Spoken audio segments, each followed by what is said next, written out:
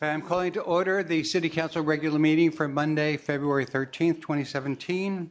I'm sorry we're just a few minutes late. We were in closed session. I'd like to have a roll call, please. Councilmember Mullen? Here. Councilmember Rosenthal? Here. Councilmember Wagner? Here. Mayor Pro Tem Peake? Present. Mayor Lamont? Here. You have a quorum? Okay, Lloyd A. Herron, would you lead us in the Pledge of Allegiance, please? I pledge allegiance to the flag of the United States of America and to the republic for which it stands, one nation, under God, indivisible, with liberty and justice for all. Thank you. Ms. Hogan, perhaps a closed session report? Thank you. Good evening, Mr. Mayor, members of the council. Tonight's regular meeting convened at 5 o'clock, at which time we recessed to closed session pursuant to Government Code Section 54956.8, 54956.9D1, and 54957. The council discussed all of the items that are listed on the posted agenda, but tonight took no reportable action. And that concludes my report. Thank you. Can I have a motion for the approval of the agenda? I'd like to make a motion to approve the agenda, and I would like this evening for us to adjourn in memory of Iraj Kahenzadah, who is the father of local Michelle and Macon Del Raham. Can we have consensus? I'll second it. that? All those in favor signify by saying aye. Aye. Can I have a report on the posting of the agenda? The agenda for this meeting was properly posted on February 3rd, 2017. Okay, thank you. Since we have no ceremonial presentations, do we have a public speaker list?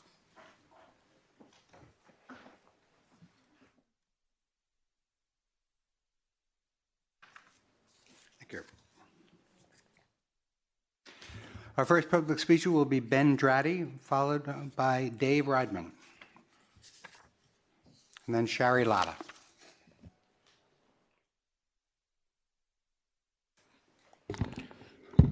Good evening, council members, Mayor Lou Lamont. My name is Ben Dratty, and I'm the new superintendent for Santa Monica Malibu Unified School District. And Welcome. So this is the third week on the job, so I wanted to make sure I was able to come here and talk to you, at least meet you, and just address you and the community of Malibu. And I've been very impressed so far, and I've had an opportunity to visit all the different sites and visit the principals, visit the students, and I really like what you guys are doing here. When I interviewed for the position, the board described how engaged the community is in terms of just activity about being involved in classrooms, and also just supporting through bonds, measures, and different initiatives that you have. So I was really impressed by that.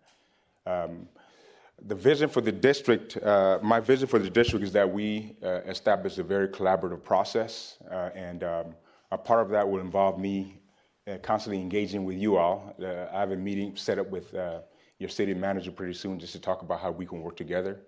And the education of Malibu students is critical to your success, of your future success, and I don't take that responsibility lightly. So I just wanted to come here, meet the community, and you'll see a lot more of me later on down the line. So thank you. Thank you very much. You're very welcome. Dave?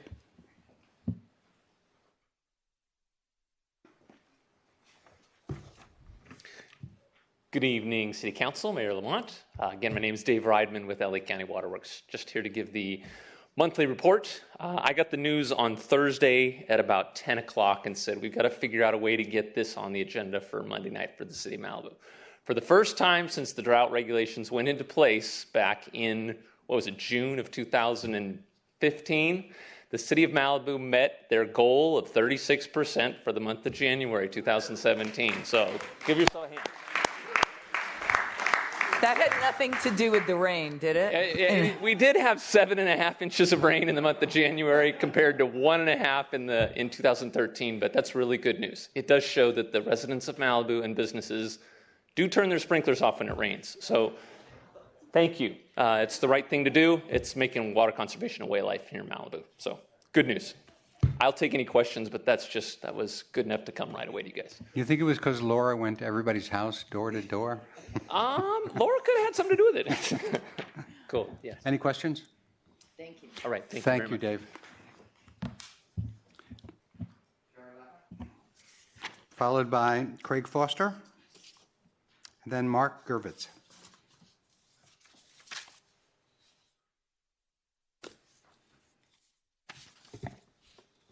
Hi, council members, and thank you for being here to hear me. I'm here by default as a spokesperson for the Malibu preschools. Most of the Malibu preschools, 2 of the local schools have recused themselves from the mission that we're kind of taking on. I did email letters to each council member. Did everybody receive my letter? Jefferson, did you get one? I sent them by email on Friday. So maybe if for some reason you didn't get it, I can resend. The concern is the school district of Santa Monica, Malibu, has a plan to implement public preschools at each elementary school. They're Santa Monica as well. It's not just directed at Malibu. Here in Malibu, so the plan is to go forward with preschools at each school. And we have such wonderful preschools here. I didn't really want to go into detail, but I just want people to understand what it's about. So the preschools that we have here with our churches and our schools that are so established, my school, Children's Creative Workshop's been here 35 years. Malibu Methodist, Malibu Press are more like 50. Jewish Center is same. So all we're asking, the preschools are just asking for you to be aware of the situation, and we intend to have a meeting with Mr. Drati, with Superintendent Drati, to talk about the impact it's going to be. The first preschool is being constructed at Juan Cabrillo right now.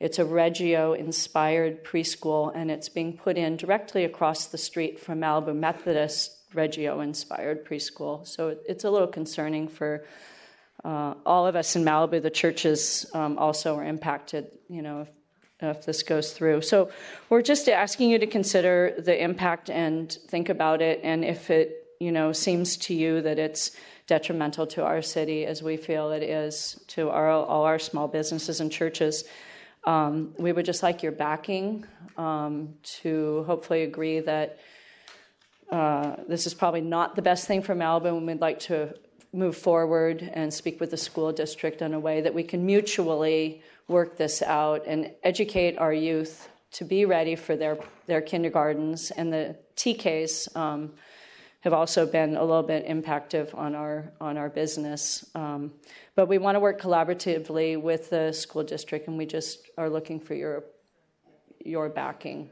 That's it. No action. Just hopefully you can agree with us. And I hope that makes sense.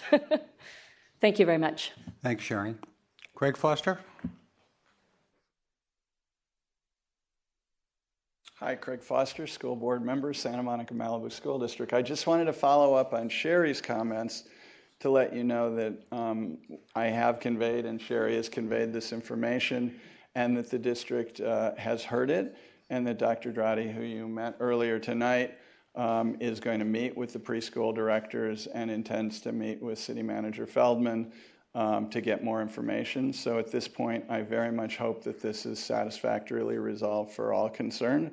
And I appreciate your intention, your attention, and the concern that you've already shown in your continued vigilance in this really important question. Thank you. Thank you, Craig. Mark Gervis, followed by Judy Villablanca, then Merrill May. Hello. Thank you for the time. I was just wanted to speak about the ongoing, I know it's been in front of you before, the sculpture or structure over at the Bell House. And I'm just kind of confused and would like to maybe understand the process. They put up this structure that's in everybody's view, at least on my side of the street. They put it up without a permit. They went to get a permit. They were denied. They appealed. They lost. And it's 6 months later, and it's still up. And the last conversation that I had was that they just needed to November 1st to take it down properly.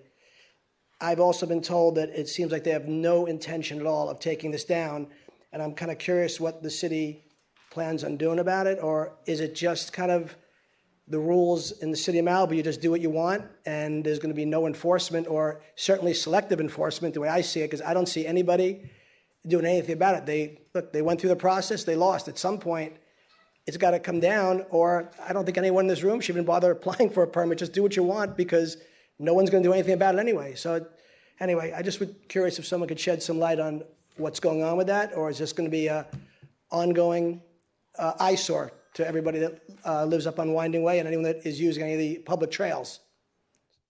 Thank you for your time. Thank you. Judy?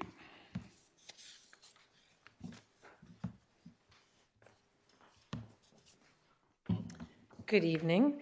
On a related matter, I wanted to comment on a proposed zoning text amendment that was presented at a November 14th, 2016 special meeting of the Zoning Ordinance Revision and Code Enforcement Subcommittee, which was attended by Council members Skylar Peak and Laura Rosenthal.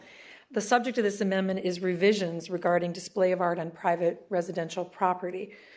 This was submitted by the lawyers representing the property owner whose after-the-fact permit was denied for the 45-foot tall sculpture named Big Clay that Mr. Gervitz was just speaking about. This zone text amendment proposes to waive all, and I emphasize all, zoning standards, including blocking public and private views, height limits, restrictions in environmentally sensitive habitat areas and beaches that normally would require a Coastal Commission-issued development permit, no yard setbacks, no limit on impermeable coverage limits, no protection of native trees. Further, this amendment proposes that approval of art circumvents the Planning Commission approval process. The staff report indicated this amendment would require an LCP amendment and has significant conflicts with our municipal code. Considering the case of Big Clay, the staff commented that that sculpture would have been approved without any public hearing or notice. I really question the justification of this preferential treatment of art on private property and its benefits to the citizens of Malibu who will forfeit their rights to protect their view and provide their input.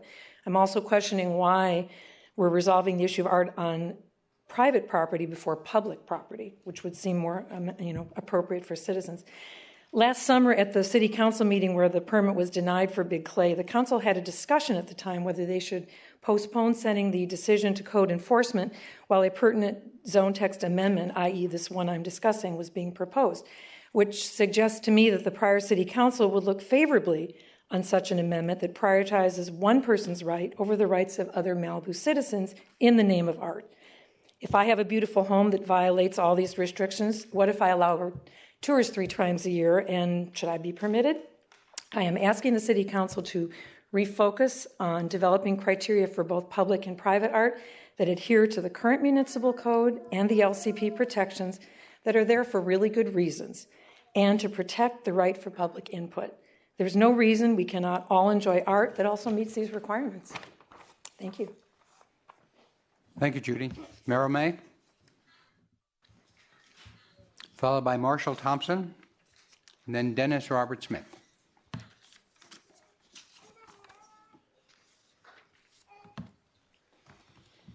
Hello, council members, city manager. My name is Merrill May. I used to be one of your public safety commissioners, and I'm not anymore, but I still am involved in trying to pass on safety suggestions for Pacific Coast Highway and the state highways, or the city roads. I want to thank Riva for reaching out to Caltrans and trying to strengthen the relationship there to get some things done on Pacific Coast Highway, which the city doesn't have jurisdiction over. She helped get some signs up, no parking tow signs by a lot of the state parks entrances that people were parking right up to the entrances. And so as people exited, they couldn't see the traffic coming in. It's very bad. It's very dangerous by all the state parks. I emailed you something this morning. All the council members should have got something having to do with state parks and the exits and the entrances, and trying to think about some other parking options that might be available down there. I sent emailed pictures and everything. Of course, I'm available to provide backup or pictures or suggestions for any of that. But Reva, I want to thank you for your enhanced relationship with Caltrans to try to get some of these things done. Caltrans in the last few years has been in sort of an employee deficit for this area, I believe, having to do with nobody wants to come out here and work because of the travel times. And I think, if I'm not incorrect, that you're trying to work on trying to get some more budget funds to try to get some more workers down there, or have suggested that to Caltrans. Because it's hard to get work done unless you have actual workers doing the work. And so if you can't get anybody to come here to do the work, we need some people here, some bodies to do the work. And again, Reva has reached out to Caltrans to try to accomplish that. I've gone to the last few safety commissions, and I've submitted lists of things that I call them simple safety optimization measures, sort of low-hanging fruit that can be done to increase the safety on PCH, which I've worked on now for over 10 years. From cutting brush back so that there's wider shoulders for parking, better visibility, less fire danger. I noticed Councilmember Mullen that in an article that was in the Malibu Times wrote that PCH safety was important to you, and you obviously have some history and interest in that. And Laura's been very helpful, and Mayor Lamont, with your involvement with the roads over the past few years. So you sort of have the history of my submissions of suggestions, and you'll still get those suggestions. But I appreciate your help. I mean, Laura, when somebody was killed by moon shadows, we got that shoulder graded a little wider so people then could park to the side, and then there was a shoulder for pedestrians. So simple things like that can increase the safety along PCH dramatically. So I thank you for your time and your effort. I thank Reva. Public Works is fantastic. Corral, I was up there. There's some parking issues that are going to have to be addressed up there, some brush cutting back and maybe designating on that shoulder where parking shouldn't be allowed. There was cars hanging into the lane over the fog lane. So I don't know what can be done, but that's a problem that's probably not going to get better. Thank you, Merrill. Thank you very much. Marshall Thompson.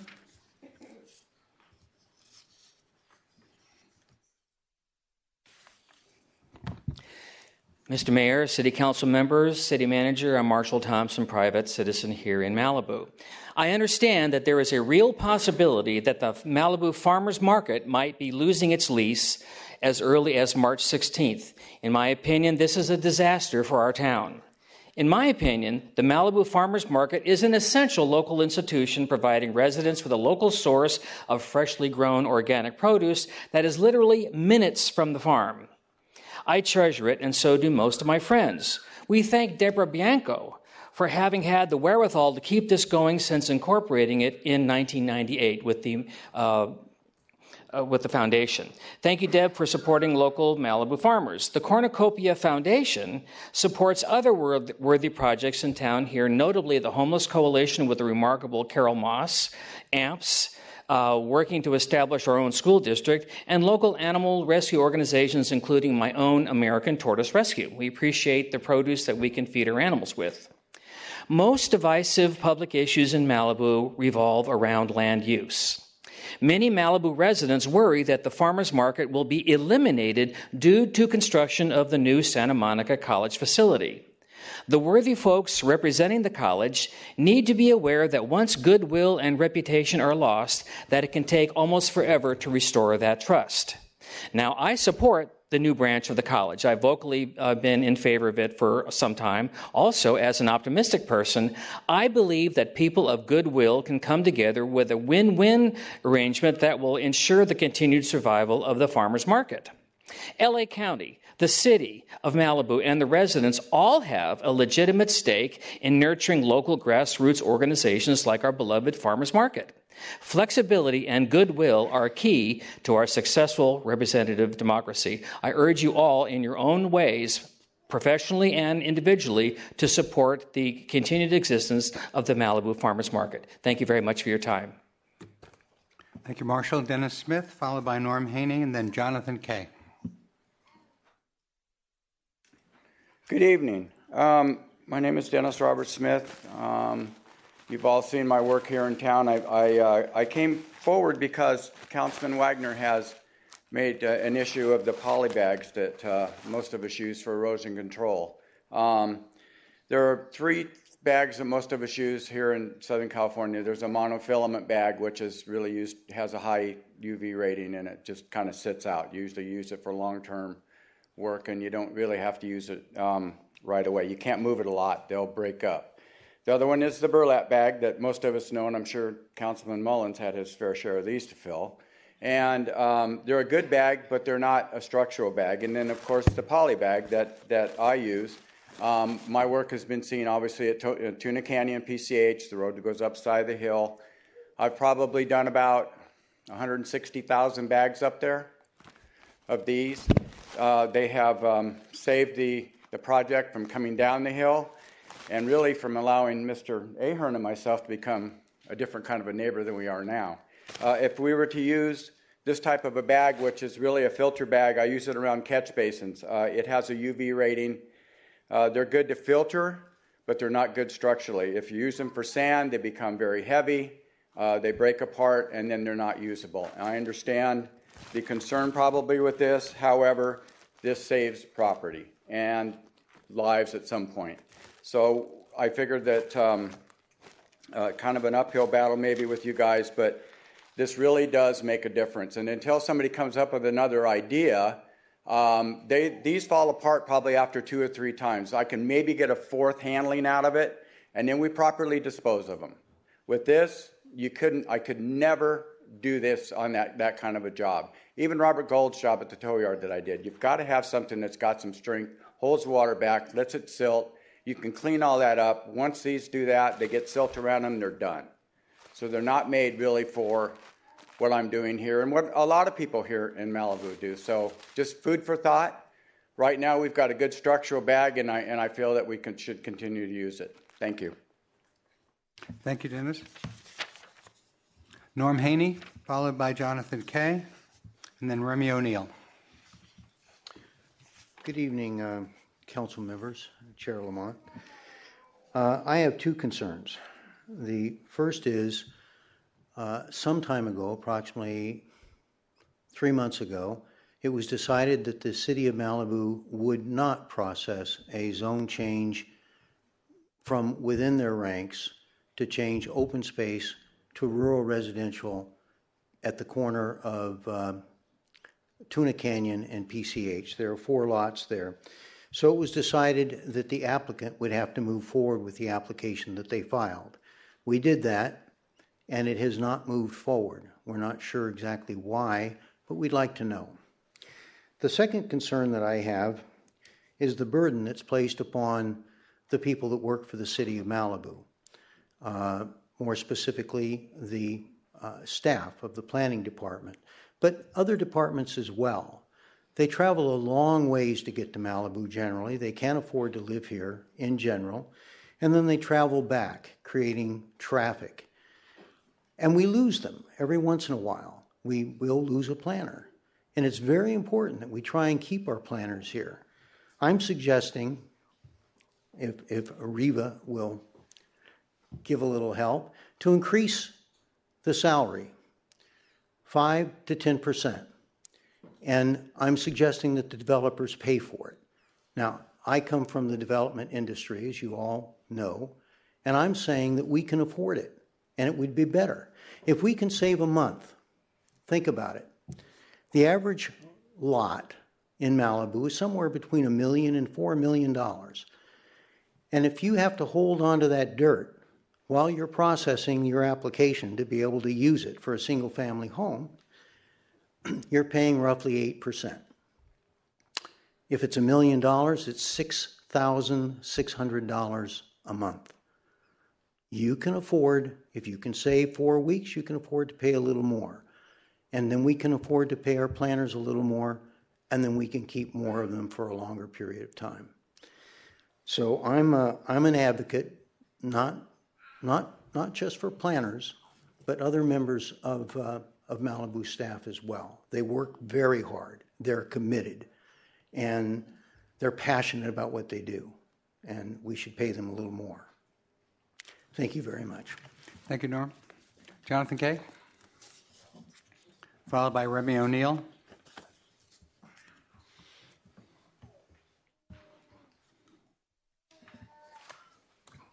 Good evening, Mayor and Council members.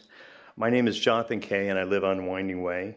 I'd like to speak tonight about zoning exceptions, spot zoning, and zoning variances. These are all the same, and they are all bad. I'd like to show this front page headline from Friday's LA Times declaring that 90% of the exceptions requested are granted by the City of LA. I believe this is wrong, and I also believe that the percentage may even be higher in Malibu. Our zoning is a set of rules applied to land use and land development. These rules are enacted at a time when there was more land to develop in Malibu. Now they are being applied to land that is more difficult to develop, and these rules are being ignored. They're building McMansions on very steep slopes that look disgusting. The vision statement of Malibu states to preserve unaltered natural resources and rural characteristics. The mission statement of Malibu states Malibu will maintain its rural character by establishing programs and policies that avoid suburbanization and commercialization of its natural and cultural resources. I know we've been consumed with the issue in regards to commercial development, but we need to follow the rules for home development as well. Last week I attended the Planning Commission and was appalled that a huge home was approved on the steep slopes of Ramirez Canyon. We need to start saying no to zoning exceptions, no to spot zoning, and no to all zoning variances.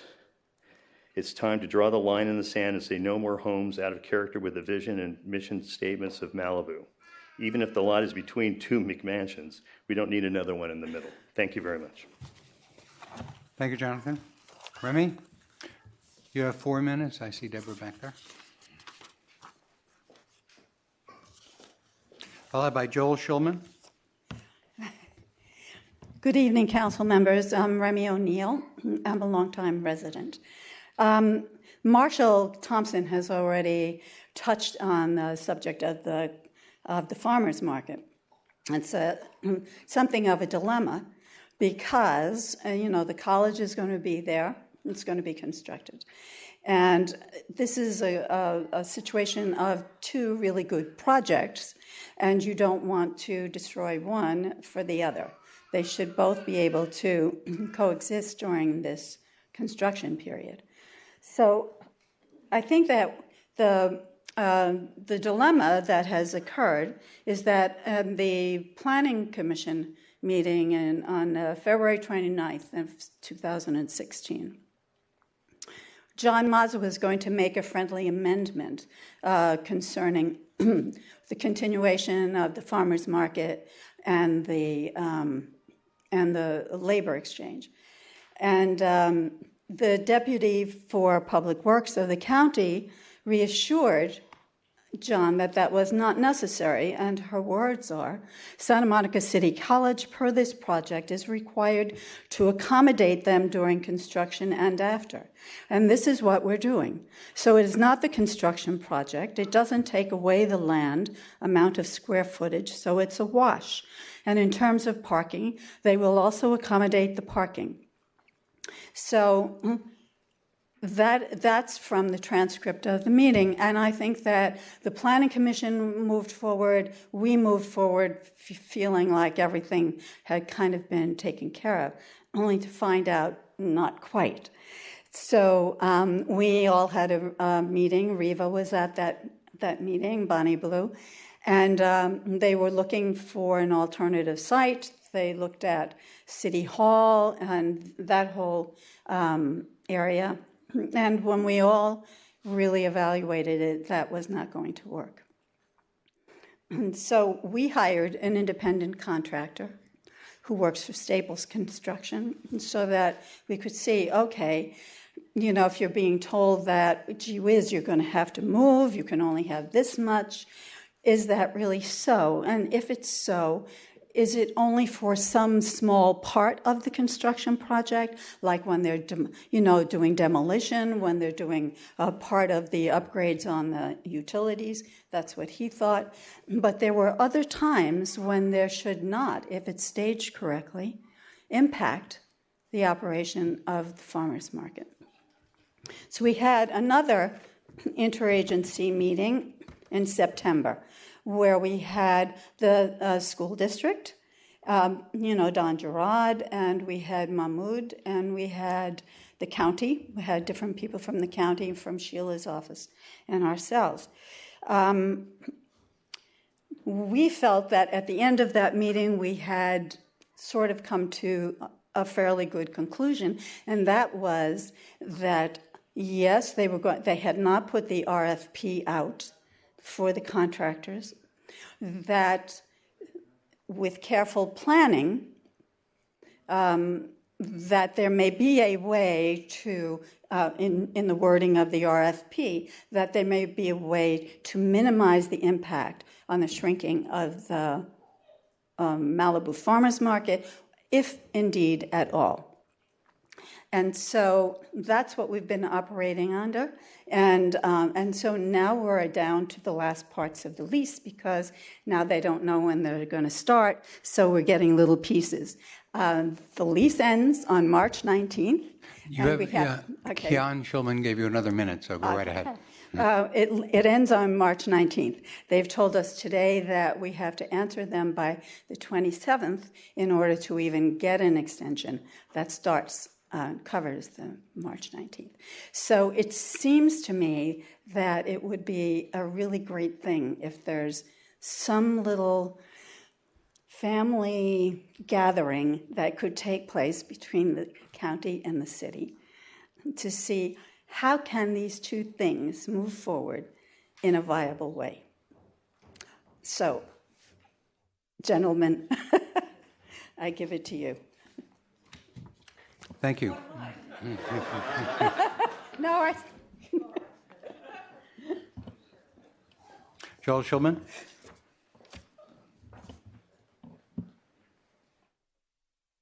Hi.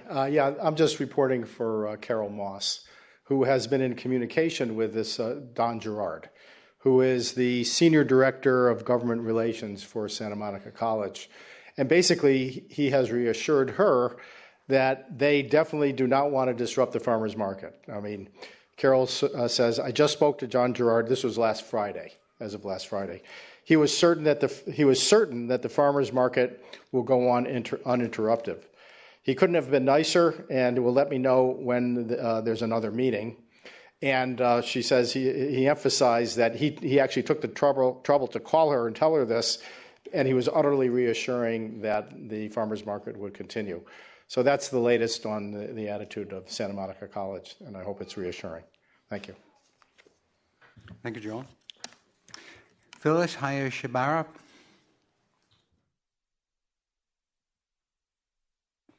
Followed by Arnold Maida.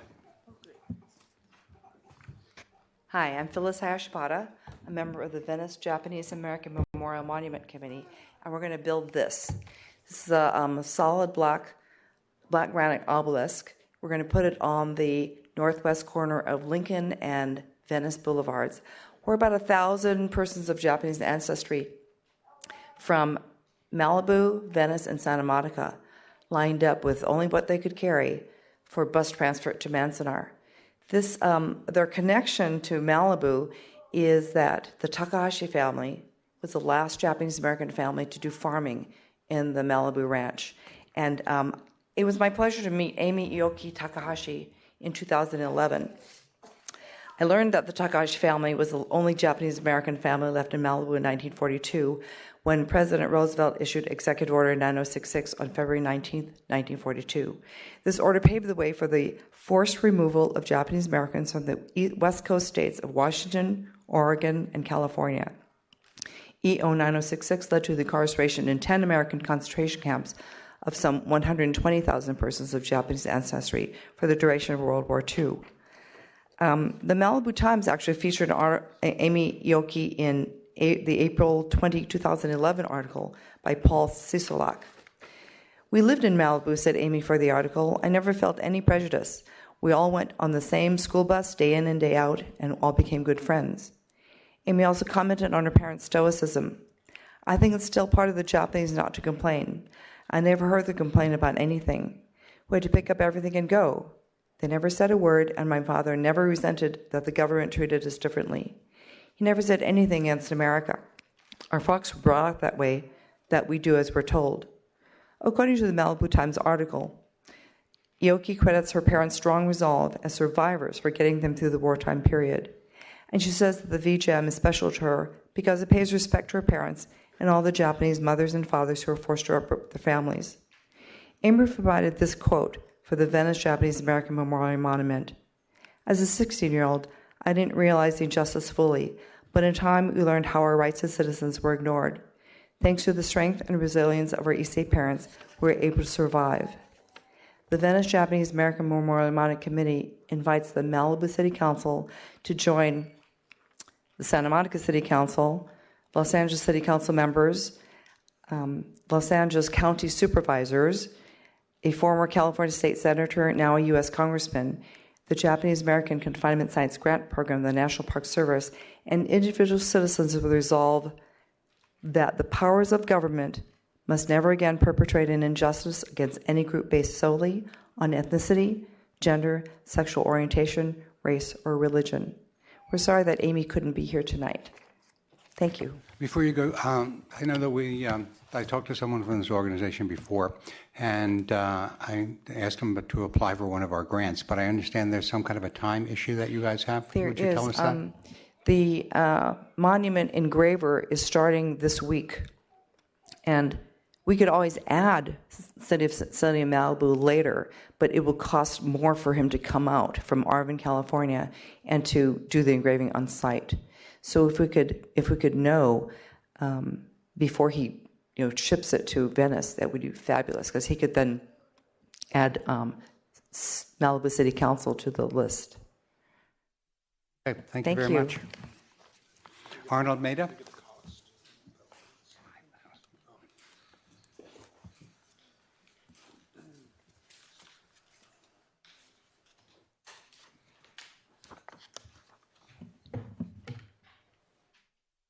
Good evening, Malibu City Council members. My name is Arnold Maeda. I was born in the city of Santa Monica in 1926. As a teenager, I survived over 3 years in Manzanar, a mile-square American-style concentration camp with barbed wires and 8 guard towers. I am here this evening to request being placed on your agenda to discuss the 9 feet 6 inch solid black granite obelisk, which had the ad hoc committee members of the Venice Japanese American Memorial Monument Committee has been diligently working on since 2010. This monument, which is currently being engraved on 4 sides by a professional engraver, will ultimately stand on the corner of Venice and Lincoln Boulevard in Venice, where over 1,000 Japanese Americans from Malibu, Santa Monica, Venice had lined up to board buses in April of 1942. I quote the following words lifted from the front side of the obelisk. May this Venice Japanese American Memorial Monument remind us to be forever vigilant about defending our constitutional rights. The powers of government must never again perpetrate an injustice against any group based solely on ethnicity, gender, sexual orientation, race, or religion. We hope that this monument will help thousands and thousands of us to be alert so that nothing of this nature will ever happen again. Thank you. Thank you, sir. Pat Healy, followed by Devin Maley. She's giving her time. Okay. Okay. Thank you very much. So we're back at the council table. Riva? Good evening. Just a few things to announce tonight. First, I'd like to mention that there's going to be a public hearing on the Ringe Dam project on March 1st. It's being held by the U.S. Army Corps of Engineers, and they're going to be discussing the draft integrated feasibility study. It's going to be held at the Las Virgenes Municipal Water District offices in Calabasas from 6 o'clock to 8 o'clock, and there is information available on the city's website on the front page of that.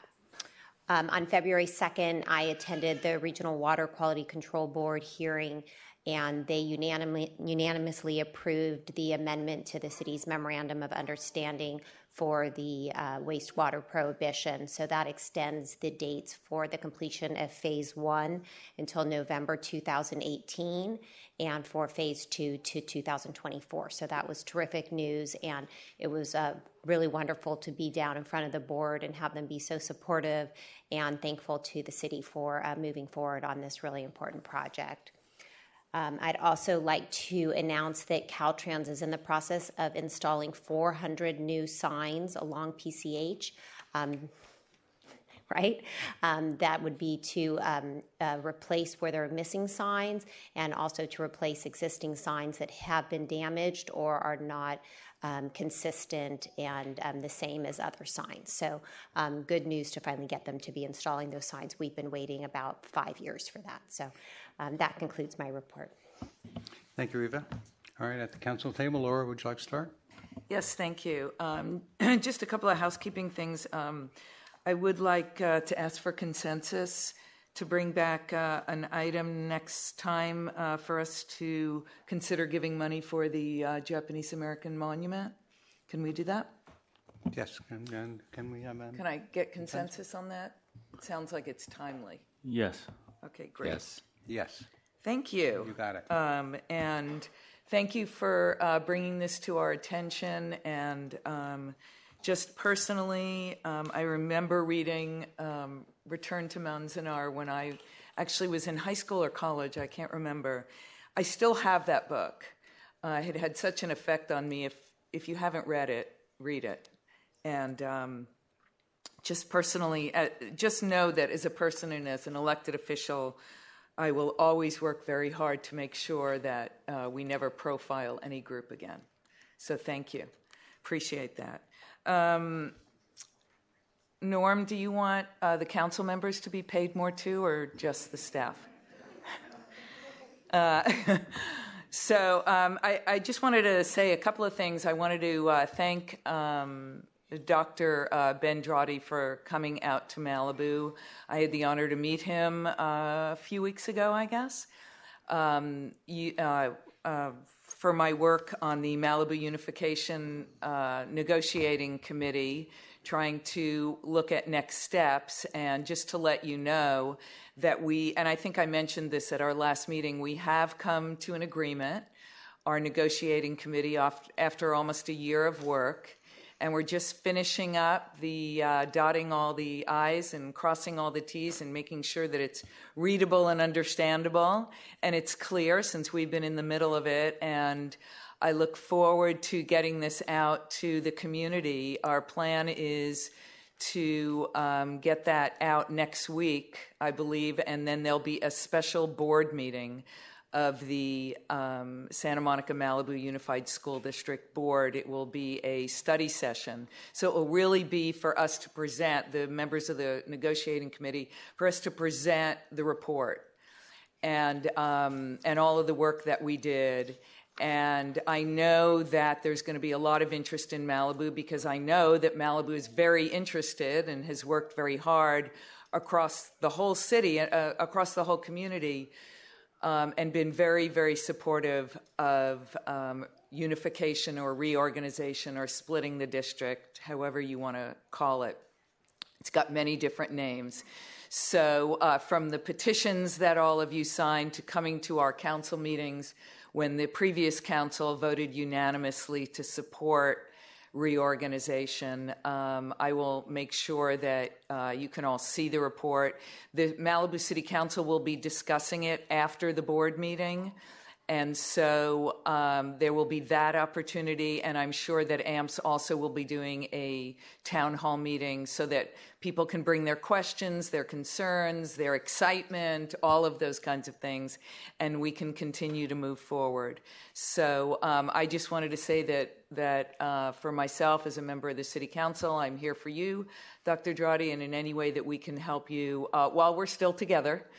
And help ease the the change also. So thank you for coming.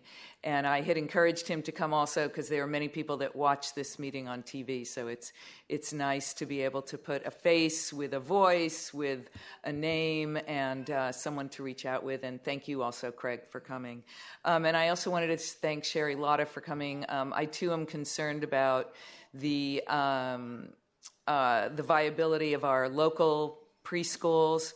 I bet you a lot of people out here either went to one of them or their kids went to one of them, and we are very, very blessed and lucky in this town to have some great preschools, and I'm sure that Dr. Drotti can help look at a solution for that that's best for our community.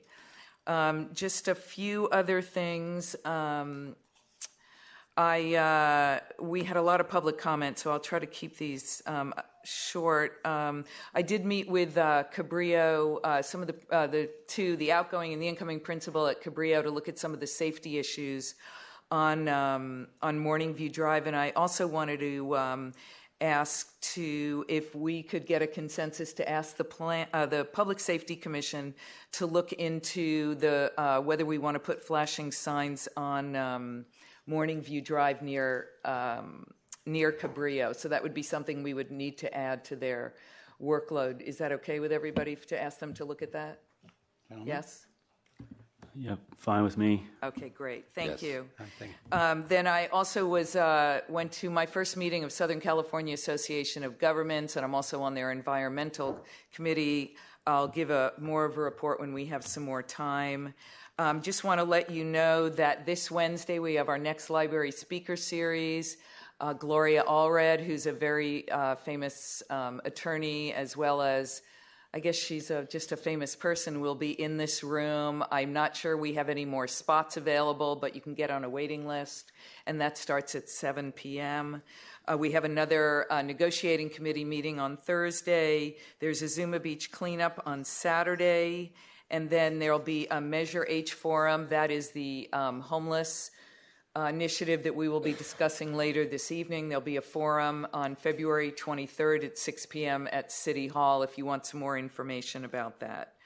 And then City Hall will be closed for President's Day on the 20th. And then Riva, can you, or Christy, could you give an update on Big Clay, what's happening with that? Or somebody kind of, I'm not sure if, they are still here. Riva? Who's going to do it? Bonnie. If Bonnie can do it while you're making your way up here, I wanted to thank Riva and echo what Meryl said. She's really done an amazing job with Caltrans, and they are now working with us and giving us things that we've never seen before. And thank you, Bonnie. Good evening, Mayor and council members. The case regarding Big Clay is with the city prosecutor's office. The city staff has been working closely with them to get the criminal case filed in court, and we expect that to happen within the next week. Okay.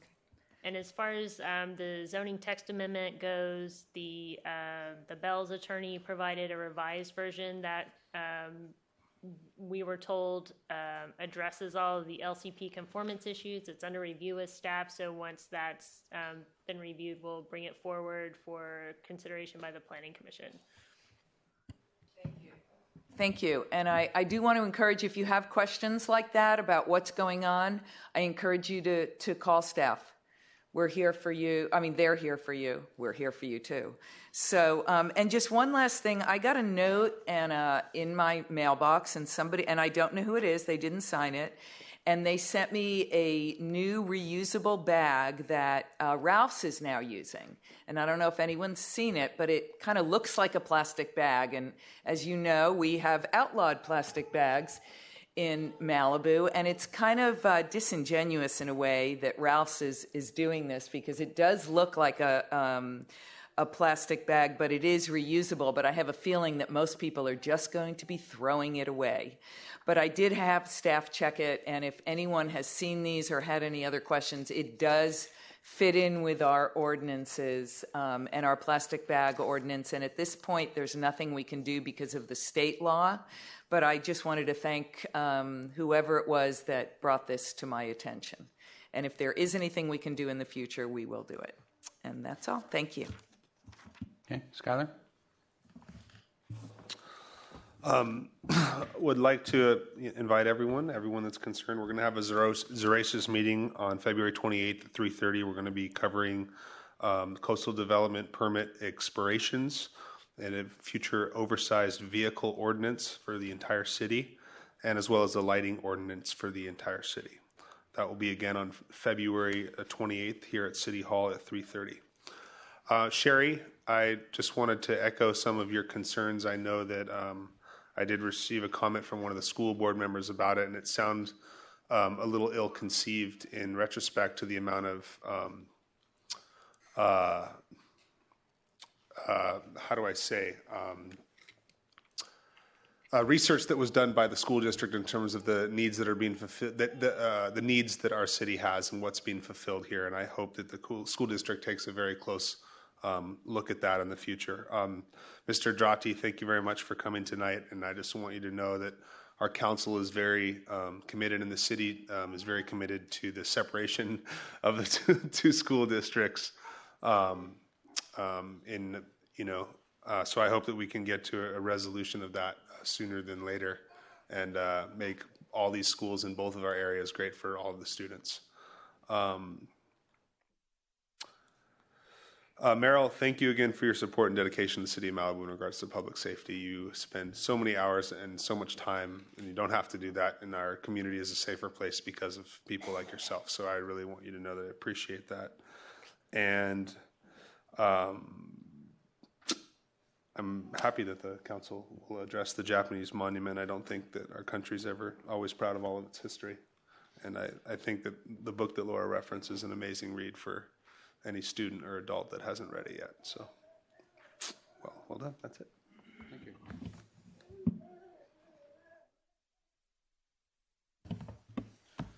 you. Sherry and Craig, my kids went to Malibu Methodist and Malibu Presbyterian. I can remember distinctly the first day turning my very tiny son over to Malibu Methodist and the dagger that went into my heart, and he started crying, and they took great care of him. And I think that the preschools that we have in Malibu are superior. They're awesome. And my heart was broken, as was my daughter's, when Malibu Presbyterian burnt down, and the little bunny went in the fire. It was a horror story. So my emotions are deep with the preschools in Malibu, and we hear you. And I'm sure that the gentleman sitting right next to you is probably going to listen to everything you say and work everything out. But thank you for getting in touch with us about the preschool situation. And that's it. Okay. Thank you, Lou. Off real quick, Dennis, on your bag proposal, and I appreciate your concern and your input. However, it's up to us to start the lead on these types of things. We need to wean ourselves off these plastics eventually. It's done in a lot of other cities and counties. It's time, sir. You're going to get a little more durability out of the plastic, but just wait till they freeze. Then they lose all their durability. You have to replace the bags a little more often with the burlap. I understand that.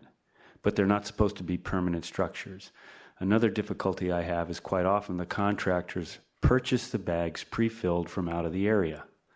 Then they're dropped off at your construction site for utilization. At that point, well, you may not, but there are others who do. Now you're importing soils from out of the area along with seeds and other things that foul our environment out here. So they're non-native invasive seeds come in some of the soils that are imported in the prepackaged bags. A lot of people are not as responsible as you and will leave these plastic bags sitting out for months and years until they deteriorate and become part of the oceanic plastic morass. The burlap saves you money because you can leave it there and it goes back to nature, and that's where it grew from. So I'm going to stick with the proposal. I appreciate your input, but once again, we are going to wean ourselves off plastics. Next up, thank you, Jonathan Kay. I hope that what Bonnie indicated will help you out with that situation that you mentioned about zoning. You found out that the city is following up on a prosecution on Big Clay, so I hope that met your needs. And thank you, Joel, once again for your concerns. and I appreciate your effort. Thank you. Thank you, Jay. A lot of these things have been taken care of. Dr. Dradi, you're going to be welcome in Malibu after we're separated, just so you know. So you can come anytime. We enjoy your company.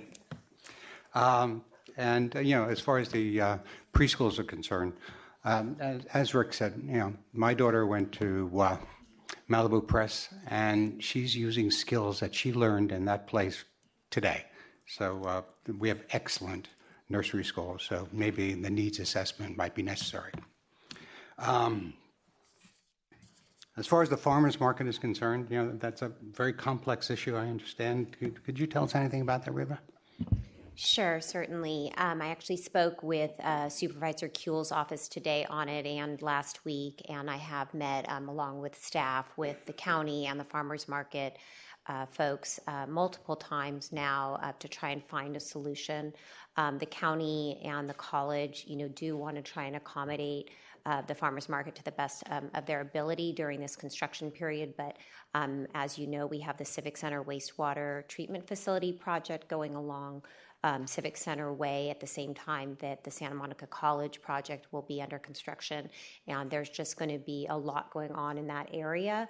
And as we all know from experience in large construction projects, that things change in terms of the planning and as they get the contractors on board and where they need staging area. And so what I understand is that they have communicated that they're able to provide a smaller area to the farmers market. It won't be as large as what's available, and that they continue to try to find some additional parking. But it's a tough situation for all, and I know that the county would like to make it work best that they can, but there's limited space. Okay, thank you. And as far as what I've been doing, I attended an Independent Cities Association day of seminars that were incredibly informative in Santa Barbara last Saturday.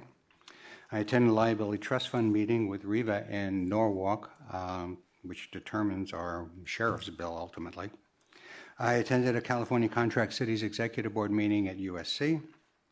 And Riva and the department heads, as she said before, we went to the Regional Water Quality Control Board.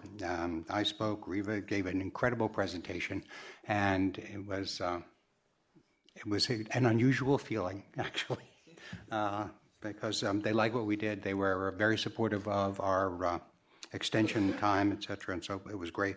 It was approved, as you said, unanimously. I attended the LA County Commission on Alcohol and Other Drugs, where I'm commissioner. This meeting was in Alhambra, and this meeting was to set the goals for the coming year. And I'm happy to say that they agreed to make the regulation of sober living homes the #1 priority of that commission. So that's step one into getting what we need. Several of us, including many of the commissioners here, went to the AB 1234 ethics training here that's required every 2 years. And I also had the honor of being one of the judges at the Boys and Girls Club Youth of the Year competition. And every year I go there, and I've been for the last 4 or 5 years, and I'm just so incredibly impressed by what this Boys and Girls Club does for these kids. It's just amazing.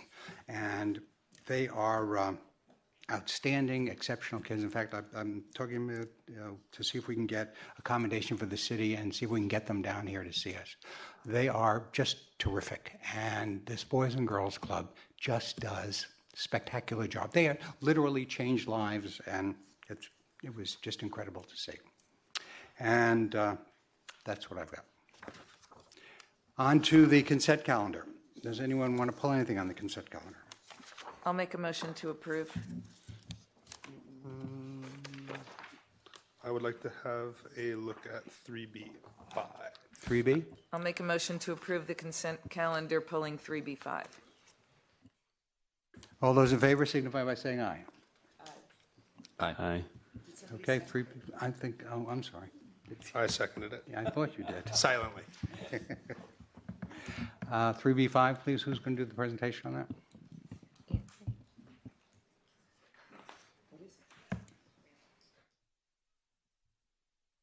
Thank you, Andrew.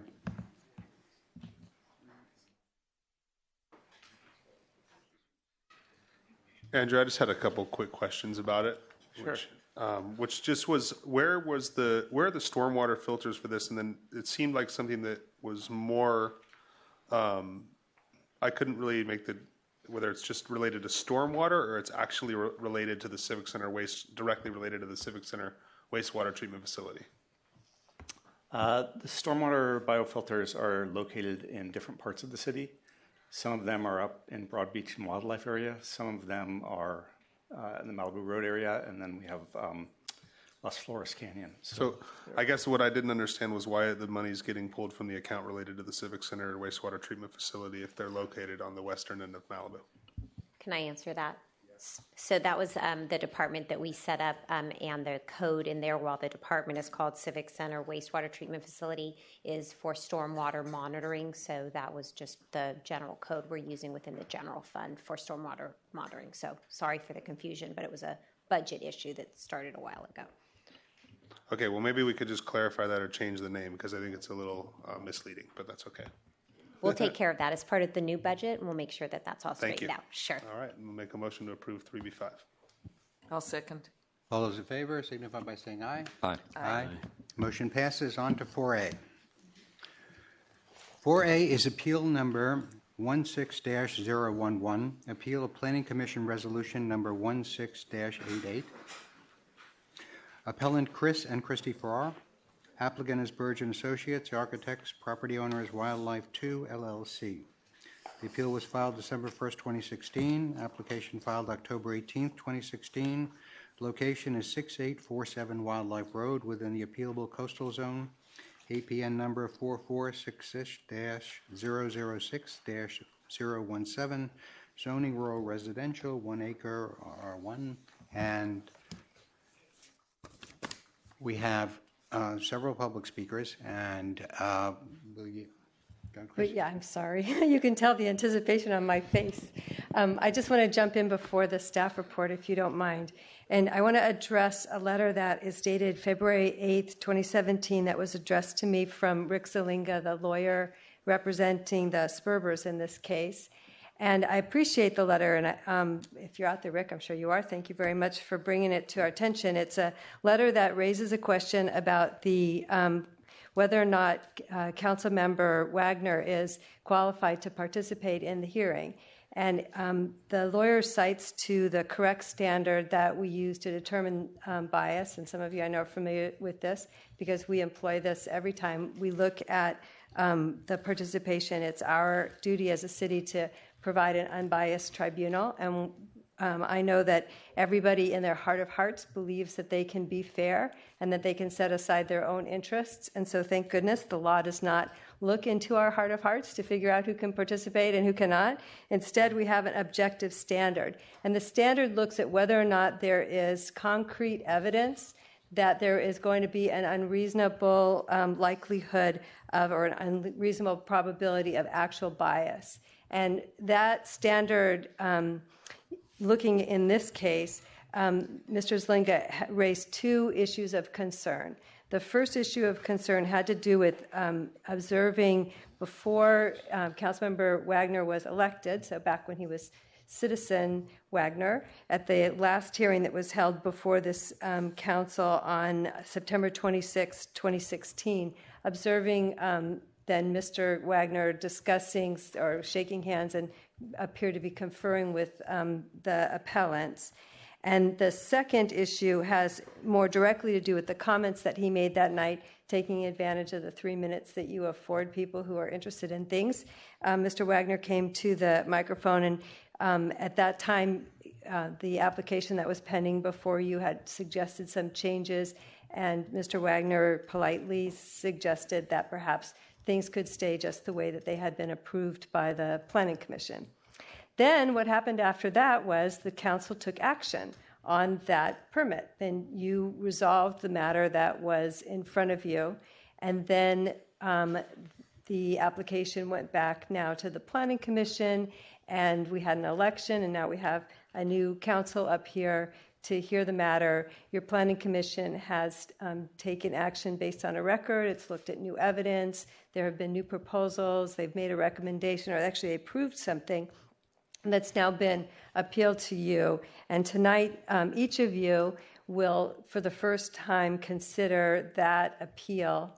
And all of you, although I don't remember if Councilmember Mullen was involved in that one before, but all the other 4 of you were already involved in this project the last time it was in front of you. 3 of you as council members and 1 of you as an interested citizen. But that application is behind us.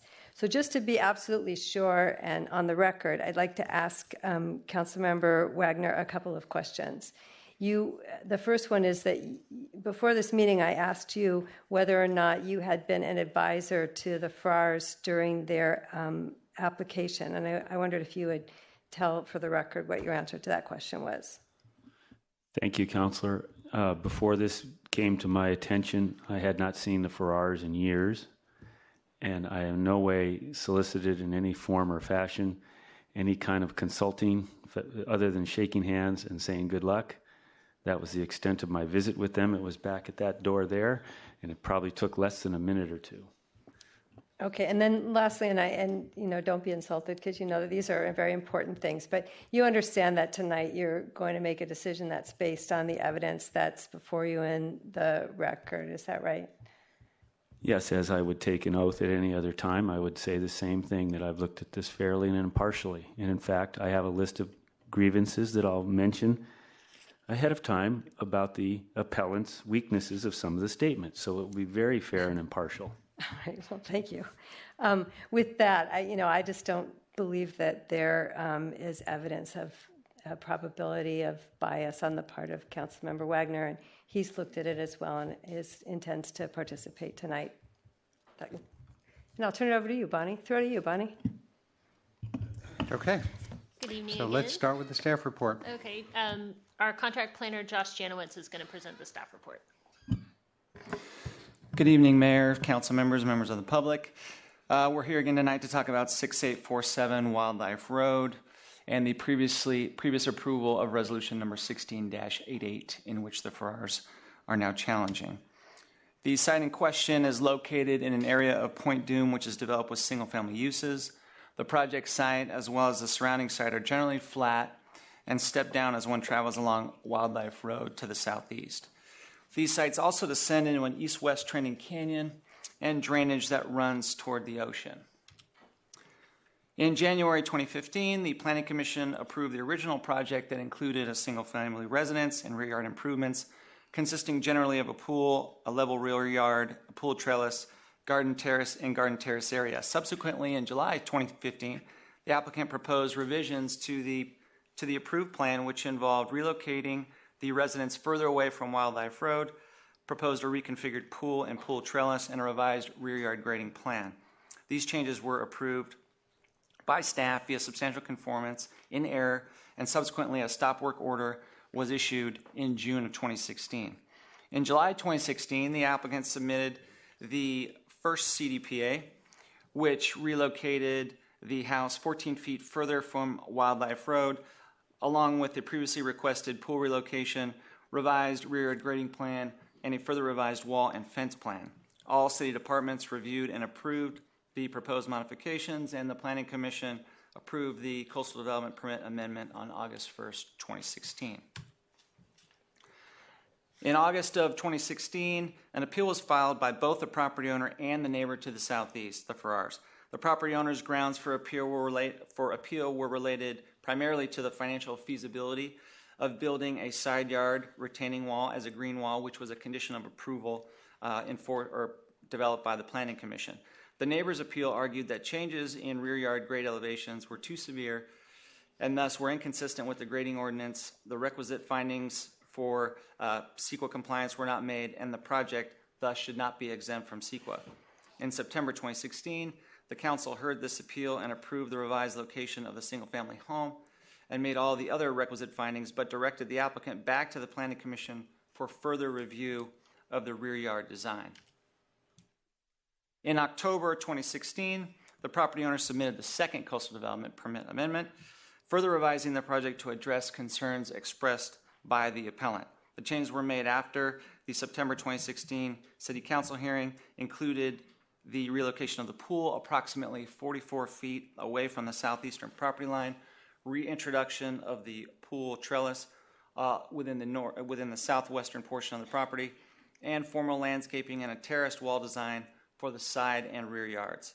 In November 2016, the Planning Commission approved the amended rear yard design with a modified condition requiring the use of a modified rear yard retaining wall design that would establish finished grades closer to what previously existed within the previously existing sport court area.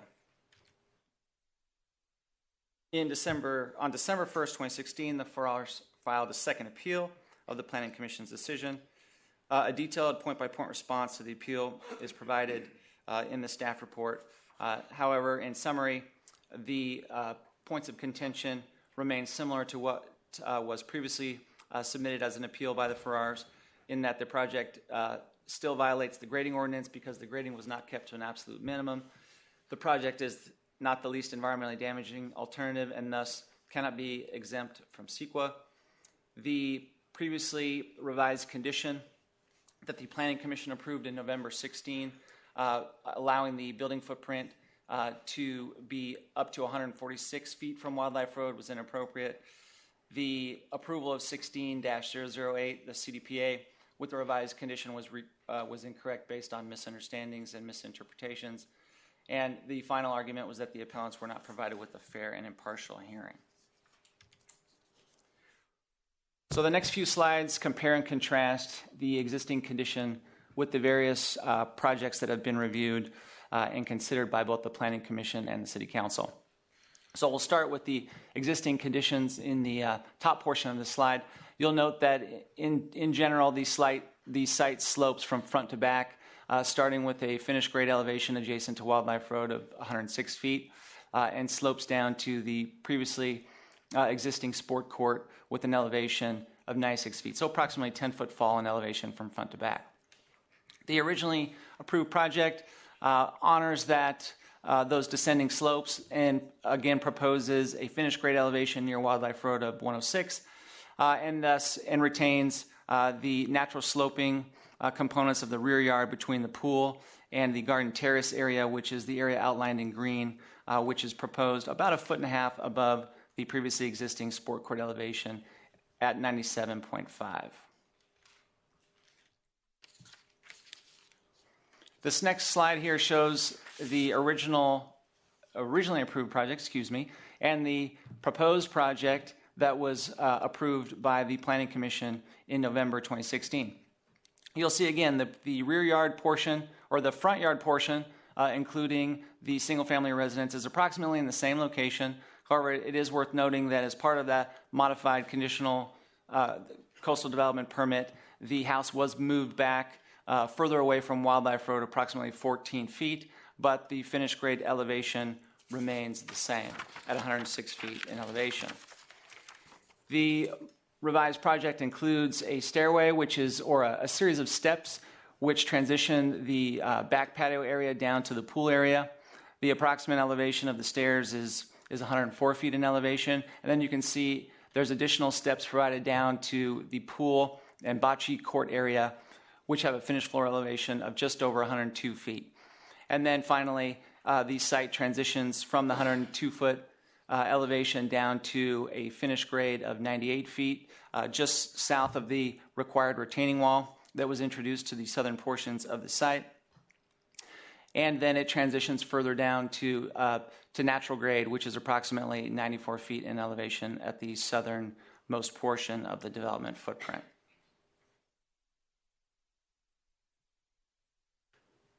This next slide compares it to existing conditions. Again, as I noted before, the existing conditions include approximately 10-foot difference in elevation from front to back, and the approved coastal development permit amendment honors that descending slope, or the series of descending slopes where, again, you maintain a 106-foot elevation near Wildlife Road, and ultimately the site steps down to an elevation above the sport court of 96 feet in elevation, and then transitions further down to 94 feet and 92 feet above finished floor, above sea level. And the 92-foot elevation represents the point at which the site begins to descend down into the natural canyon and drainage area that I described in the previous slide.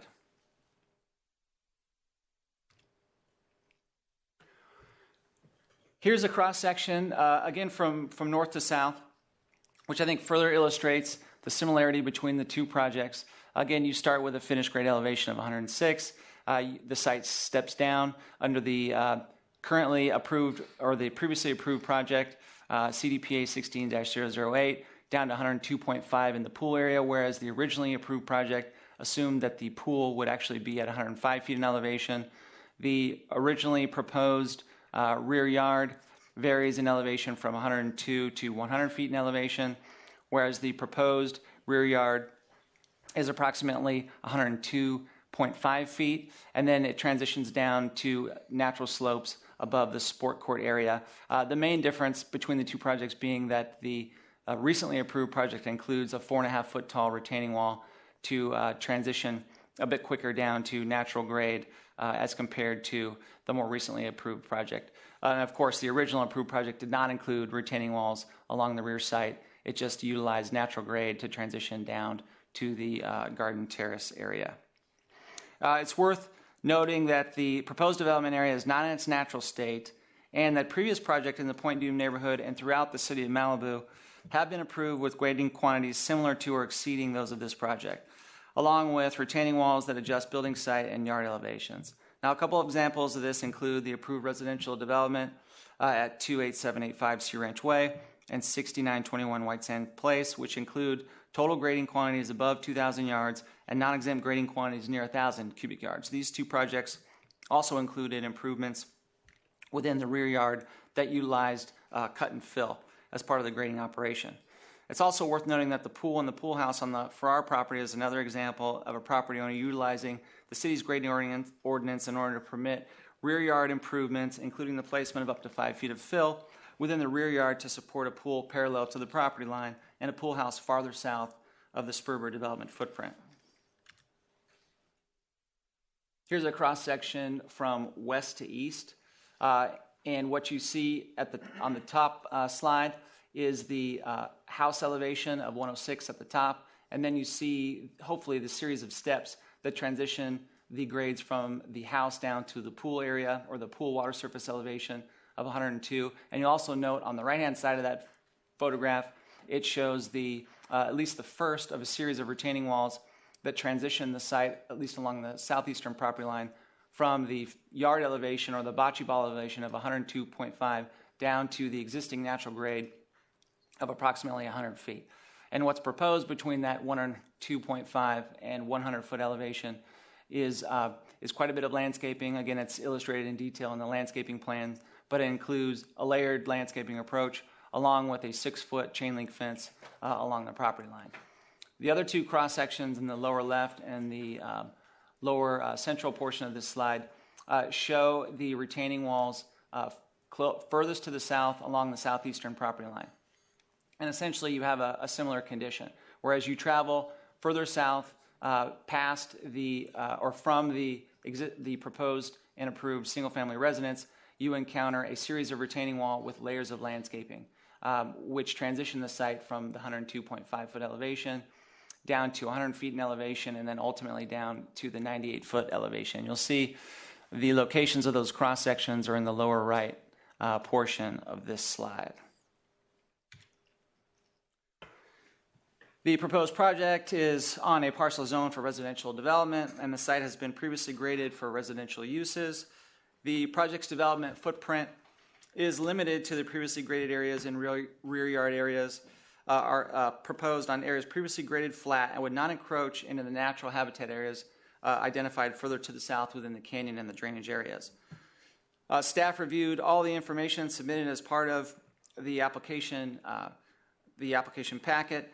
In addition, the city's biologist, the city's public works department, as well as the city's environmental health department reviewed the project and determined that the project would not impact water quality or impact scenic or biological resources and would not introduce any looming structures with it as part of the proposed design. And therefore, the project was considered categorically exempt under CEQA under the Class 1 and Class 3 exemptions. The site could also be considered exempt under the Class 32 infill exemption based on the fact that this project site does not include any significant biological resources. It would not impact aesthetics or public views, and does not and would not actually create any noise or significant noise or air quality impacts, and would be adequately served by all utilities. Staff determined upon careful review that the two-story residence and the associated front yard improvements were actually located within 146 feet of the southern boundary of the Wildlife Road easement. And if you recall, that was the subject of much debate at the previously completed City Council appeal hearing, where the council was inclined to approve the modified location of the single-family residence, but required that that any revisions to the rear yard be remanded back to the Planning Commission. So again, staff did a little bit more research and determined that it's actually 146 feet from the southernmost boundary of the Wildlife Road easement in order to encompass the entire building footprint. So the condition was proposed for modification as part of the Planning Commission hearing and was ultimately approved.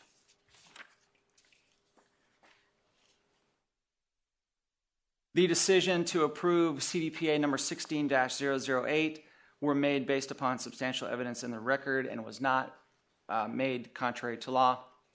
The November 26 Planning Commission approval and revisions to condition number 6, which was the condition that required further modifications to the rear yard retaining wall, were made after receiving all public comment and presentations by staff, the project applicant, and the appellant. And essentially the revisions were made in order to further reduce the finished yard elevations, particularly above the previously existing sport court. And thus staff believes that the decision to approve CDPA number 16-008 was not made contrary to law. Only one piece of correspondence was received as part of this application. It was a letter from the applicant's attorney providing additional analysis on the project. And based on the analysis contained in the staff report, we are recommending that the City Council adopt resolution number 17-07, denying the appeal and approving CDPA number 16-008 and all the associated improvements. That concludes staff's presentation. Of course, we're available for questions. Thank you. Thank you. Any questions? Question? Oh, wait. Okay. All right, so the way we normally proceed is the appellant has 15 minutes, and as much or as little of it as you choose, you can save for rebuttal, and the same goes for the applicant.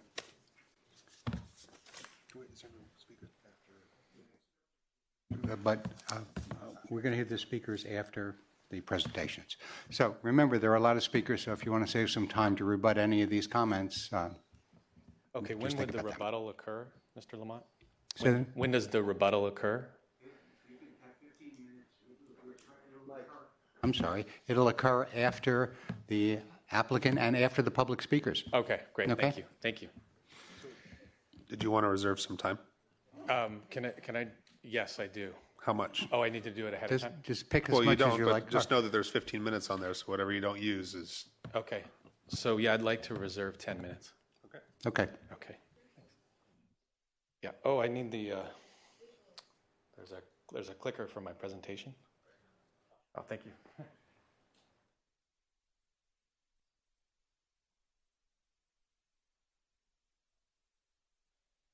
Okay, first off, I'd like to say thank you all for your service to the community. I don't think most people realize how many hours you folks put in and how much you care about the city, so thank you very much. I think this is an extremely simple issue that's before you tonight. We've always said all we'd like the builder to do is build this project on the natural grade. We never objected to any of the structures or developments. We just always wanted it to be put on the natural grade. And that way he would get full use of his property. So we don't want to restrict that. It's been a very frustrating process for us. We've been trying very desperately to talk to the city and get them to understand that there are errors at this project and it does not meet the code. I don't believe anyone should have to go through what we've gone through trying to just get that point across, but we're still trying. I think you'll hear from the applicant that they've bent over backwards to make a bunch of accommodations for us, and I don't think that's true. We've just always said, please put this project on the grade Everything that they say is an accommodation is really just an attempt to try to keep as much dirt on the lot as possible and just slowly chip away at it until everybody cries uncle. So I don't believe that's true. He was also allowed to build this project in July. The city said after they found the violations, they said you could go ahead and build this, and he chose not to. So I'm going to give you just a quick overview of where we were. This was staff's picture of the original house before it was demolished. You can see the backyard was very flat and very buildable. Same photo here, that's that same rear yard area, extremely flat, and in our view, all of his improvements could be put on that grade. This was the original concept or the rendering for the 2015 approval, and again you can see nicely done raised elevation pool with the natural grade in the back. We briefly looked at this plan before the hearing went before the council and did not object because we thought it was a nicely designed project. This was after the house was demolished. You can see kind of a side yard view from our property to theirs. You can see the lots were pretty close in elevation and kind of side by side. This was what the city called substantial conformance. I would call it substantial non-conformance. This was done over the counter, and this is when we kind of found out that something had gone wrong from what we thought was what we had been told was always going to happen here. Again, looking to the west, out the back of the property, you can see that's that grassy area that goes down to the sport court. Very flat, very buildable. This photo was a recent photo of the elevation that reflects kind of that current elevation. You can see the red line on this screen represents where the original property level was and has been raised. You can see this doesn't have his temporary fence up, so you can see the impact of the dirt next to us. This next photo was just taken a few days ago. You can see with the screens up, and the red line shows the impact, and I'm standing in the photo there, and you can see the people above my head and the dog there. So we've always kind of had the same issue that this whole thing goes up above our head and invades our privacy and wrecks the hydrology of the site. The other big issue that I've always tried to get across is, I don't want to read this whole thing for you folks, but in the grading code, point A says that development should fit the topography and grading should be kept to an absolute minimum. B says that there is a maximum, that's the word maximum, of 1,000 yards, so that's a cap. E talks about minimizing landform alteration. These ordinances need to work together, and what I believe city staff does is looks at B and says, as long as you're under 1,000 yards, we'll approve your project, and they ignore A and E. They're effectively rewriting the law and only applying if there's 1,000 yards, then we're okay. And if they want to change the LCP, they can, but the LCP says this, and they need to do an LCP amendment if they don't want to follow what the law says. In terms of the projects being similar, I think the one thing that I'd point out is the original project didn't have all these retaining walls, and this new project has, over 400 yards of fill in it, and that's been the big issue. So to try to say that they're basically the same project is just not true. There's well over 45 dump trucks of extra dirt on this new revised plan. That's where we sit today. You can see it towers over us. I think this would be a really bad precedent for the city of Malibu, and I think it would be a bad thing if this goes forward for developers to take their dirt out and put it on the lot. Let me just interrupt you for a second. You've used 5 minutes, and you have another 5. You wanted to reserve 5, is that correct? I wanted to reserve 10, so that's fine. Well, you've used 5 then. Thank you. You've got... Thank you. Thank you. Mr. Farrar, could I have the clicker back? Never take a man's clicker. Thank you, sir. Point of order, Mr. Mayor. Good to see you. As the applicant, do we also have the opportunity to reserve time for rebuttal? Yes. I promise you, Councilman Wagner, my phone is turned off. Thanks for the reminder. So is mine. Okay, well, I'll try to get through it and see if I can reserve time, but I have a lot of ground to cover. So with that, we'll go ahead and start the So clock. we're just going to take whatever you have The left. clock's already running. There we go. Sorry, sir. All right, so we'll take whatever you have left, and that'll be your rebuttal time. Is that Thank correct? you. Yes, sir. Okay. Appreciate it. Again, for the record, Don Schmitz on behalf of the applicant. I'm going to move quickly on a lot of this because your staff did an admirable job of covering it. You can see the existing site. This is the finished grade, and if you look at the adjacent residence to the west, you can see that in fact the vast majority of the pad that we're talking about here is a cut slope on that side. This has been certified by the surveyor that it is in fact at the 102.3 foot elevation. This is the accurate elevation of the pad that is before you today. This is a story pole for the pool cabana, and the picture that Mr. Farrar showed you for the fill slope back behind it is a little bit misleading because that's now gone as pursuant to the special condition for the new retaining wall that the Planning Commission placed on it in the last approval. You can see the construction fencing on the eastern side along the Farrar's residence. This is a 7-foot tall fence. I want to remind everybody that we will have a 6-foot tall chain link fence as well, which will provide privacy to both of the neighbors. This is the view to the southeast, and this is the Farrar's guest house, pool house that was constructed below their pool. So moving quickly, I just want to point out that this is an extremely well vetted project that the city staff and the city planning commission has found consistent with all the relevant codes over and over and over. It was appealed to the city council, you approved the home, and sent the yard back to the planning commission with some specific recommendations. We'll cover that in a moment, and it did go back to the planning commission November 21st, and once again, they approved the project and found it consistent with the LIP, the LUP, CEQA, and the city's municipal code. That is what is before you tonight. Once again, with a staff recommendation of approval. Now, each and every time that this has been before the City Planning Commission, the City Council, there has been departmental approvals on every aspect of this project. Fire Department, geotechnical review, biology review, environmental health, public works, and then Planning Department. They have all gone over these plans ad nauseum, and they have determined that there will be no deleterious impacts to any public resources or any primary view of any private party whatsoever. In fact, you cannot see this rear yard from any public view shed at all. And each and every time that it has been in front of the Planning Commission or the City Council, every department has reviewed it and found it to be consistent. That's a pretty exhaustive review. You heard some testimony from Mr. Haney earlier in regards to the carrying costs of this, and it's been substantial.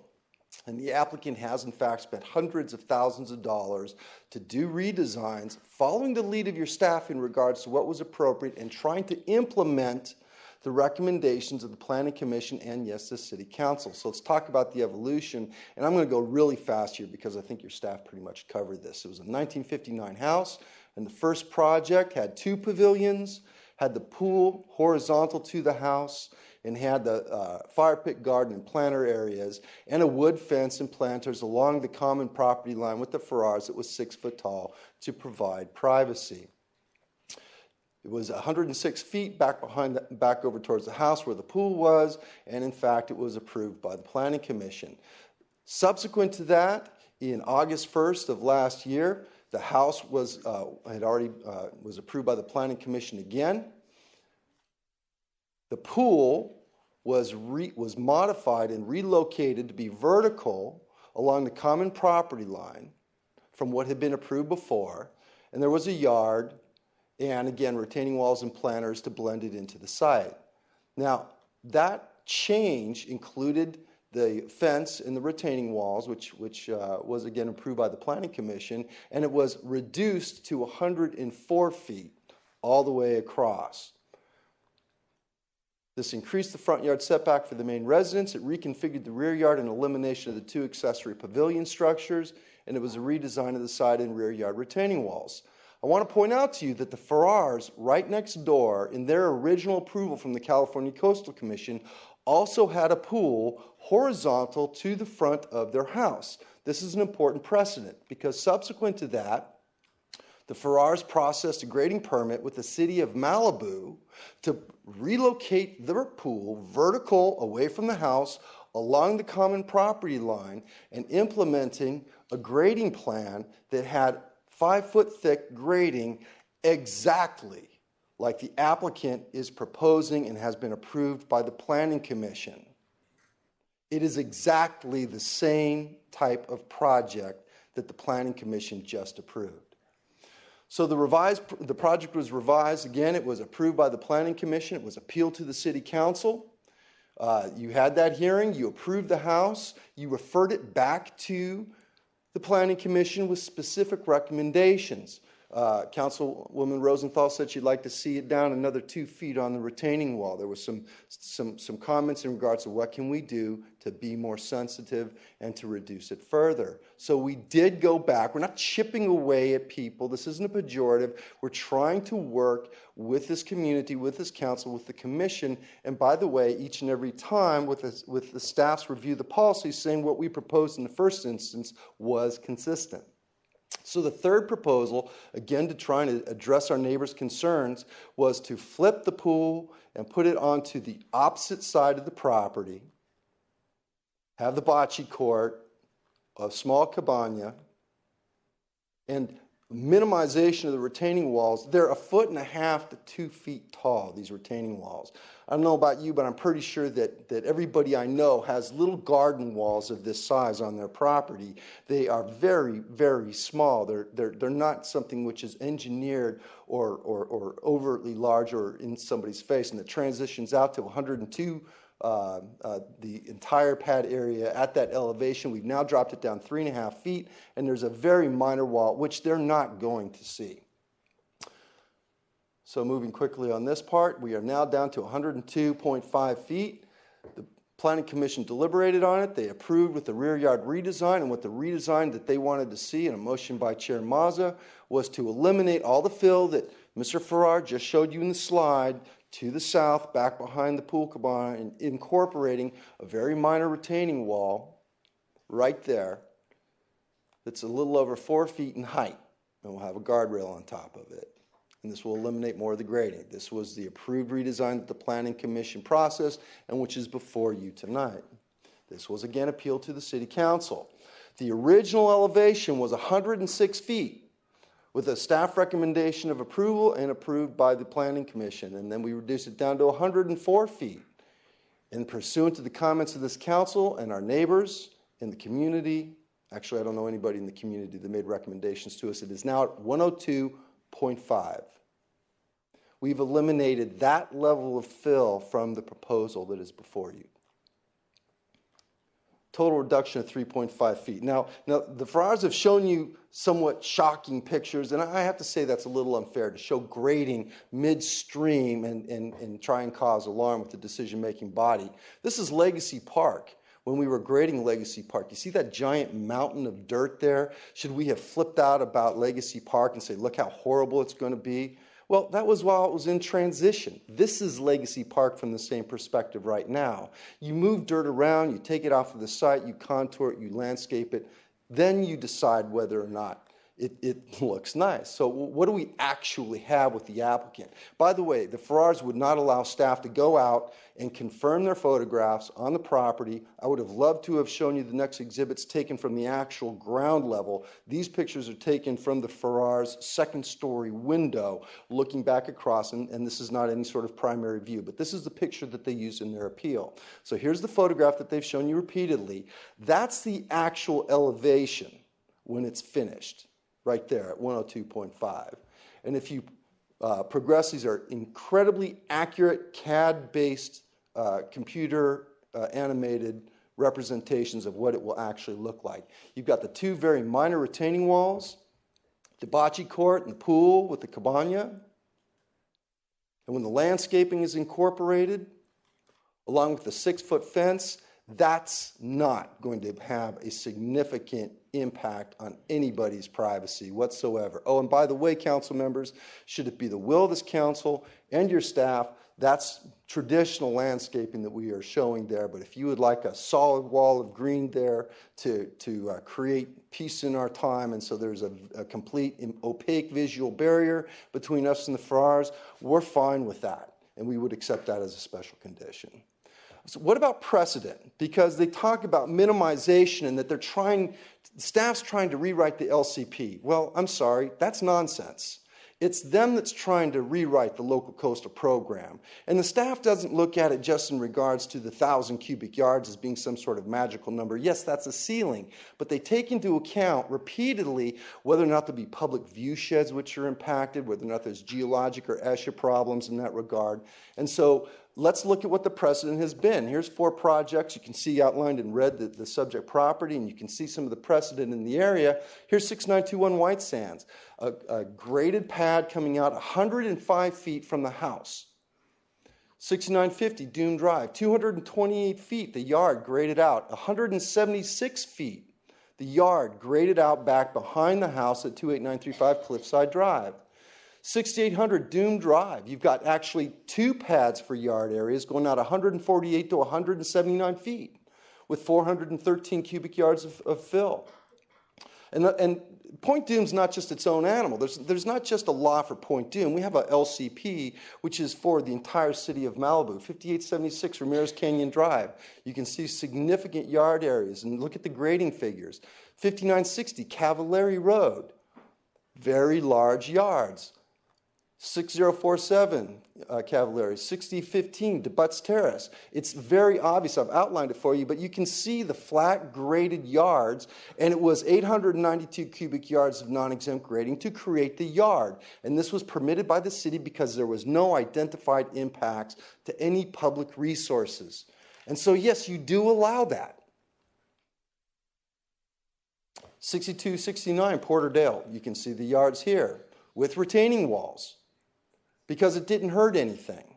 And if you look here in just the small amount of precedent which I have given you, we're right in the mid-range in regards to the amount of grading. And we are certainly have voluminous precedent which has been established so that we are consistent with what the city has found consistent with the local coastal program.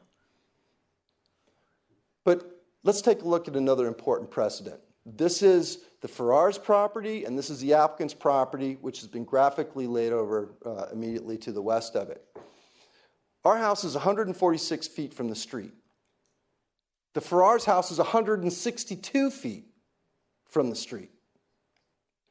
Our pool and yard area goes an additional 100 feet out with a very minor amount of fill, in some places cut. Most of the fill is about 2 feet thick. And its thickest part is a smidgen over 5 feet.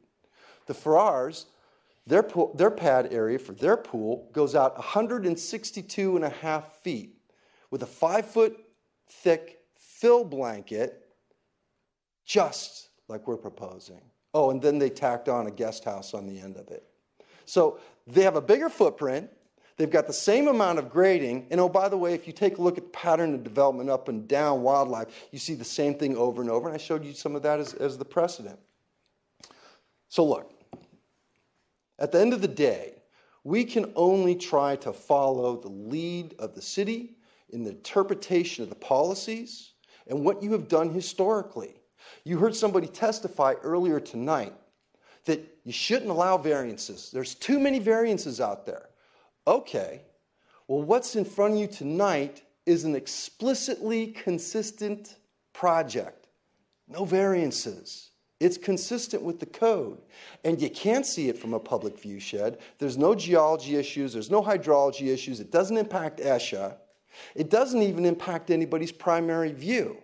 If anybody's trying to invent new law, it is the appellants who are saying somehow because they look over the yard that they're offended and they wish you to deny an application which has 5 staff reports finding it consistent with all the policies in the municipal code and the LCP. And I don't think that's correct. I think you need to follow the law, your own policies, your own precedent, and with that, I'll retain the last minute for rebuttal. I'm available for any questions that you have. Okay.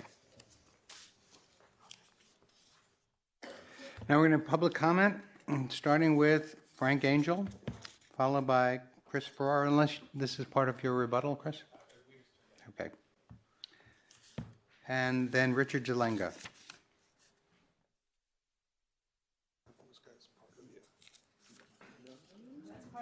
That's part of the team. Either the appellant or the applicant. Frank, are you representing them? Yeah. Yes. Okay.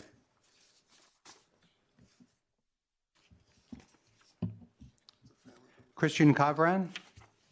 Are you part of the team? Okay. Okay. Very exciting. I try to avoid the city council like the plague if I can. I spoke at the first meeting with Cityhood 24 years ago, like that. Okay, my name is Chris Conrad. I'm here to talk about this project on wildlife. I'm a builder, local builder. I did my first, I repaired a deck on Broad Beach in 1981 when I was 16, and I've been building ever since. I'm intimately familiar with the wildlife projects, both of them. I pulled the original survey for 6855 Wildlife. I did the perk tests. I paid for the geology report and all of it. And what I'm here to talk to you about is I've been seeing this type of things go back and forth for years, 20, 30 years. I've been on both ends of this. I've been on one end, and I've been caught in the middle as a builder. And the thing that I'm here to talk about is Mr. Farrar said something very interesting. He said, on the natural grade. Well, I've got information that no one seems to have. I know for a fact that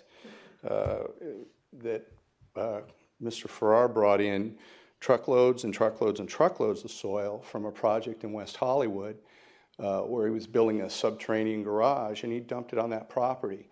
It was never permitted. There was no certification or anything.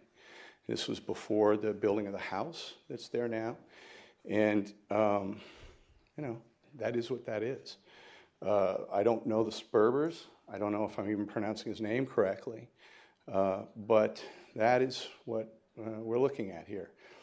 I lost count at about 10 or 12 trucks. They were 10-yard trucks, and they were dumped right in the center of the property. That's it. That's all I have to say. Thank you very much. Thank you. Emily Reeder, followed by Damon Fisher and Carolyn Deemer.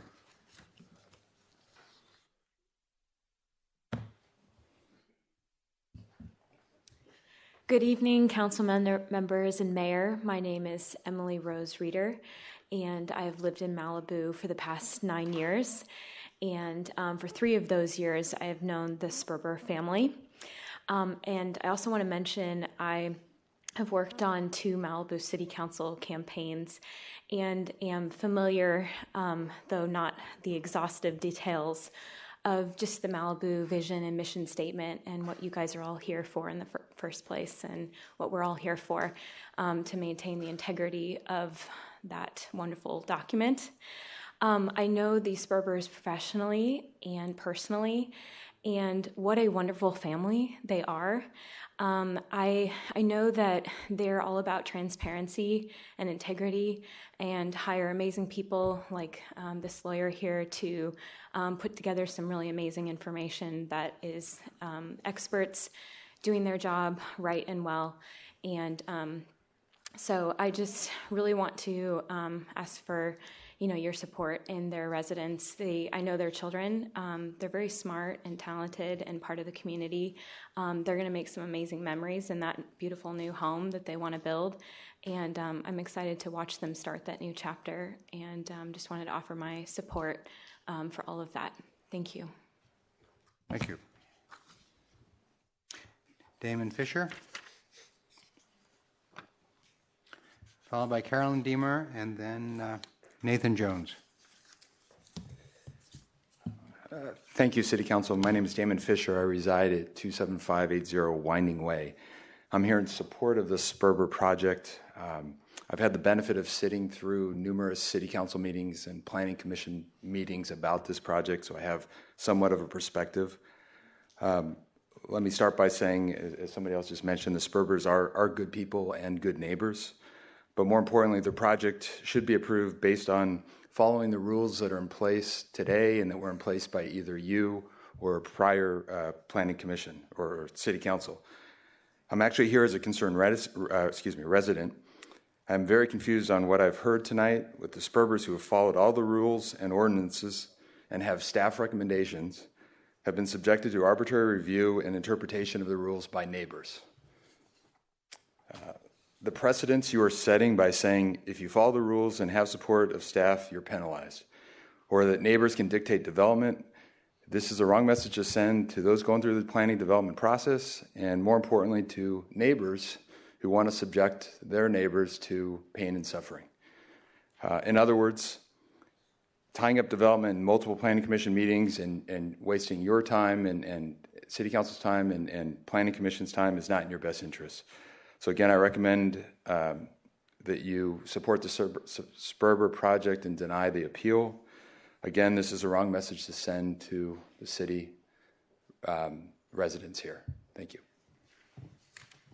Thank you. Carolyn? Followed by Nathan Jones and Vicki Levin.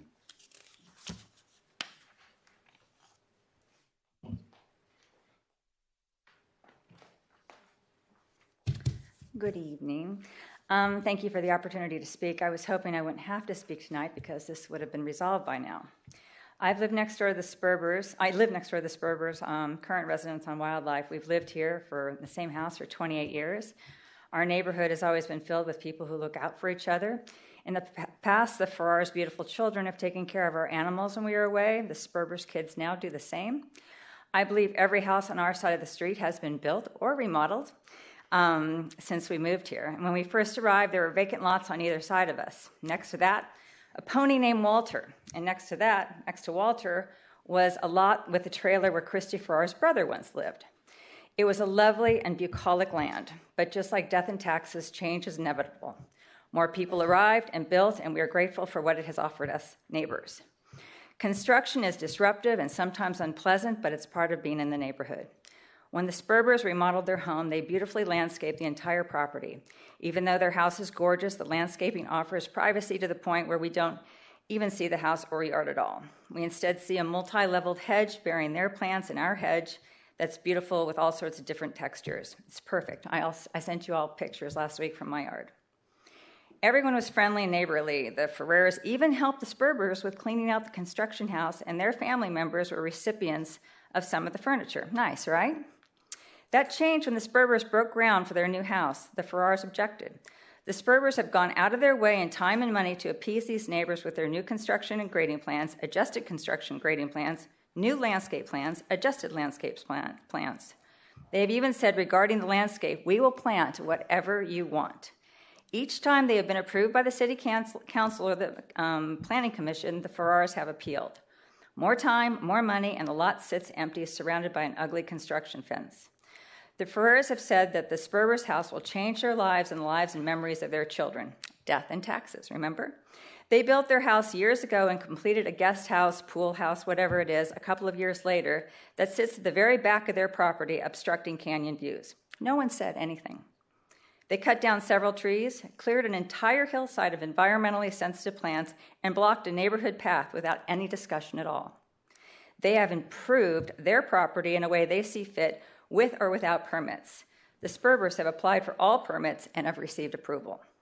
Many neighbors approving the Sperber projects have offered olive branches to the Farrars in the hope of restoring the street to the way it was, only to be rebuffed. It's sad. We seem to be living in a cynical world right now, and there is so much that is unsettling. Living in Malibu offers a bit of reprieve from the world's chaos, and we should all be grateful. The Spurbers are kind people. They are socially and fiscally generous in their faith, their schools, and their community. I'm sure the Farrars are too. I ask you to let the Spurbers build their house, and I ask the Farrars to let them build their house just as they were able to build theirs. Thank you. Thank you. Nathan Jones, followed by Vicki Levin. Hi, thank you. I've been to every hearing regarding this project, and the Farrars keep going on about the massive amounts of grading. The second project that was started and got shut down was under 1,000 cubic yards of non-exempt grading. It had 261 cubic yards of export, which totals 26 trucks. I currently have a project in Malibu underway that has 8,941 cubic yards of export. That's 890 trucks, and I get 50 trucks out a day. So what was massive amounts of grading, I would get exported out in half a day. So, this is a very small project for what we get permitted for. in Malibu, and I don't see why it can't pass. Thank you.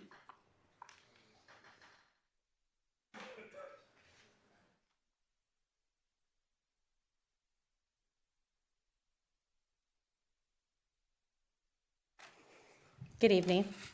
My name is Vicki Levine, and I'm here on behalf of the Spurbers, whom I have known for over 20 years. I am a homeowner, and I am a lifelong Malibu resident. I am here to support the Spurbers, but I'm speaking as a member of the general public when I say this is starting to look unfair. It's like the Spurbers are being treated differently, and they are being held to a higher standard. I find it odd.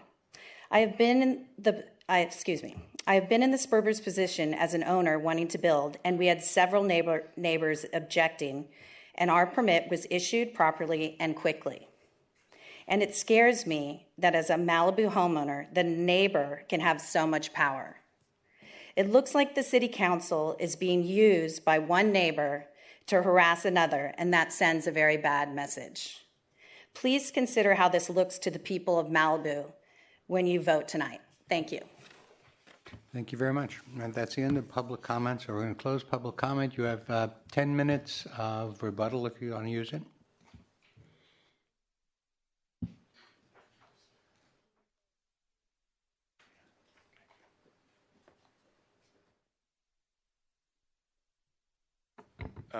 Can someone pull our presentation back up? Oh, great, thanks.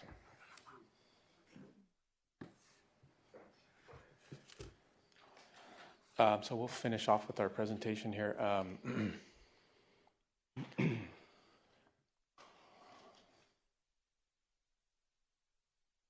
Oops. So part of the concerns that we've had all along is the slope of the property and what it would do to our property. You can see here with the recent rains, we've been flooded numerous times. This is in our side yard right here. This next photo, you can see the mud going into our pool. It's flooded a few different times. And we've always been concerned about runoff and flooding. This actually used to be a video of the flooding that occurred in our house maybe a week or so ago.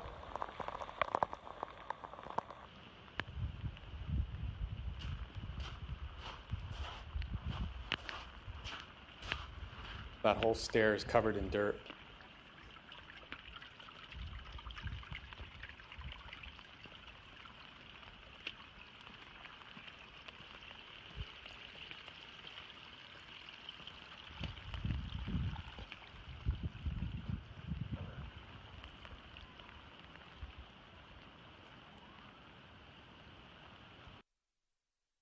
I'll just show the rest of the, and then I'll show you the rest.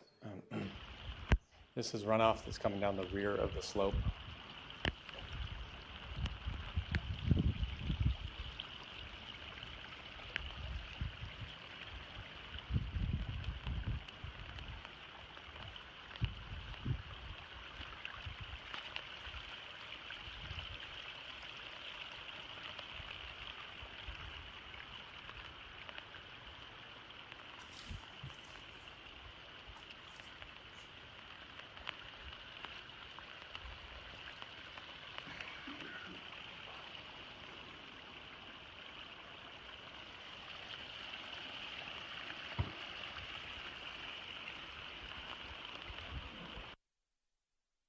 This next slide shows the slope where this all of this sediment is washing into the drainage course, that's the creek that's behind all of our properties.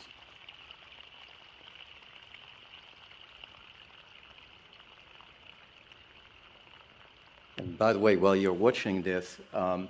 Sperber had promised a water pollution prevention plan with silt fencing. The plan provides for fiber rolls, sandbag barriers, vegetation planting, all false and broken premises, nothing implemented. This next video shows, you can see the back of the property where it goes into the drainage course and flows out towards the ocean.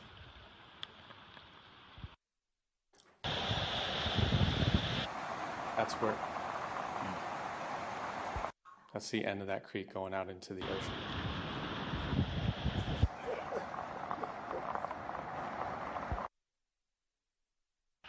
This video is above the project, and you can see the water is running clear there. There's no sediment in that water. Same thing, another property.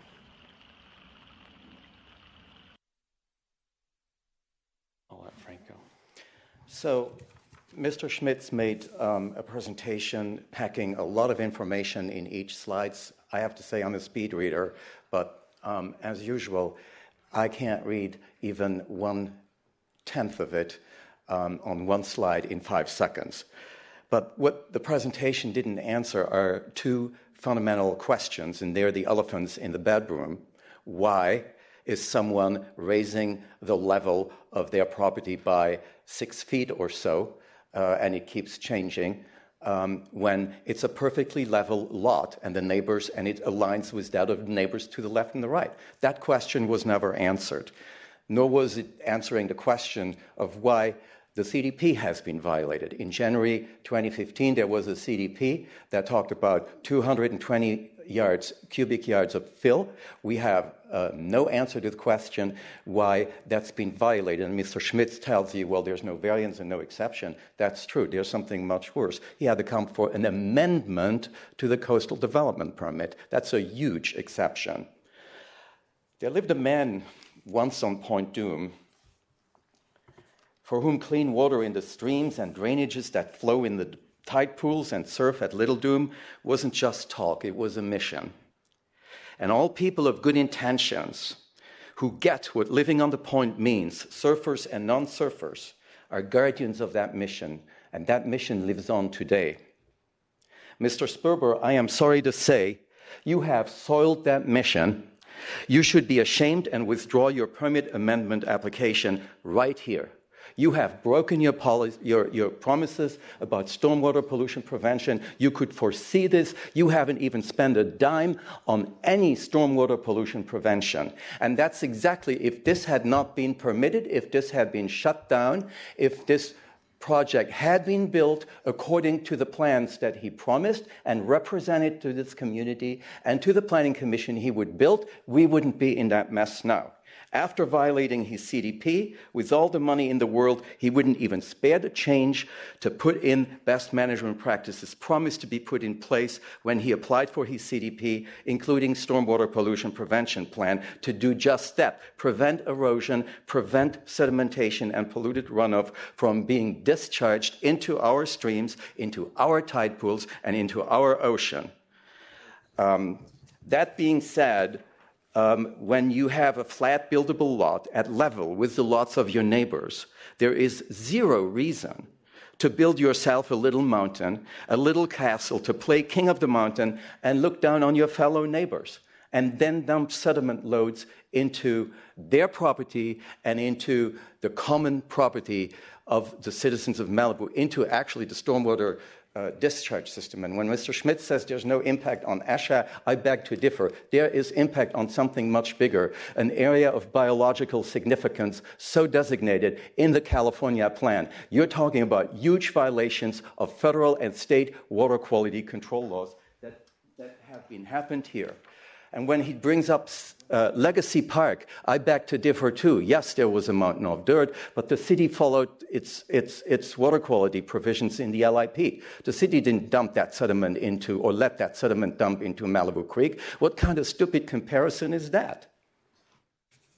So we didn't oppose, and they didn't appear in January 2015 to oppose the project. So they're good neighbors. They were totally in accord, and they remain in accord with building the house according to the permit that this gentleman represented to the community he would build. But then he went around and represented plans over the counter that someone stamped in May of last year, and then he's building something completely different, raising the whole rear yard that wasn't represented to the Planning Commission. So we urge this city council to do the very simple thing: make him happy, let him build his home as he represented he would build it. He will still have his swimming pool, he will have his house. All you need to do is that you proceed per the decision that was never appealed, that is a final decision of the Planning Commission of January 20, last year, of 2015. And that's what we have to say. If there's any questions, I'll be happy to address them. But I do not want to get into this game of 1 foot more here, and now we made this adjustment, and now we did this. The long and the short of it is, he's created an amount of dirt on that property, and now you have the result of it, which is, by the way, also the CEQA exemption is completely unsustainable because these are highly unusual circumstances that someone does this, violates the law in such huge fashion, and then you have all the sediment runoff, the amount of dirt puking the sediment into the creek, and that is not a water quality impact and deserves a CEQA extension. Give us a break. It's an impact on an area of biological significance which begins west of Latigo Point. Thank you. Thank you, Frank. Don, you have a minute.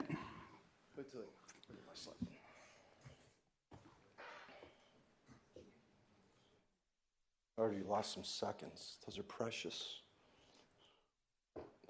Would you put me back in a minute until they get my slide up, please? 15 would work. I'm sure.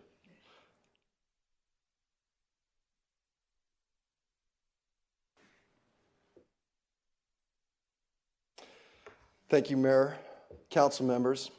I'm glad that they didn't show you pictures of the Oroville Dam and try and put that on my client as well. What we have out there is a midstream project, which, by the way, was done with valid approvals from the city. And you saw the berming around the pad to contain the rainwater, and we got enormous rains, and there was failure. But the fact of the matter is that when this project is done, as has been reviewed over and over and over by Mr. Brager's department over there in Department of Public Works, there will be no impacts to the neighbor's property or to the drainage down below. I appreciate that they have tremendous concern about it. We do too. We're going to protect it. Bottom line, we're not going as far into the canyon with our yard. We have the same type of grading that they were approved to have for their pool, and we've demonstrated exhaustive precedent that shows that what we are doing on this variance-free project is very much consistent with what you've approved over and over again. Thank you, Don. Thank you very much. Christy, did you want to say something? Okay. We have questions. Laura? Yes, thank you for both sides. Appreciate your presentations. Josh or Bonnie, is it common for applicants to, let's say, get approval and then change their plan and come in for changes? I understand that they got approval for changes that we then realized were more than just over the counter. But is that, I mean, do people do that a lot? I'm just responding to my ignorance, obviously, about that. There are really two circumstances where under which applicants would change their project that was reviewed and approved by the Planning Commission.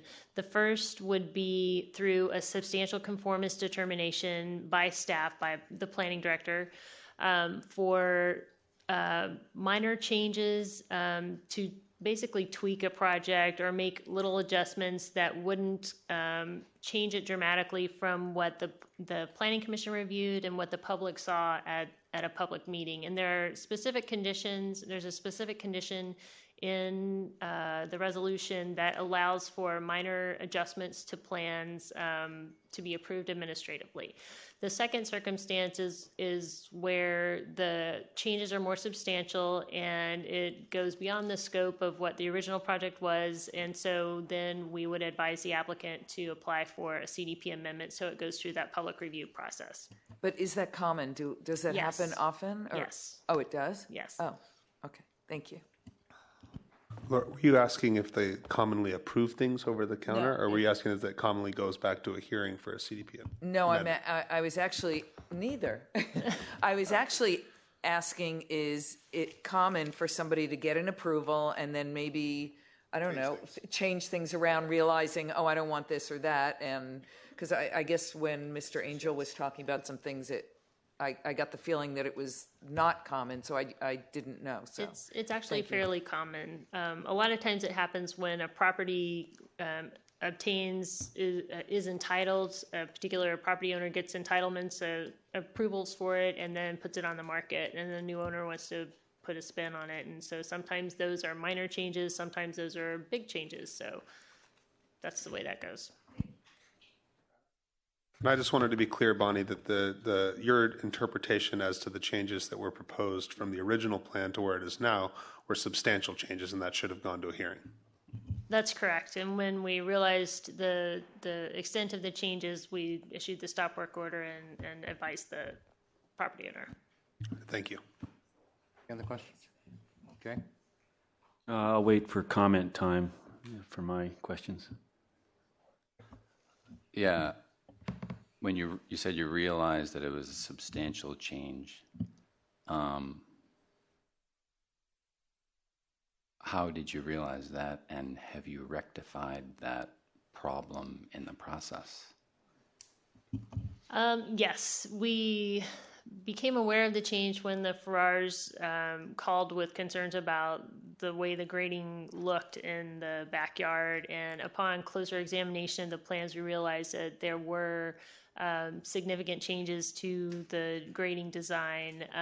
We are making sure that we review any plans for substantial conformance very closely so that we can catch these changes.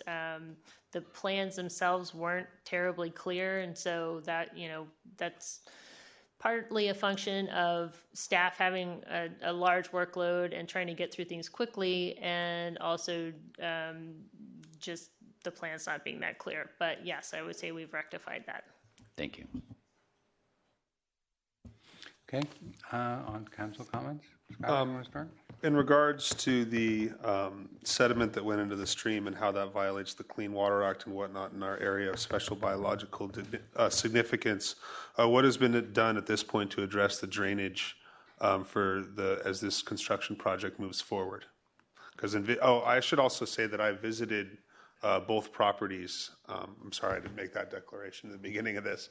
I visited both the Farrars property and met with Mr. Schmitz and Mr. Sperber at the residence or the lot that we're discussing right now, and I witnessed a substantial amount of erosion on the pads that were there, and very minimal mitigation in terms of what should have been done based on the amount of rain that's been forecasted even this coming week.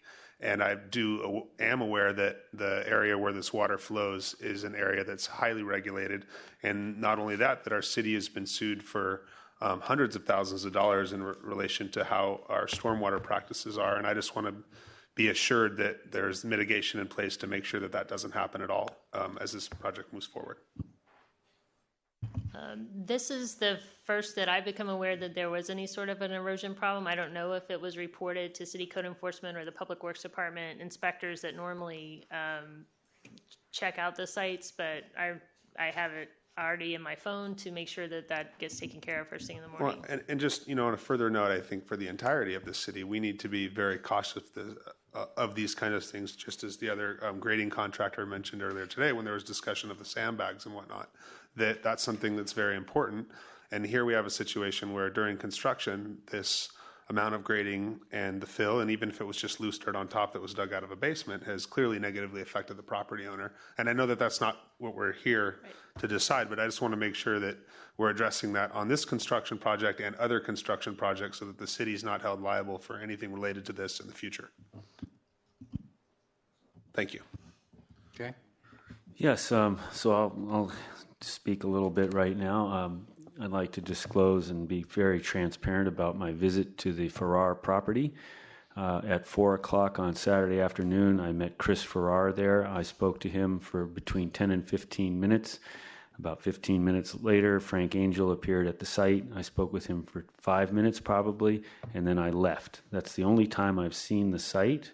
It's the only time I've visited the property, and that's the only time I've ever been in the Farrars' house. Councilor Wagner, did you, in that visit, discover anything that hasn't been raised already in the record or in the staff report? No, the staff report is very thorough. Mr. Schmitz's presentation is very thorough, and I didn't discover anything new. It's all here in front of us. Thank you. I'd like to get into a little bit of what is going on at the property very quickly that Councilmember Peak had mentioned. I did a little research on my own off the city's website about erosion control. Parts 17 and 18 pertain.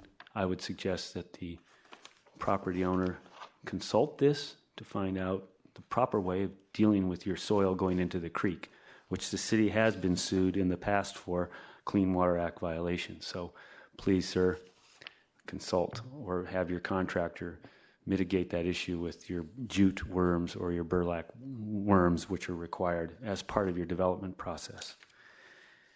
Secondly, to the Farrar family, I did do some deep work into this. I'd like to suggest that you have some weak moments in your presentation on page 19, part 6, and on page 25, section F. I found that those were not necessarily needed to be put in here, and I'm not admonishing you. It's just I feel that you were stretching there, and I don't feel that that's fair to impact a Civic Center task force with associating one person with another. It's just not what we do here, and there you go. That's my suggestion to you. Moving further, I'd like to ask the city attorney if, in fact, after item E, page 21, that the Sperber family or his representatives filed a suit against the city, naming Laura Rosenthal, Lou Lamont, Skylar Peak, Joan House, John Seibert, as well as some of the staff. Did they file a lawsuit? Yes. Yeah, there's a lawsuit on file. So there's a lawsuit on file at this time. Yes. Okay. And do we have any resolution of that lawsuit, or it just continues? I mean, if you can give us an update on how the Sperber family has filed the suit or what they've done in court against the city.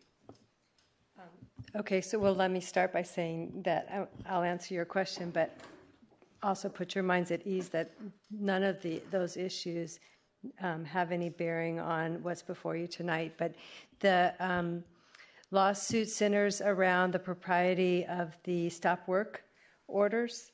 The legal theory that the Sperbers are advancing is that they acquired a vested right to build in accordance with those plans once the staff had approved the plans.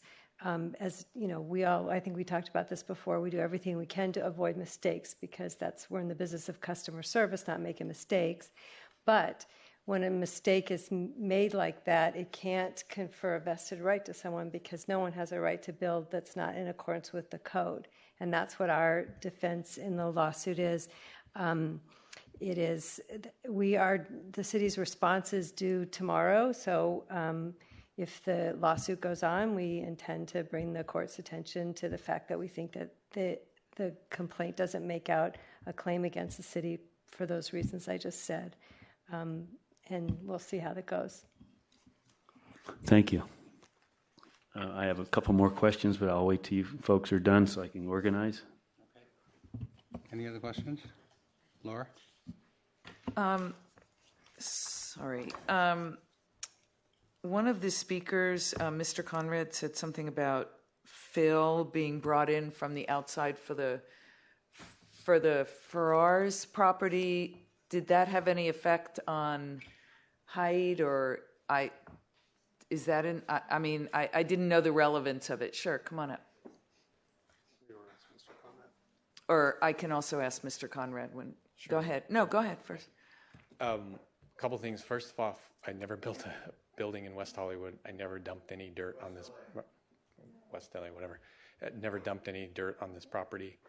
Unfortunately, we've got a family dispute with a dysfunctional brother-in-law here who's pretty upset, and so I wouldn't necessarily put a lot of credence in what he's saying. But it didn't happen. We didn't put any fill on there from a project.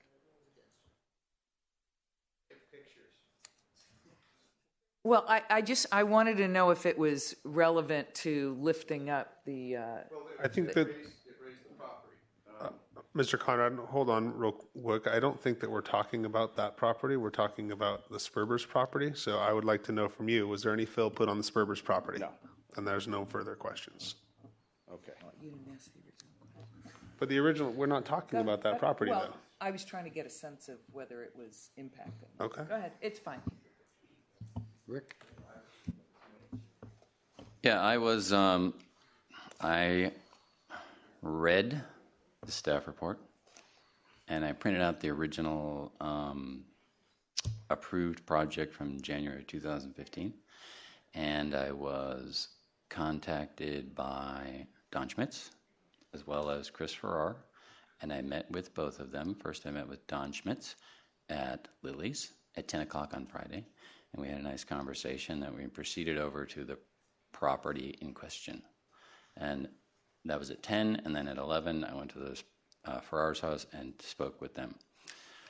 During the as I read everything, I'm trying to figure out what the story is, and I'm following a long story, and I see that there's a project that was approved, and everybody was happy with it, and then there was a fairly expedient modification to that property, which we just talked about, that seemed to be fairly substantial in nature.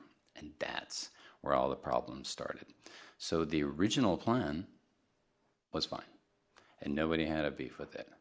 But once somebody went in there and got something that was relatively easy to get, which was, in your own words, a substantial modification, then all the problems precipitated from that. And that's what I picked up from my reading. So then when I met with Mr. Schmitz, I said that to him. I said, okay, I read this, seemed like you got something approved, and then something got modified, and that's where the snowball started rolling down the hill, gaining momentum and size, culminating in this moment. And I asked him, what was the compelling reason for that change of elevation, for want of a better word? And I asked him, do you have any pictures of the property, the before pictures of the property before anything happened? And he said, no. And when I said, what's with the raise in elevation, which I understand was ridiculously high, and then it's recently been brought down to something that they feel is more acceptable. And the reason that he gave me wasn't, let me see if I'm clarifying this properly, was that first you said the reason there were changes, like why was there a change? The original thing you said, hey, have you ever built a house? You know, your wife might have ideas of how things change. You know, things change. You know, okay. But I said, why the elevation change? And he said, because he wanted to have, his yard. He wanted to have the yard out there. He wanted the pool, the bocce court, and all that stuff. Okay, but no picture of what it looked like originally. So I wasn't sure what it looked like. And I never really got the answer to what the compelling reason was to essentially raise the elevation of the whole property. Then I went and spoke to, and he gave me a tour of the facility and showed me everything and told me all about the changing the pool from this side to that side and the court and the things that happened at the Planning Commission. And I appreciate you answering all my questions. And I saw Mr. Sperber's existing home, which I have to tell you was fabulously beautiful. I felt like I was in the Halekulani in Hawaii. It was magnificent. And I thought, I don't even know why he's leaving this house. It's quite beautiful. So I have to say that. Then I went to the Farrar's house, and I met with them, and I spoke with them. And they actually did have a photograph, which we saw in the presentation, which was the before picture of what the property looked like, with the lawn and everything.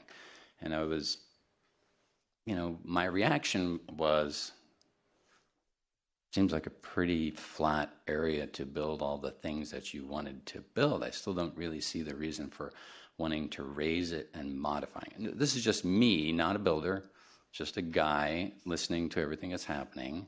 And I realized that that's what I'm seeing. That's what I'm seeing. And so, because that's my many years in the military, I always go to what do the directives say, okay? So I went up on the website and I printed out grading. Development standards, 8.3, grading. A, development shall be planned to fit the topography. That's the first sentence. Okay, that's the first sentence of grading in the LIP.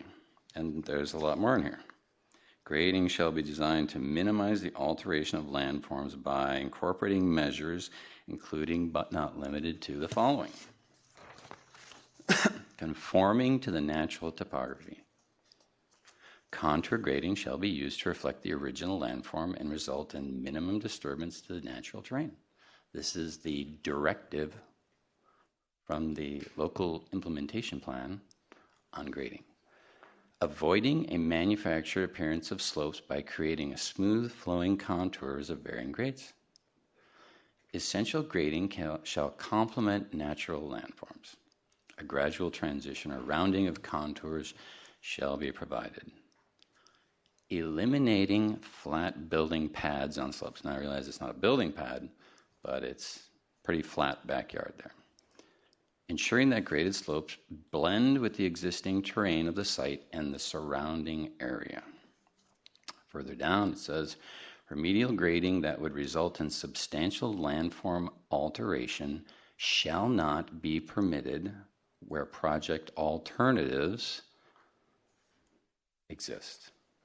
Exist is my word. Grading operations, and of course, has been detailed here. And when I went there, it was one of those raining days.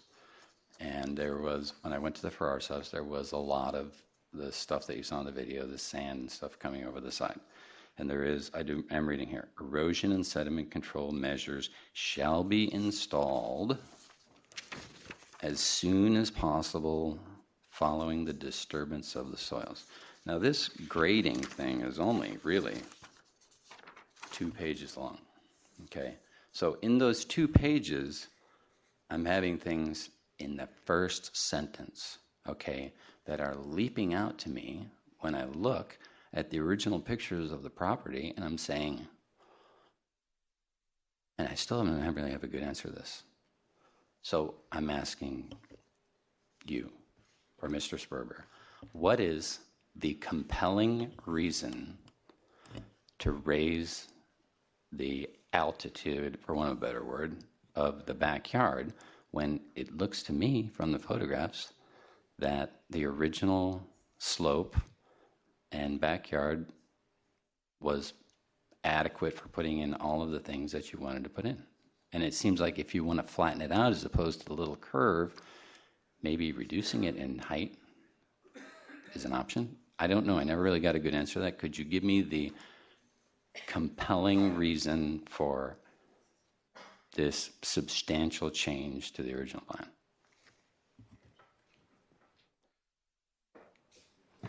Through Mayor Lamont, let me try harder, council member. There was not a natural landform. There was a yard area. It sloped, not a lot.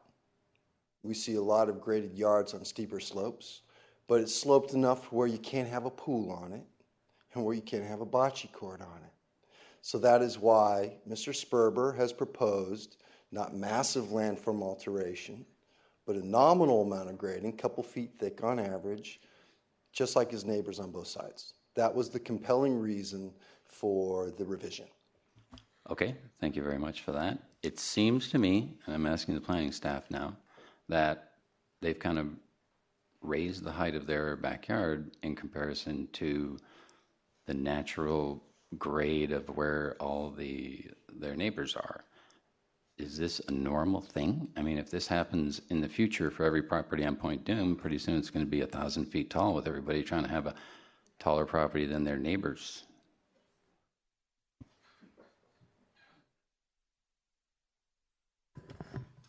Sure, just to answer the question, the properties currently exist in a configuration where you have one site that's higher than another.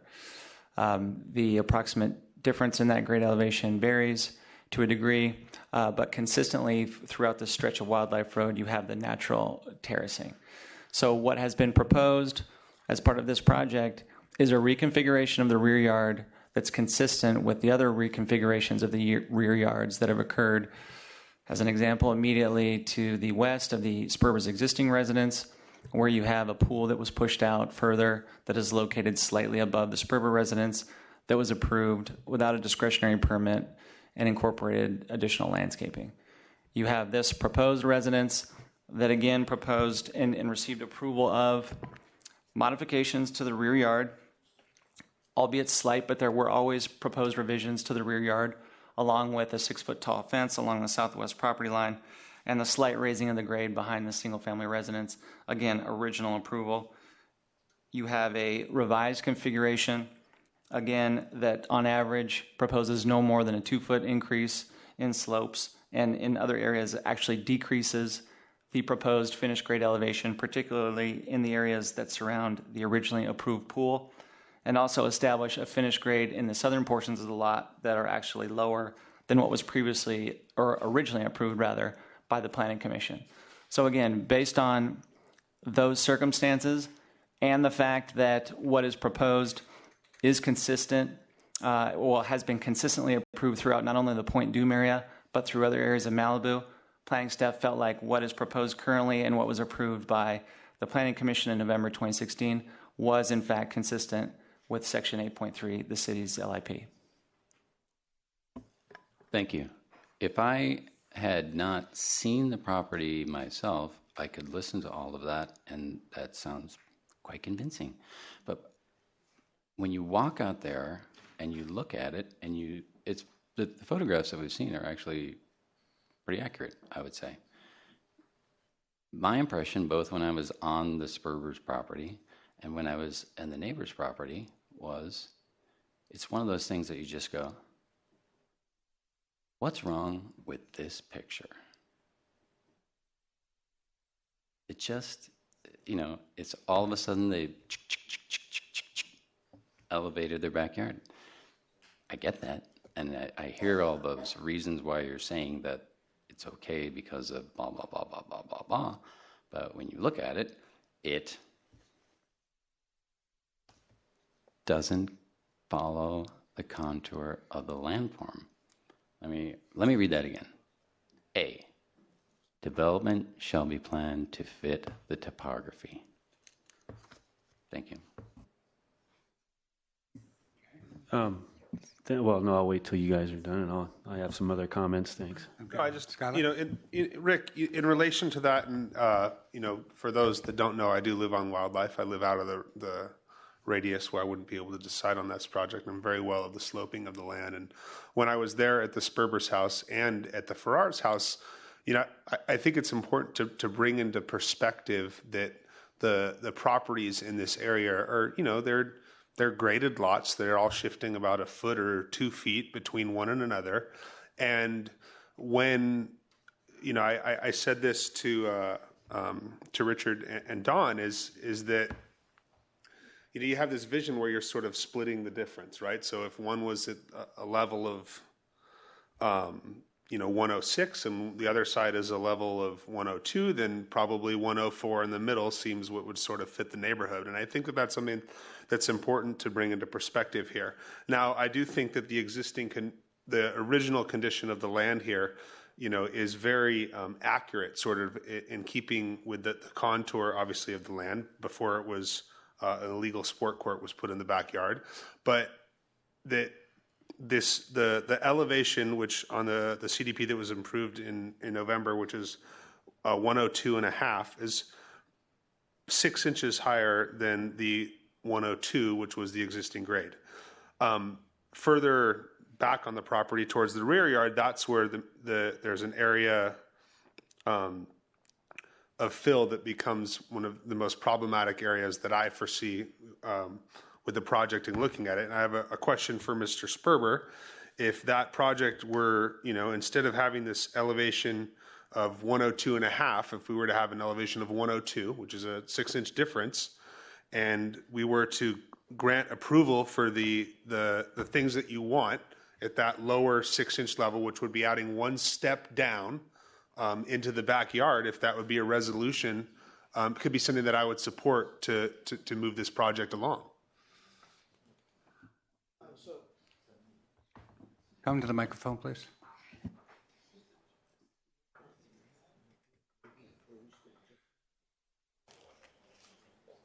Through the chair, Councilman Peak. Yes. Yeah, he wanted to, but I'm not going to let him do that. And my question to the Farrars in this is, I'm not asking entirely, are you acceptable, but do you understand where my logic is in this, in knowing this area very well, in thinking that brings us very close in terms of the contour of land that Rick has mentioned here? Chris? Yeah, sure. So I understand what you're saying on the sort of the shallow end, but at the end where the retaining wall is, that original grade was 96 feet. So that top of that wall is 102.5. So that is 6.5 feet above the original grade. So that's where I've always had a challenge. And the surveys that are on record can show that it's right there. So that's my big issue. So I'm looking at that right now. I see the area that's in question. It's hard for me on the drawing that I have before me because I see an elevation that's outlined as an existing condition of 102, and then I go to 96. Right. Right. So obviously there's a contour that's there in that land, and somewhere between where the 102 is drawn on my 102.5 is drawn. Then I also see a 96 and a 98 in there. Right. Yeah, I'm on the same thing as you, Laura. And we're really talking about a distance where a cabana is, correct, which is at the rear of the property. And, I don't, based on the fact that there was already an existing, that land was obviously modified. So where it was lowered for the sport court at a previous time. And there was probably a different slope that was going on there and a similar cut. So if I'm just trying to come to something here that's acceptable, and I think that back area, and I know that there was a condition that was put in by Commissioner Mazza where the rear of the project had a contoured land or an angled land similar to what's reflected in the photos that have been shown with the grading. That's now chopped off and there's a retaining wall there, so that's not really following the contour of the land, and that's showing a very extreme difference, right? Yes. So I'm wondering if there's a preference, sort of to one or the other, because I foresee a situation where this is approved at an elevation of 102, and we're really talking about a 10-foot linear, across the whole width of the property area where this cabana is, of how we can, resolve that, because that's where the problem is now that I see with what's before us. And okay. Just curious to hear from you. What was your question? You said the options that I... No, like what is something... I misunderstood. I'm trying to come to a resolution here. Okay. Our hope, I think, as a council previously, that this resolution would have happened between you guys and the property owner. We would have gone back and not been here at another appeal. Sure. We're here at another appeal. We have a property owner that's made significant design changes to the project. He's very upsetting to me in terms of how he's managing his stormwater, but I've been told that that's going to be changed tomorrow. And if we're lowering this down a half a foot, we're bringing it back to that 102. I know that the area that's sticking out further towards the gully is a little bit higher at the end, and I'm just trying to come to a resolution of how we can get there. Yeah. So I would say, again, from my perspective, that whole area is 6+ feet up. It's not. Okay, I'm aware of that. I've seen good. it. So then, I would be opposed to it. My position would be, why can't we step it down and put something on a lower grade? Or why does it all have to go on one continuous level? If everything wants to stay on one continuous level, why not start at a lower point on the lot and go back, or step the property down? No, I'm trying to lower it. So we've got a half 6 inches there. But to me, they would still be standing. I understand that where the cabana is, and I understand that there's a design element in there, and I also understand the importance of us following the contours of the land, which is really the crux of why we're here, right? I think that I would make a motion to approve the project with that step down somewhere between what I see on here as if there's a 2 foot step, I guess, which would be towards the I guess where the back of the pool is, dropping that down to a level where that area is graded, and then where there's no retaining wall at the back, and it just continues with the slope. Skylar, 2 points. One, we don't oppose filling the sports court. That was the unnatural portion of it. That was already part of the original development permit, but that's the extent of it. The 220 square feet of fill, that is the extent of it that the project was represented, and that's really what it should stay, because had that been followed, we would not be in this situation. And the fact that it's going to be tomorrow, the door is going to be closed to the barn, the damage was all done. Had this been followed the way it was approved, we wouldn't have had the damage. The rains are now probably over. So that's not going to address the problem. There has to be consequences. People have to live. This is a major modification. And by the way, the pool, Councilman Mullen still didn't get an answer to his question. That was my first question too. My first question when I looked at this is, what is the compelling need to do what they're doing? There is none. Because if there hadn't been a pool in the prior development permit, and you couldn't do it otherwise, I would understand it. But all of these elements are approved. Look at the January 2015 Planning Commission report. It has all of it. It has the pool, it has the basement, it has everything. And of course, he should be permitted to fill. I don't know if it has the bocce court in it. Does it have the bocce court? Well, maybe the bocce court, but the bocce court can fit the lawn too, as it was. But the pool is the main thing, right? And the pool was there. So this is not a question of a compelling need where it would be infeasible.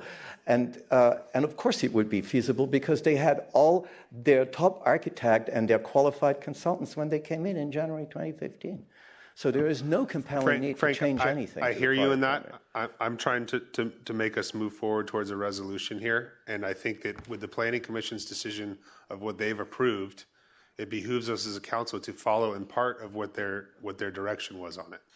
And I understand that may be frustrating, but I'm really trying to work within the constraints of this neighborhood right here and coming up with a solution that I think is feasible that fits the neighborhood. So, Rick, I'm curious to hear from. How about the solution of sticking with the original altitude of the lawn? I mean, I don't understand why. I still haven't gotten a reason for. I mean, in the end, this gentleman who obviously knows how to build a house. I mean, I was blown away by how beautiful his other house is going to have a house, and he's going to have a pool, and he's going to have a bocce cart yard, and I'm sure it's going to be spectacular. And I think that he can have all that, and he would be in accordance with our directives if he built it along the original landform without elevating his backyard.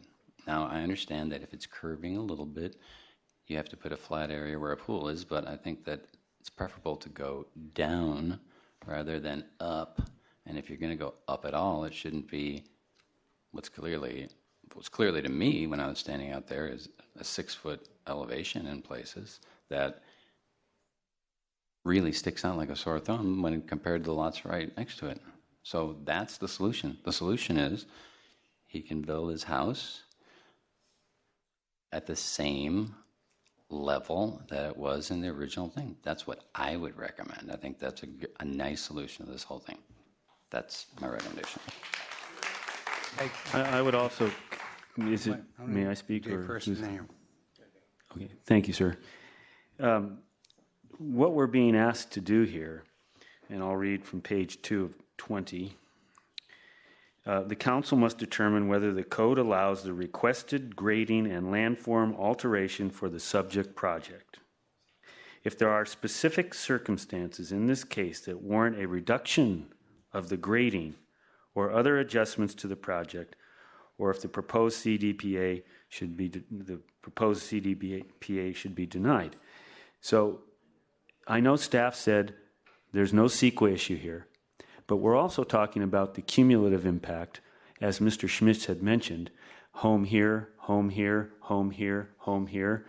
And it seems that we're readily, easily adaptable at this planning staff level to make decisions that actually formulate a zoning change in essence.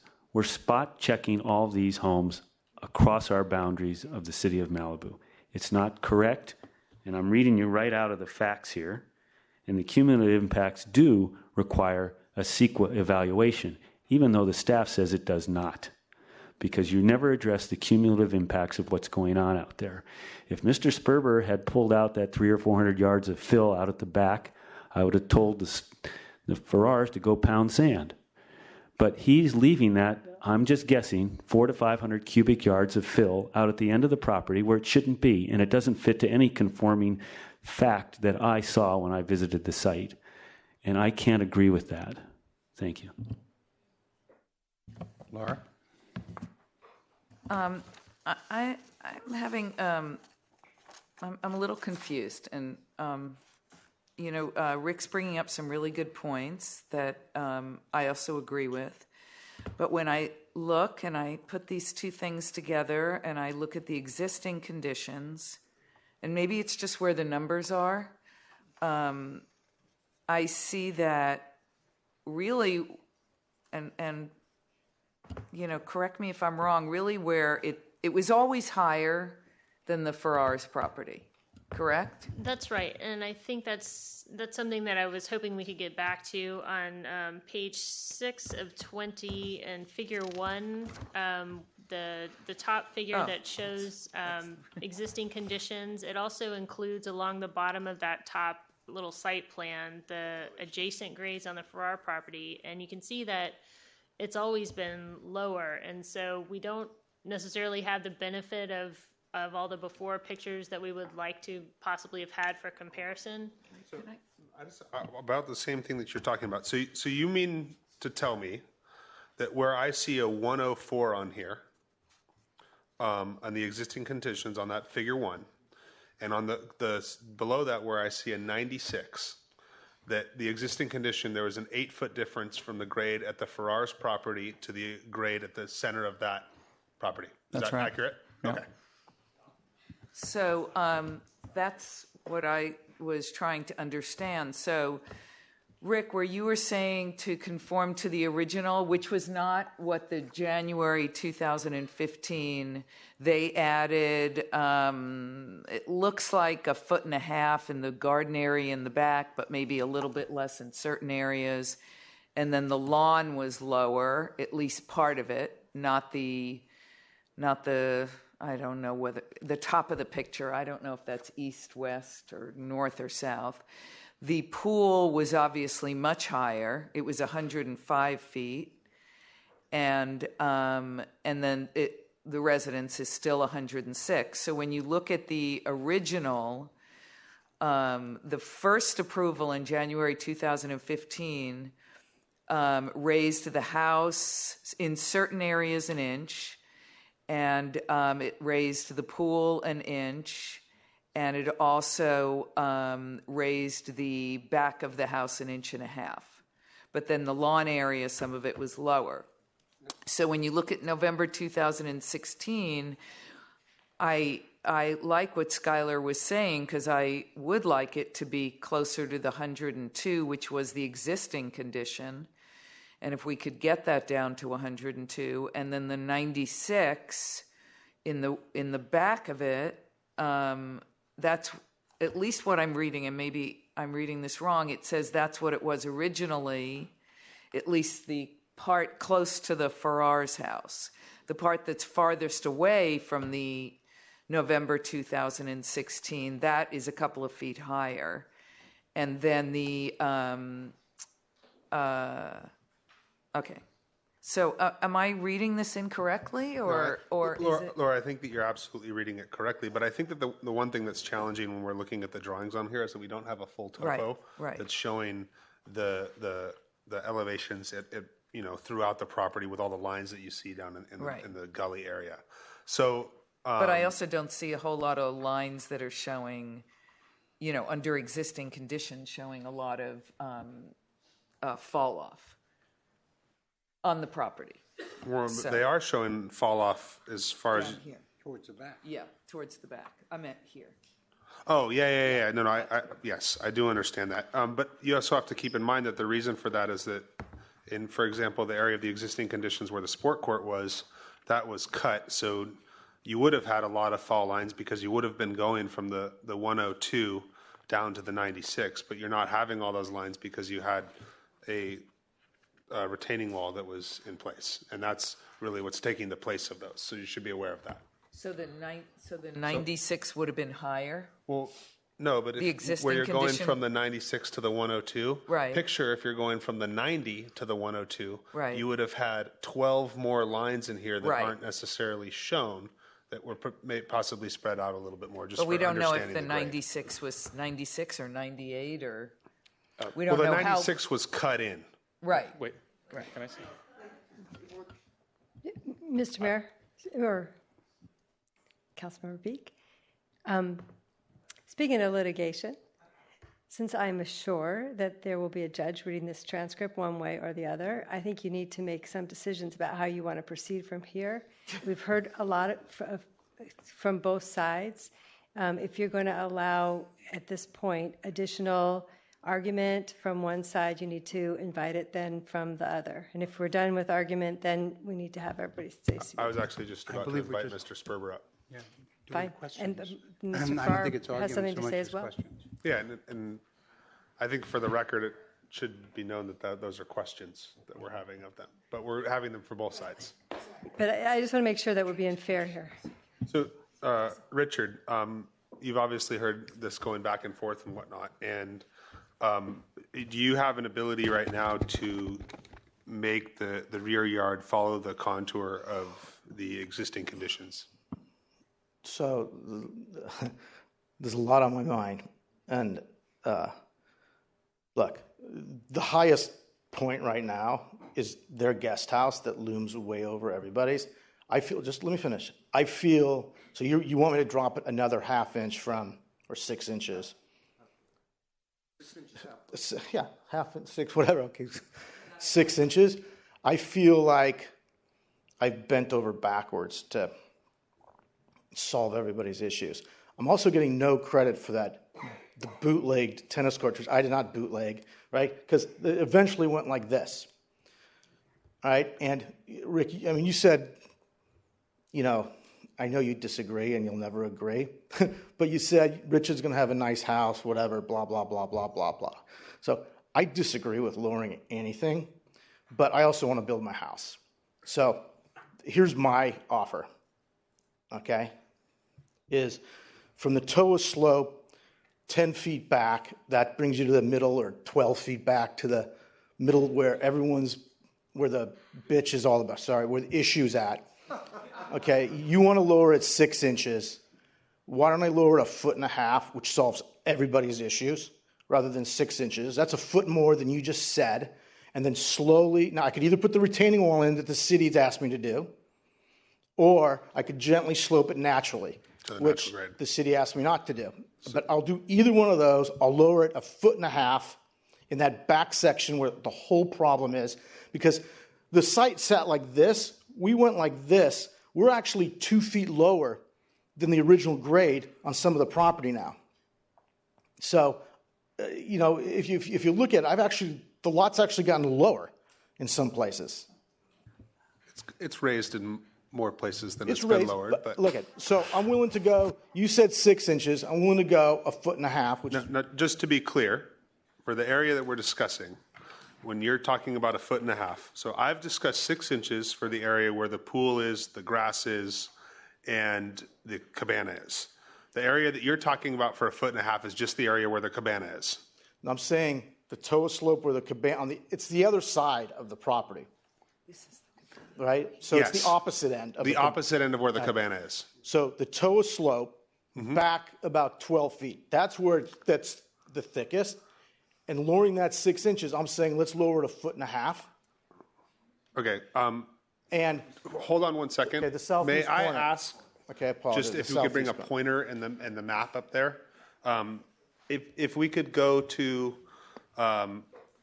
one page that's showing the CDPA with the topo of where the structure is, just so that I'm understanding this correctly, please. Can you get something? This is a tough one. It's just too small. Do you want the staff presentation that had Maybe the staff presentation, if you go to page 7 of 20. It'll be, you want the November 2016 project? Correct. Okay. And 6 of 20 should be standing by. Yeah. Okay. So if, on the bottom at 16-008.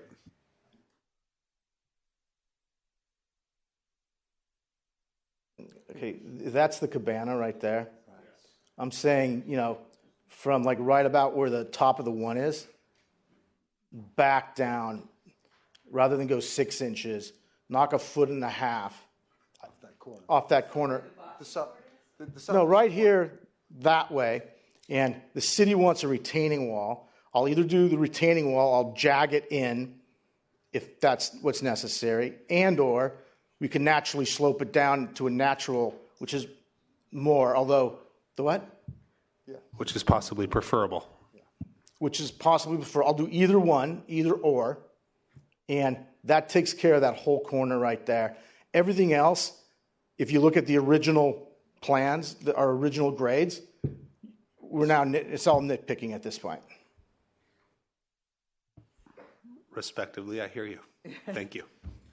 I would make a motion to approve this project with the said revisions that were just discussed.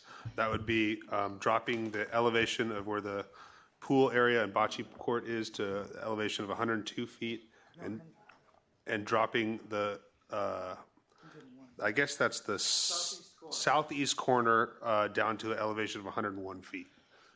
Back 12 feet from where the retaining wall was proposed, and then removing the retaining wall and sloping it to the natural grade. Okay. Do we have a right to respond to the factual data given by the other side? What question? What factual data is in question?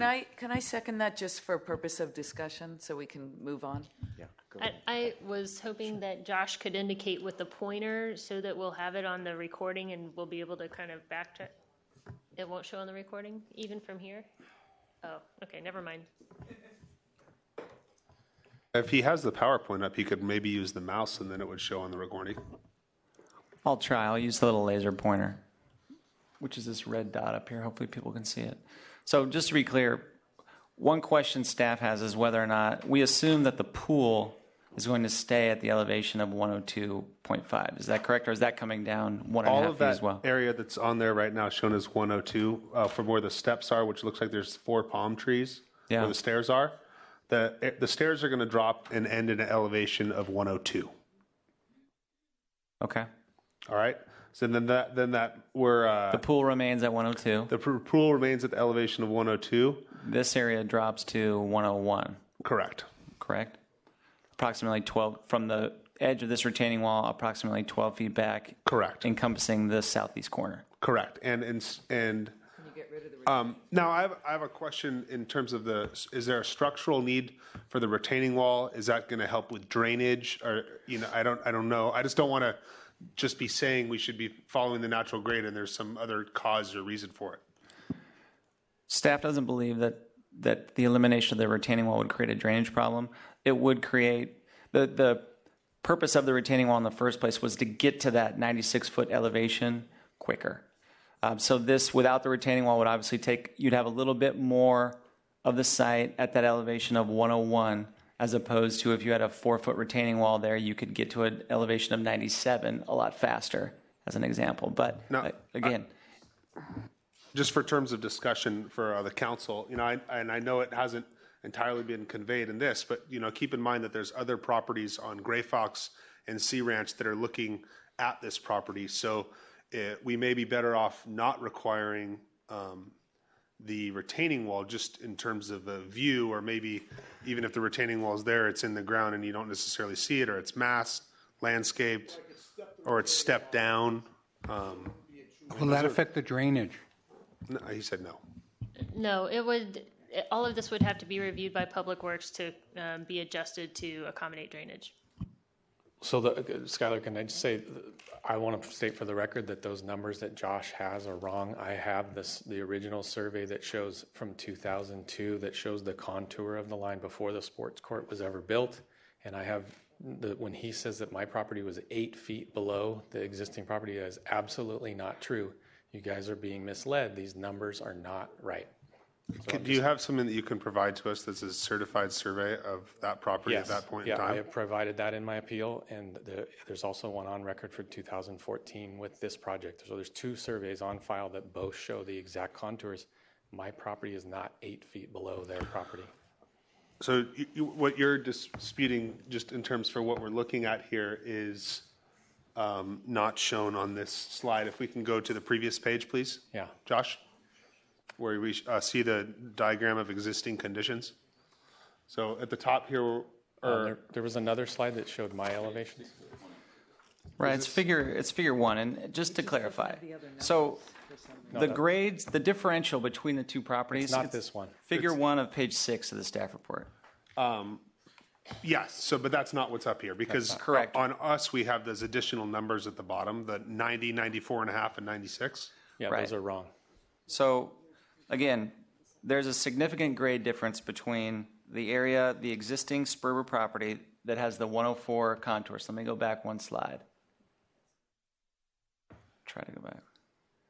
You see where the 104 elevation, hopefully you can see the contour line. Mm-hmm.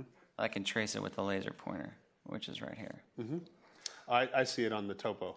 Right, so the location, again, the difference in the grades change when you compare this property to the Farrar property as you move from north to south. So I understand that, but my question in terms of what I'm looking at in the staff report here, the topograph, for example, which is at the 104 that kind of bisects that property. Correct. On our drawing, or let me go with the 102, where the 102 comes back, it indicates a 96. That's right. At the Farrar's property line. Or actually, it's not right at the property line. It's adjacent to the house. And that's probably where those stairs are cut in? There's the stairs. There's an existing retaining wall there along the side of the Farrar's property as well. Okay. No. Well, I understand that you're sitting here, no, but I'm also looking at... I'm just telling you those numbers are wrong, Skylar. I have something in my presentation that if they'll let me bring up, I will show you what those elevations are that come right off of his survey. All right, if we can get that page of the presentation, just in terms of discussion, we should absolutely look at it. And then Don or Richard, if you want to dispute that, once that's up, we can have a discussion about that. What do you mean?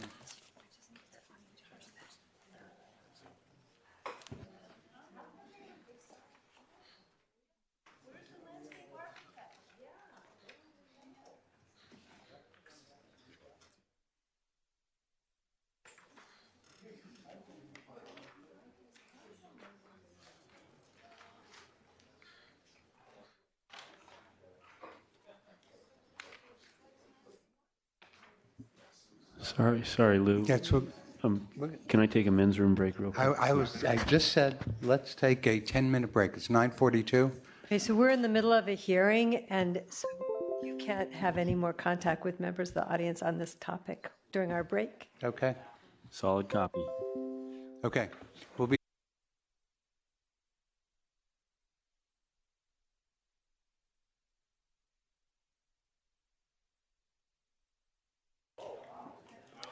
I believe we were waiting for something from Mr. Farrar. We're waiting for there we go, the video. He's got it. Are we set? Yeah, Chris, could you describe what's up on the screen? Yes. So these contour lines are taken right off of the survey that was provided in 2014 for this project.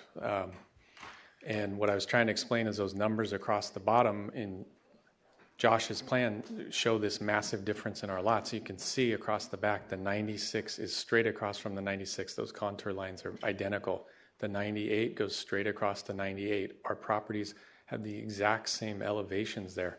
100 goes to, a little over 100. So this disparity of 8 feet is not true. Everything that you see shaded here is grade that's been raised. That brown area there goes up to 1055. That's 3.5 feet above my property, underneath his outdoor deck, and it's going 3.5 feet above my property. The brown area there, where you see 1055. Just in terms, so that we know what we're looking at, this is your property, or this is? This is the subject property. That the blue box is like the pool and the cabana. Got it. Yes. Okay. And so all the shaded areas are where there's fill being put into where the grade is being raised. So the 94 is the same. So we have a 94 and a half, and yours At the very back. That's right, Laura. At the very back. At the very back of the old tennis court. And the existing conditions were 96. Yes, at the sport court, that whole elevation from the Sperber Right. survey is 96 feet. So That's then right. when it goes up to 102 and 104, you're saying that yours is 98? No, if you look at the top, there's a 98, and the bottom, there's a 98, where you're at the same elevations there before any grading was done. But when you talk about grading, we're talking about existing conditions. Yeah, I'm saying that was the existing condition before any of this project had been done. Those are the original grades. So that when they say existing conditions, when Josh has 102 and 104, you're saying that wasn't true? In which area, Laura? Well, we have where it says existing conditions in the middle, it has 102, 104, 104, and 106 by the street. Yeah. And then, so you're saying the 102 and 104 are not?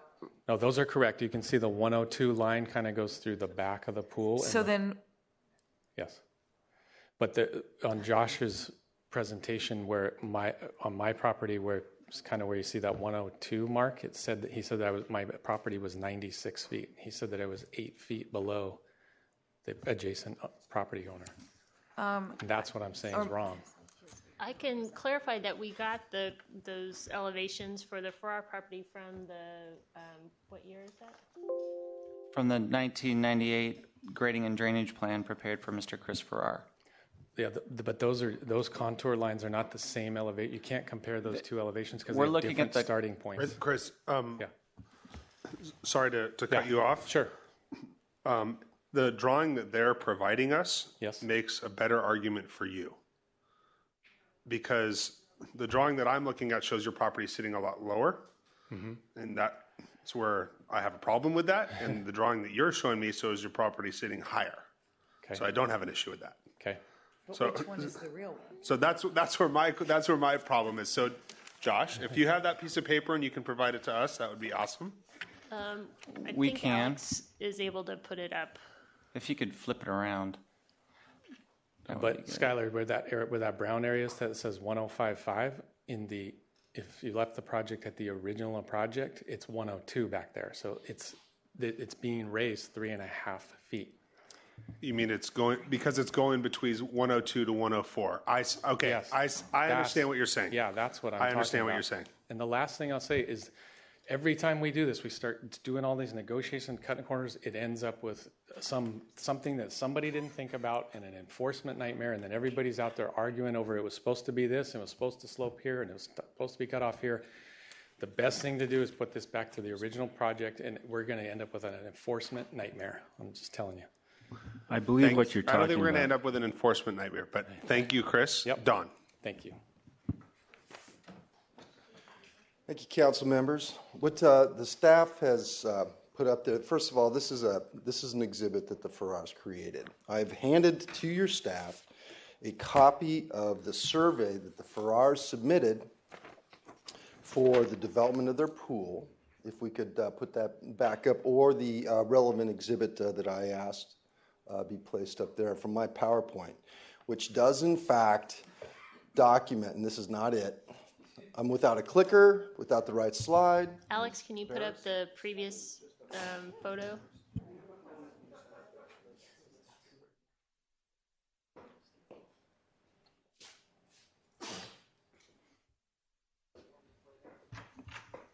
The one before this. The black and white. The black and white one. Correct.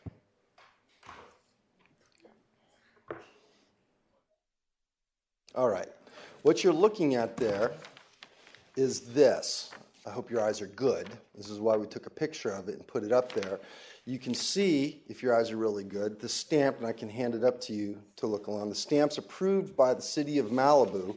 This is for the pool that the Farrs constructed, coming out perpendicular from their house along the property line. This is absolutely consistent with the elevations that are in the exhibit in the staff report. What was shown to you by Mr. Farrar takes his interpretations in regards to the footprint of the proposed development and the existing conditions. What is in the staff report is the base map survey from the licensed surveyor that was submitted as a portion of this application. So to Councilwoman Rosenthal's point in regards to this, there was already pre-existing, before there was any heavy equipment on the site, there was a real elevation differential between my client's property and the Farrars. And in fact, the proposal before you tonight, over a significant percentage of that, will be grading that down from the pre-existing conditions. We're not trying to throw in last-minute negotiations or anything here. We're just asking you to operate off of the certified surveys which have been submitted.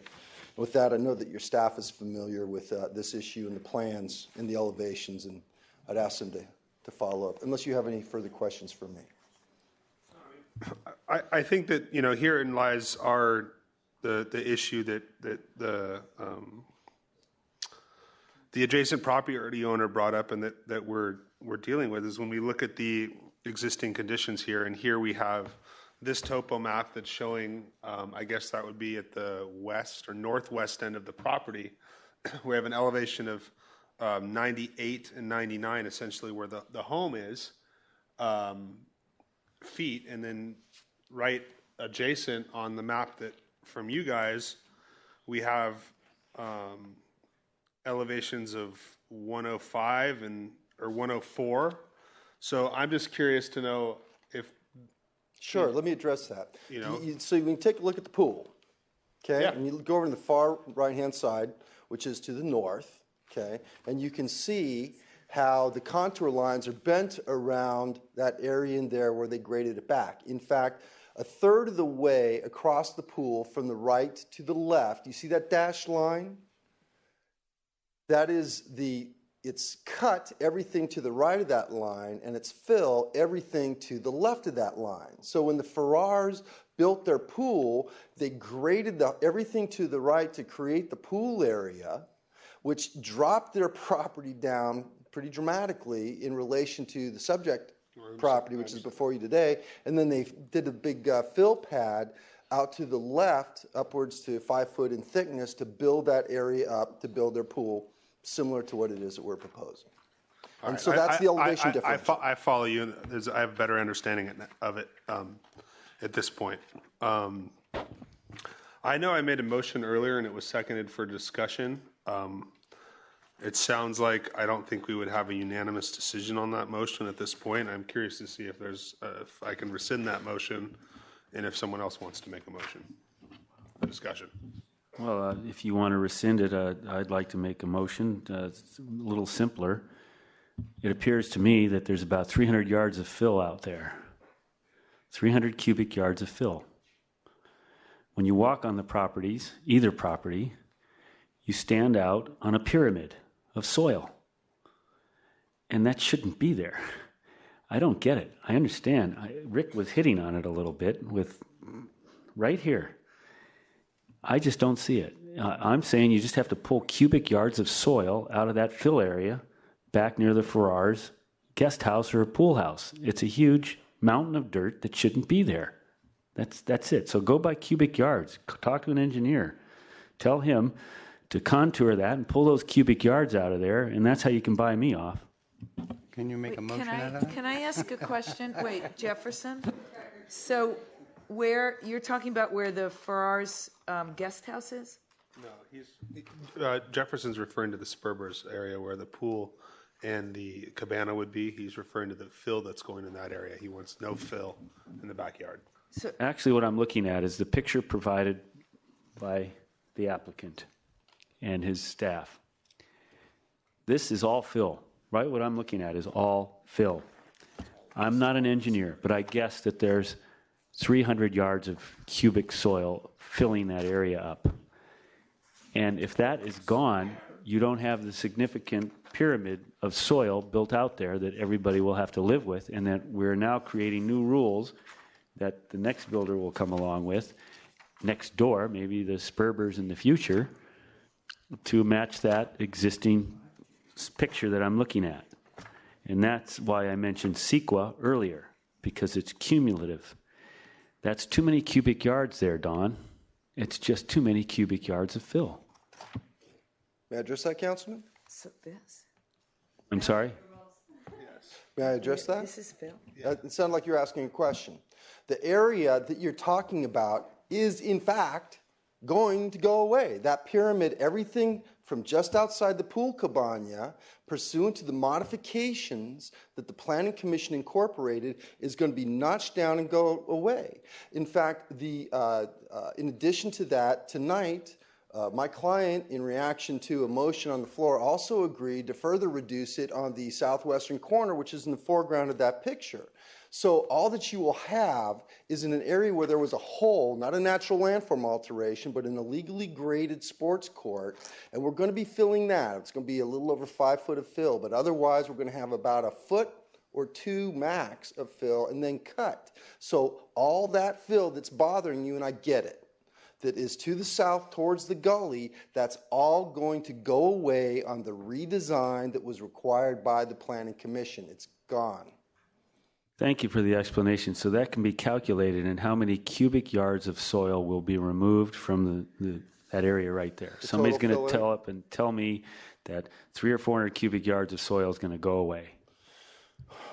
I'm not asking for a figure. Neither of us are engineers. You understand soil. I do. I understand a picture. I understand their frustration, and I understand his needs. That's too much soil. If you're telling me in cubic yards is going to vanish, then you got a better situation for me. Do you see these story poles for the pool cabana? I got it. Okay, and it's cut off from that picture on that perspective, okay? But as you know, because you've been out there, that fill slope goes significantly further out down to the south. Okay? It's a huge slope, and it's a lot of soil. Everything from just 5 feet from the edge of those story poles to the south, towards the canyon, that entire fill slope is gone. So this, he's talking about this. I know that you guys are shaking your head, and I understand what you're saying, because where the retaining walls are, that extra fill that's there that's in the photo is no longer there. That's right. It's a 4 foot retaining wall. So what I'm hearing from you, Jefferson, is if we were to take the area in the backyard, starting with where the stairs were, we were to go, I'm talking about the area where the pool is now, that would be at an elevation of 102, and the bocce court would be an elevation of 102. And when that ends, if there was a way to go from the one elevation of 102, virtually where the pool ends, and go down to the natural grade, what was in the existing condition, if we were to not be calculating the cut for the old sport court, if we were looking at it is that the sport court wasn't there and we were following the original survey, if we could provide a scenario where that's following the natural grade, would that be acceptable? Certainly much more acceptable, because what you're doing is taking away that mound of dirt, and I think that's what's objectionable by the Farrar family is that pile of dirt that impacts everything about their property. Okay. So Don, hold on one second. Can we have one at the podium at a I'm going to ask Mr. Farrar a question real quick. Yeah, I just want to make sure we have Don, opportunity will you sit down to real quick? respond, because it has to be a fair hearing. So, Chris, yes. Did you follow me in what I just said? I'm pretty sure if you could just do a pointer or something just to make sure. Okay. If we can go back to page. Alex, can you put up the staff presentation again? With the November 16 approval? No, not that one. The staff presentation. There we go. Thanks. I don't think it's this one. Yes. So, Chris? The area right now that you see on there that's marked at 102.5, that would be going to 102. Okay. The area right where the pool ends. Yep.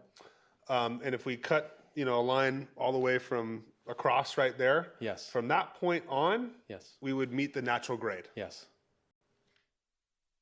That's good. So on the other side of the pool. Okay, Yes. Richard. Yes. Do you have an issue? The area where the cabana is. Yes. Which is on the opposite side from you. Right. If that cabana that's sized on that plan is left at the elevation of 102, do you have an issue with that? Because that's on the opposite side of the property. Now, then it would all follow down to the slope of the natural grade. So explain to me how the back wall of that cabana look and the side wall would look that's going towards me. Is that retaining walls there? No, it would come down to the natural grade. It would slope. It's a slope. And how about down the back? It would slope. Well, my challenge there with the slope down the back is then you're going to actually raise that whole back slope by sloping, because with the 4-foot retaining wall, you're retaining all that dirt. As soon as Correct. you slope it, you're going to raise the whole grade. So you'd actually be raising that grade there. So I would have a challenge with that. Okay, well, to mitigate that, Yeah. what we could do is we could go to the retaining wall Right. and step it down. So we could do a two-step retaining wall, and we could bring that down. For reference point, if I were to look on here at the existing condition, and that area appears to be about 90. It's 96 hold on, naturally. 96 feet. Naturally, yeah. So if I were to tear down with 3-foot retaining walls, I would go from my elevation of 102 to 96, and I would then slope from 96 to the natural grade. Okay, and then the retaining walls down on our side of the property would all On be your eliminated. side of the Those would property, all be the eliminated. retaining wall would end virtually and be sloped just Yep. like Yep. this, like a Yep. triangle, Yep. down to the natural grade. At the cabana. Basically on here, starting about where it says bocce. If you're on your edge of the property line where there's a red line right there, Right. But then you go up from there and you see the other retaining wall. Right. That retaining wall would follow the grade of the earth. Okay, and then from this middle wall on the cabana, what does it go this way when it comes this way?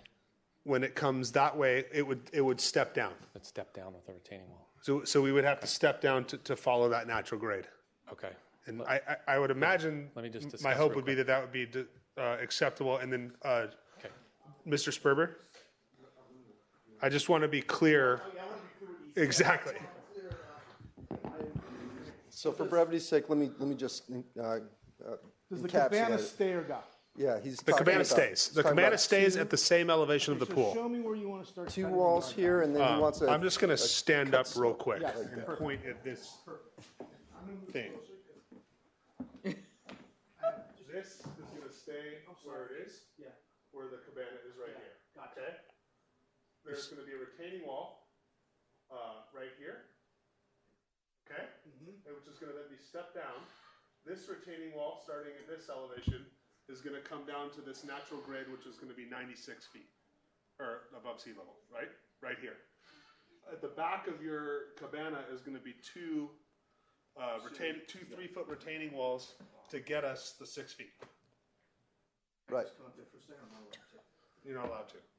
No, you can't. Come on up here. Whoa. Don't be breaking things scared. around here. We have jack charges for that. Yeah, you need to be able to speak in here. Just talk to them. Give him do you have the laser, Don? You Is the see laser the right end there? of the wood deck? Yes. Okay. From the end of the wood deck, I'm going to point. I'm not going to say anything. Which is right there. Yes. Okay. Going across the property line, Oh my gosh. Yes. you want a series of walls to go down to the. No, okay. You want. I want two walls over here, just in this section. Got that part. Okay? In this section. Natural I grade. want- No, I'm going to have a retaining wall there. This, from this elevation of 102, Yeah. is going to slope to the natural grade, right here. This area is going to, Starting right there. exactly. And where's the cabana? Up here on this side. You need to talk into the microphone. Okay, I understand. You guys go back off. So that we. Skylar's supposed to be up there, but you guys are not. Okay. You want to turn your mic on? Freddie. Whoa, that's loud. Sorry, I'll talk down here. Just in terms of our conversation, Mr. Farrar and Christy, the area that's in question that Frank pointed to is the retaining wall that goes right here that splits Mr. Sperber's property, which is approximately, I don't know how the width of it, but about maybe 30, 50 feet from the property line. Yeah.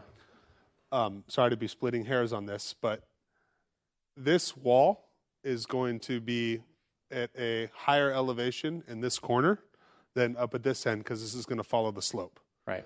That wall will likely be screened with some sort of landscaping or trees so that you hopefully won't know that it's there. Right. But I just want to be clear with you that I'm going to make a motion to approve the project with the referenced retaining walls and elevations that we just discussed, which is, this is all at 102, okay? Yes. This is at 102, where the cabana is. Let's call it a 4 feet away from wherever the two pillars are, and 5 feet away from where the two pillars are on the cabana. There's going to be a retaining wall right here. In the rear, there's going to be two retaining walls to bring us down to the elevation of 96. And then this area, which is sort of near the edge of this back corner of this bocce court, is going to slope down to that natural grade of 96. Okay, so we're going to be following the natural grade, and the remainder of this is going to follow the natural grade. Okay. That would be good if we could just put the cabana at 100. If you could put the cabana at 100 and just step it down there, that would be great. Yeah, why does the cabana have to be 6 feet in the air? It's the same level of the pool. I know, but it's the property goes like that. At the pool, we're only up 2 feet. Down here, we're up 6 feet. If we could go at 100, I would say yes, we're done.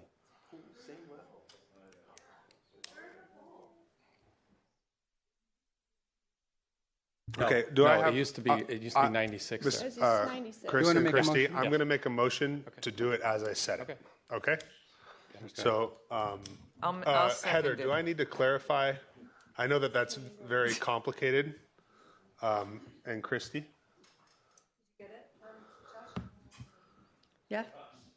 Yeah. Okay. All right, so you made a motion? I second. All right, let's have a vote. Any other discussion before we do this? Is there any Yes. council member who doesn't understand it? I understand it. I'd like to get some clarification in here. I need to see a real check of soil removal before this is approved. So somebody's going to have to re-engineer this. I'm sorry, Mr. Sperber is going to have to spend a little more money here, but I need to hear from staff and planning how many cubic yards of soil are going to be removed in this process. At that point, you have my vote. It's going to have to be a couple hundred yards of soil. That's the only way I can explain it. Everything that's going on over there, it's all janky. It's really disturbing to me to have this kind of way of running a business of a city. And I need to see cubic yards of removal of soil before I'll buy off on it. I don't know how you write that into this, but there's a couple hundred yards of soil that do not belong there. I can't make it any more plain to you. That's what I need to see removed. Is there a way to make that clearer in this motion? I guess the question is for Josh and Bonnie, and I don't think that, or one of our public works There's not a way for engineers. us to make an estimate right at the table right now of what the cubic yardage would be. What's the existing cubic yardage? Of export? Yeah. Or fill? Of fill All right, in the hold back, in the rear yard. Not including the fill where the house is, just the rear yard. Trying to make it easy for you, Josh. I appreciate that. Okay. Total fill, 1,360 cubic yards. Now, in terms of what's not part of the front portion, Hold on one second. See if I can calculate this.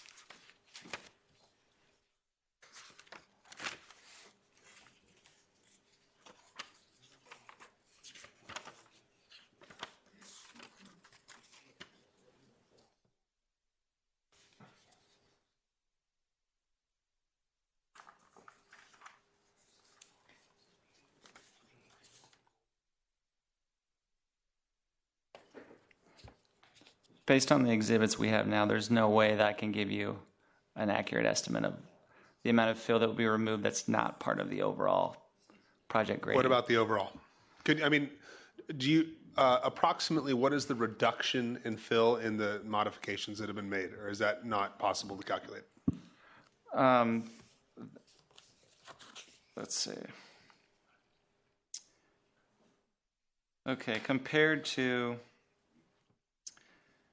well, the reality is there's more fill being utilized on site now as part of this project compared to the original because they were trucking off much larger portion.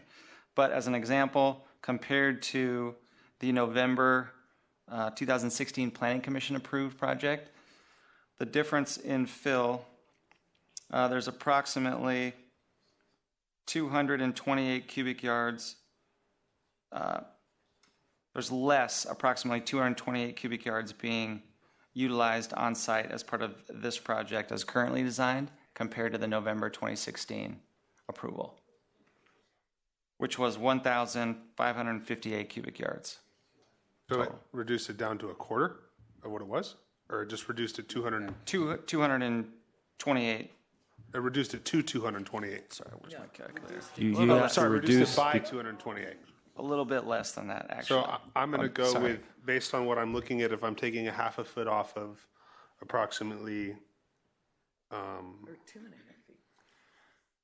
Going from 102 to 102 and a half to 102. You're dropping it, again, at a minimum, a foot just right off the top. Well, a half a foot, right? From 102.5 to 100 in that southeast corner, right? So you have that as a reduction at a minimum. Right, so if you knew the area times the depth, you could calculate cubic yardage just by that half a foot reduction.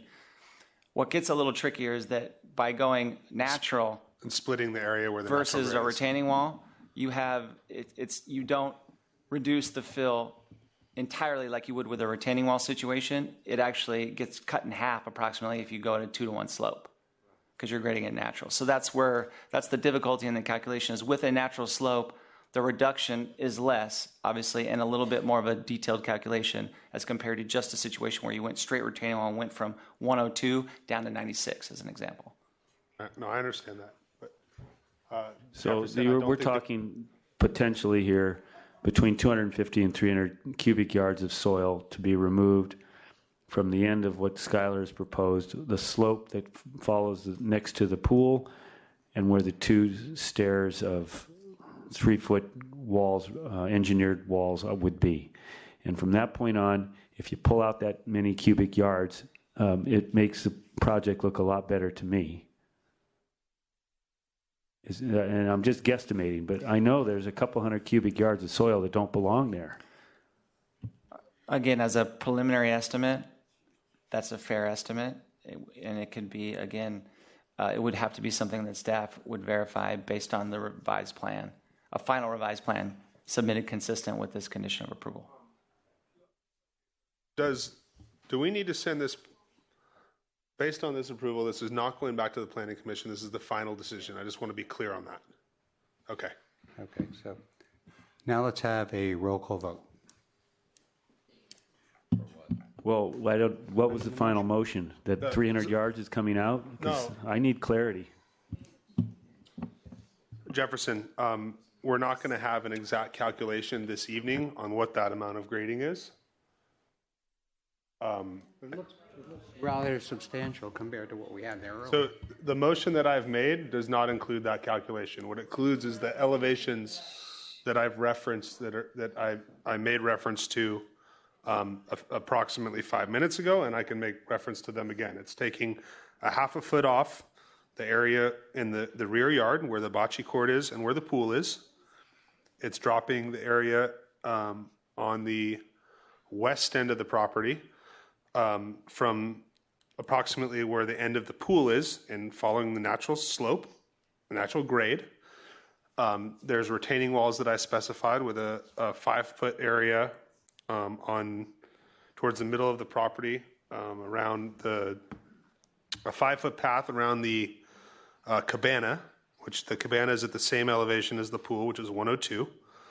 There's to the rear of the property, there's a 2-step, 3-foot retaining walls as it goes to the back of the yard. The other retaining wall is like a triangle because the slope changes. And the retaining wall that's adjacent to the Farrar's property also is, more like a triangle because it's following the grade. And the retaining walls are going to be masked with landscaping that follows the city's landscaping plan. So in terms of native vegetation. You're reducing the height of the rear yard by 6 inches? 6 inches for the bulk of the rear yard, yes. Which is bringing it back to that grade that is close to 102 in the center, which at one point was likely higher on one side and lower on the other. But the original had it like at 100.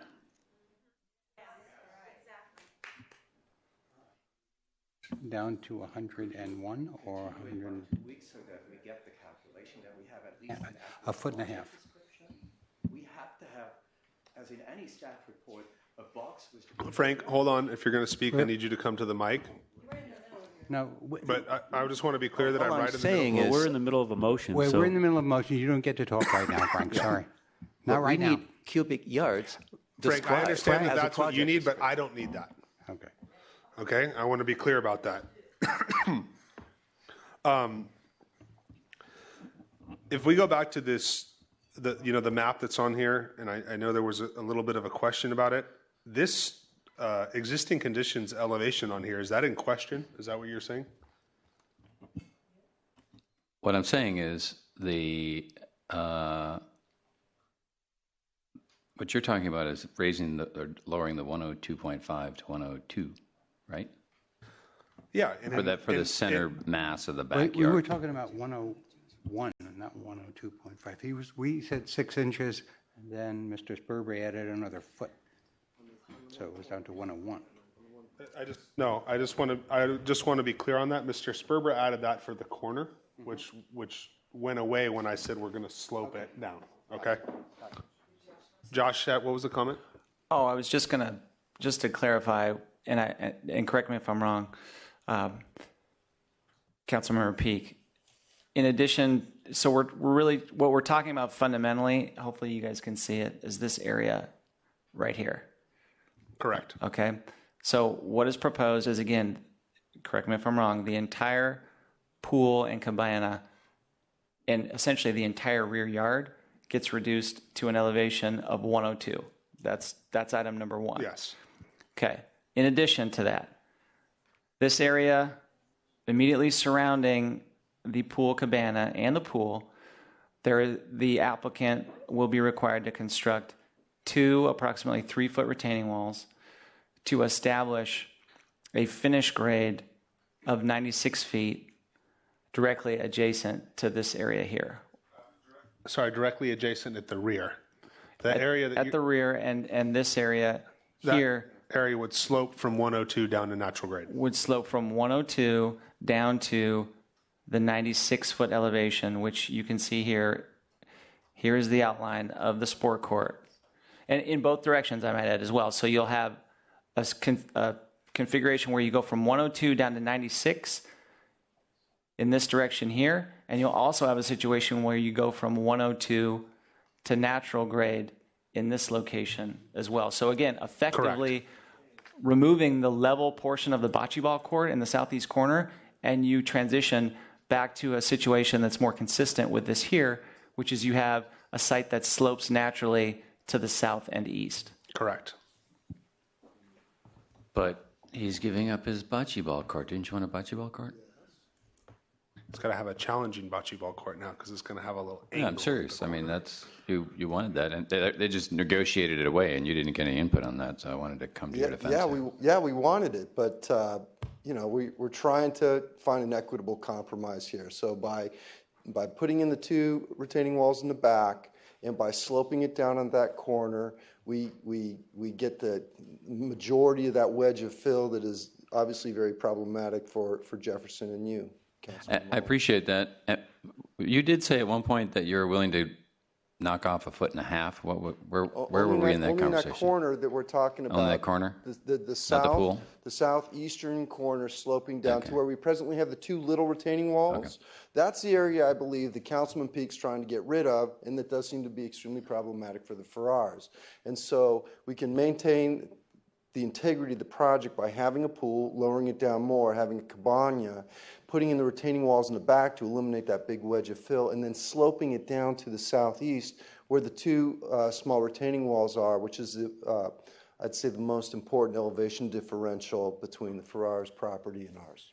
Okay, and the only thing I'd like to add that just I don't think everybody gets is you're still from the corner of my house, actually a little bit beyond the corner of my house, to the beginning of the pool. You're still raising this property 3 to 4 feet above my grade, above that red line you saw in my survey. It's still all being raised 3 to 4 feet. And it wasn't that way originally. But I have an issue with that, because if I'm following the contour line on the survey that was provided, Yes. that elevation at one area is at 100 feet, at one area is at 102, and at one area is at 104. So in one area, I'm pulling it down, right, to make it flat. In one area, because the pool has to be flat ultimately. Correct, I totally get that. Right? Yeah. And so in one area it's adding up a little bit, and in one area it's coming down a little bit. It's not like, in a perfect world we would be following the contour, but water doesn't work that way. Right. And a pool doesn't always work that way. So that we would either have a situation where we would have an infinity pool, right, which was in the first drawing, which was now what we don't have. We have a flat pool. Right. So I want to be clear on that. And the area that you're talking about, in terms of the conditions where the 2 properties meet and there's a 6-foot long fence, my hope would be that if you look at the Mrs. Deemer's property, which is to the northwest of both of your guys' houses on the other edge of the Spurbers, I did notice when I'm over there that they have, and she also sent in photos to all of the council members, that you can see where the pool is on their piece of property that's higher. It's about approximately 2.5 feet higher. It's adjacent. The pool is adjacent to the property line. And as Mr. Sperber referenced earlier, there's a hedge that goes on there. They both have what they like in terms of their landscaping, and it's very private. Okay. The hope would be that when this project's done is that a similar facet of that is created between your 2 properties, and that we're not having the condition, especially in the corner where we would have had the largest elevation, right, where we have someone standing at eye level, peering down on you. Right. I don't think that, and I think that Mr. Sperber's acknowledged that was look, it was significantly higher. We've brought it down to something that fits the neighborhood. Understood. I have the same condition where the stairs end to the back of his house. That goes 4 feet above my property. It's because the whole house gets raised 4 feet in the air on my side because his basement comes out of the ground. So what I'm saying is he's 4 feet above my property line. Then I have a retaining wall. So it's huge. It's 7 feet. And that's the part I think nobody's understanding. What do you want the bocce ball court? What would make you happy? The 102? Give me a number. 100. 100 would make me happy at the bocce court. I can't make the grades for it. And if Can I get 10211? I want what I'd like to say is that we are very much committed to the issue in regard to the screening landscaping like is on the other side. We will accept that as a special condition. In regards to the elevation in making the grades work to go from the pool at what is now 102, it's gone from 106 from the original approval down to 102.5 and tonight to 102 to make that grade transition. And I think that Councilman Peak's got it right. On that one corner, we can slope it down. What we can't do is the entire area over there because then the grade transitions don't work for the house.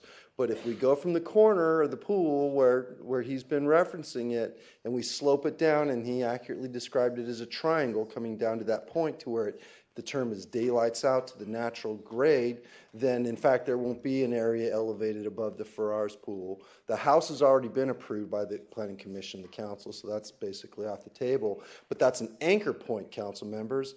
I need to make that house, which has already been approved, work in regards to the transitions to what we're referring to as the bocce court. So I can't extend that all the way towards the street, but I can trim off that one southeasterly corner, and I think that's a pretty equitable compromise. And the other part of it is that if all of a sudden now we have this situation where the house is sitting, a bit higher than the backyard is, and we are essentially adding more stairs or a stair.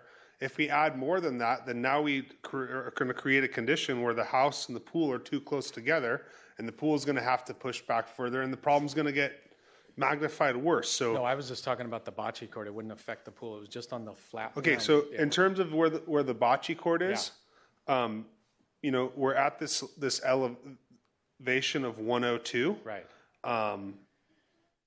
I'm comfortable with that. If Mr. Sperber would like to make a concession and say he's willing to go down to 101.5, that would be accepted. But I'm at 102, and I'm comfortable with that. I agree with what you're throwing out there right now. Okay, so Chris, thank you. Okay, thanks. Could I ask for some type of variance on my hedge then? Because my hedge can only be 6 feet tall, and I can't block any of that stuff. As long as you and your neighbor at that future point in time are under the understanding that you have no problem with the higher hedge, there's really no issue. There'd be no problem. You and your neighbor. See, there is. We're not here. We're not here to change law. Let's not digress. We're not here to make changes like that. Exactly. I'm sorry. I'm in agreement with that. Okay. So that's, if that happens along down the line, I hope that you guys can sit in the cabana and have tea together and work it out. We need to vote. Okay. So Josh, do you have everything that you need? Okay. Okay. Roll call vote, please. Mayor Pro Tem Peak. Yes. Councilmember Rosenthal. Yes. Councilmember Mullen. No. Councilmember Wagner. No. Mayor Lamont. Yes. Motion carries. Moving on.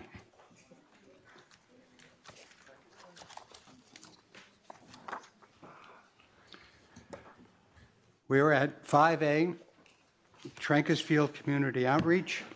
And who's going to staff report on that?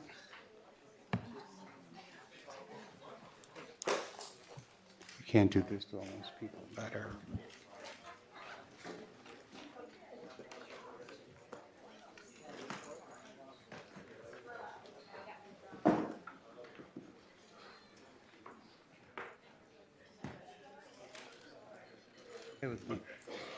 All right, so Mayor Lamont, I'd like to make a motion to continue item 5A. I apologize to all the people from the public that are here that have waited this long in the evening. We've had a policy of not opening new items because what's going to happen is that we're likely going to open this item and we're going to be here until probably 1 in the morning or maybe not. But I would feel more comfortable if this item is continued and we can have it at a decent hour. So can I just ask how many public speakers we have? Why don't we listen to the public speakers and then we'll continue. Okay, what I'd like to do is we'll hear what you've got to say, and then we'll continue the rest of this. And then when we have the next meeting that it's on, you're more than welcome to come back, but we will have your comments in the record for tonight. Aren't we just receiving the comments here? I mean, there's not a lot of deliberation going on. So, yeah. So, you're more than welcome to come up and do your public comment. Can I have the list of public comments?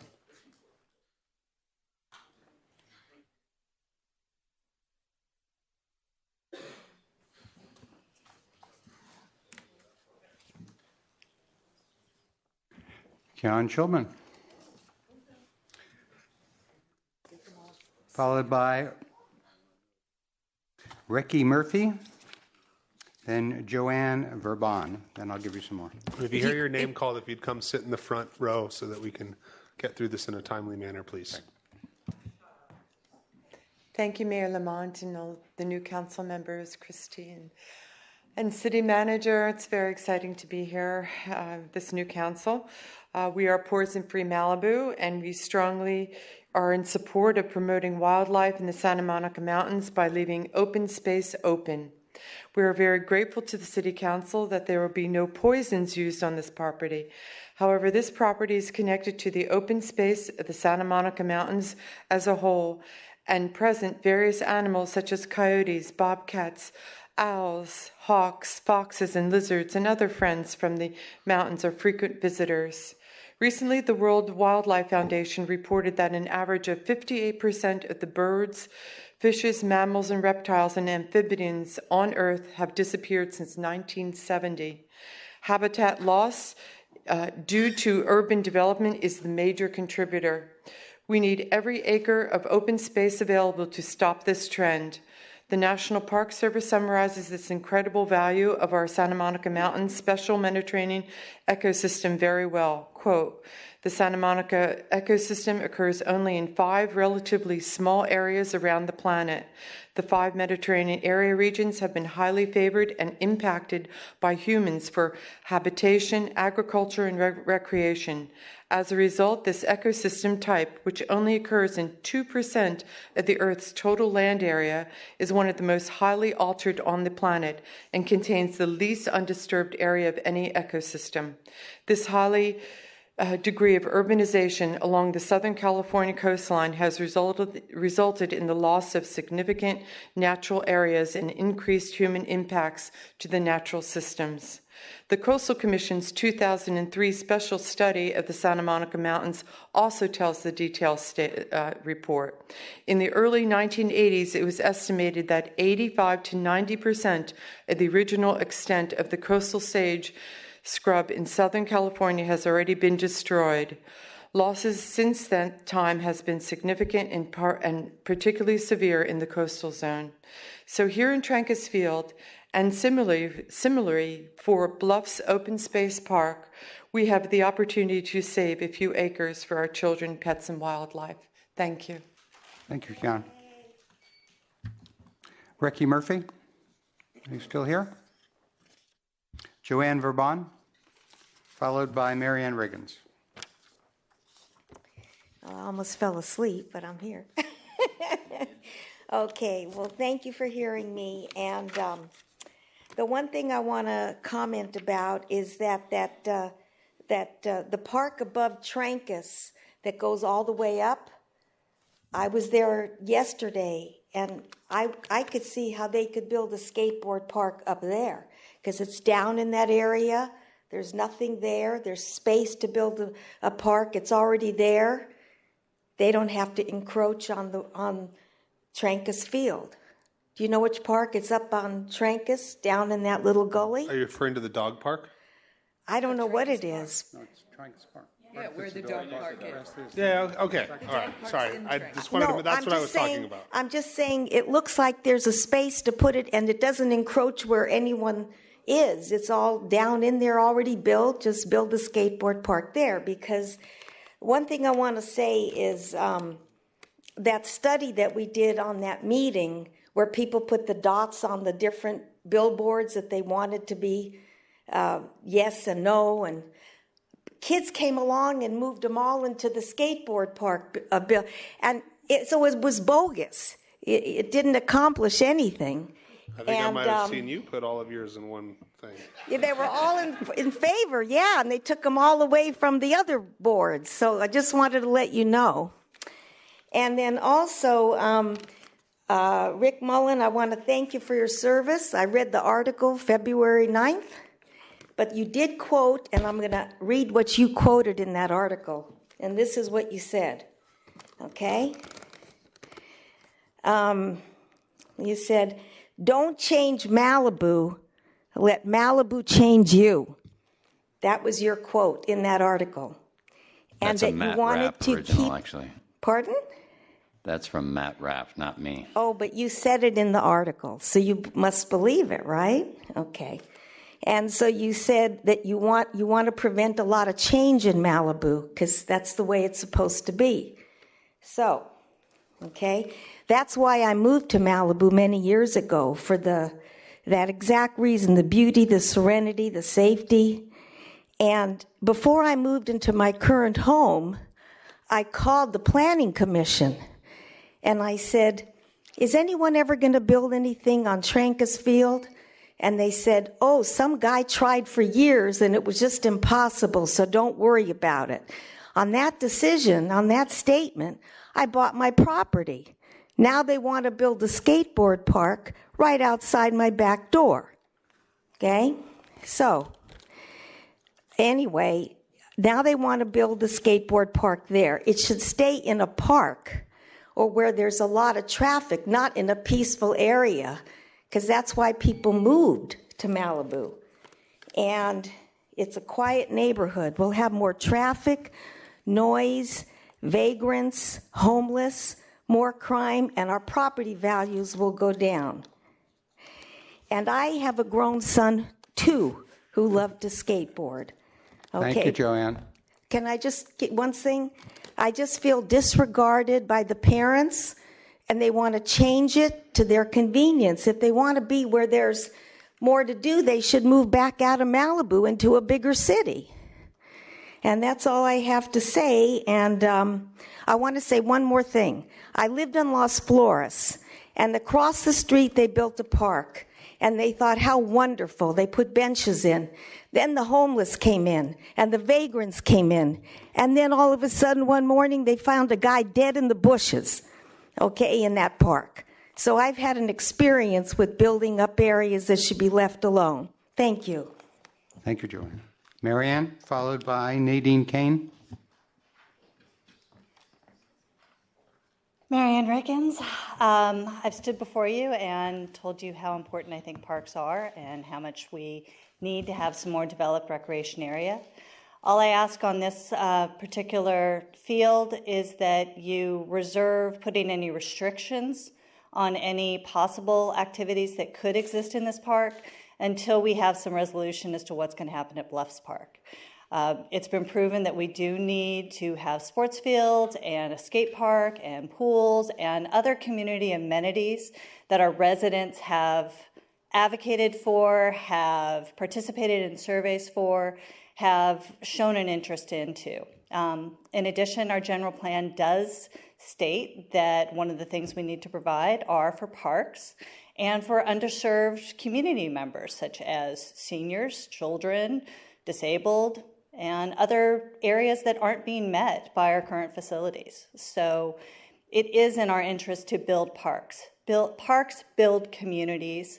They keep us together. They give us places to interact and have fun and enjoy one another. They're very important.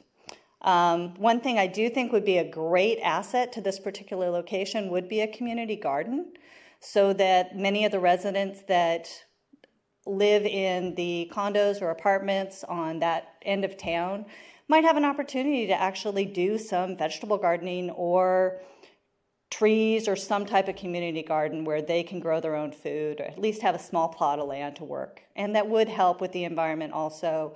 It would encourage bees, it would encourage birds, it would have some type of substance that would be environmentally conscious. So again, just please reserve putting any restrictions on these areas until after we've figured out what we can do at Bluffs. Thank you. Thank you, Marianne. Nadine, you have 5 minutes, followed by Charlotte Jones and Jonathan Kay. I'm going to have to read mine because I am so exhausted right now and I have a long day tomorrow. So thanks for letting me talk because, you know, I don't think I can come back to this again. And I see a lot of my homeowners left, so I'm speaking on behalf of them. So first I want to thank you, each of you, for all the work that you have done for Malibu and how you've helped in keeping our community a rural community for all of us in our future. I live at 6460 Lunita Road, and I'm the vice president of the HOA of Vista Pacifica at Broad Beach. And all of my neighbors that I have spoke with that left tonight are in agreement with keeping the Trancas Field as an open space. I'm right next to the field, and we hear everything that goes on. Even their concerts that they have at Vintage in the summer at night, because we can hear in the distance as the ocean echoes everything. We have such a quiet, serene neighborhood, and that is why we have purchased these $1 million properties in this area. And we have done this for the pleasure of having peace of mind and living in a serene environment with the wildlife. We have lots of wildlife, as was spoken about from the other woman, and I've seen them in the field. I've seen the deer and their families come down for the mountains for the Eshon, or what's that called there? Yeah, Esha. And they drink the water from there. And, I've seen the coyotes have their litters there, and they're living there. I hear them every night. And I could name numerous other animals in that gorgeous field. We feel very strongly and passionate about Trancas Field, keeping it as an open space. We cannot have this beauty destroyed by a skate park or whatever, other people want. Malibu has been the most beautiful rural place to live, and for myself, and I believe I'm speaking for others too, that I have to travel long distances to Long Beach, Beverly Hills, LA, Downtown Valley for my business, and I've sacrificed myself those long distance travels to live in a community in West Malibu, to avoid the crime and the noise in the city buildings and the feel of a safe environment. If I wanted a skate park, because that's been brought up, built next door, I would have lived in the city, not in Malibu, where we are trying to reserve the only land that is left for a wildlife and pristine environment. We will not have any land left for the future of our children, and we will have more traffic, and we will be inviting the public from PCH in many areas just to destroy this land. Right now, in the summertime, I do see the fence has been broken down. I've seen pickup trucks going through the fences. They're drinking, they're smoking, which is a fire hazard, and it's open to the public. And if it's open to the public, we'll be creating more crime and an unsafe environment. Destroy the wildlife and the plants for the wildlife that live in the area. So why do we live here in Malibu? It seems to me that most of the people that have lived here for many years have tried so hard to keep this a rural environment. And also, it seemed to me that the city council was made up of those people that helped to continue not to destroy Malibu. Thank you for listening.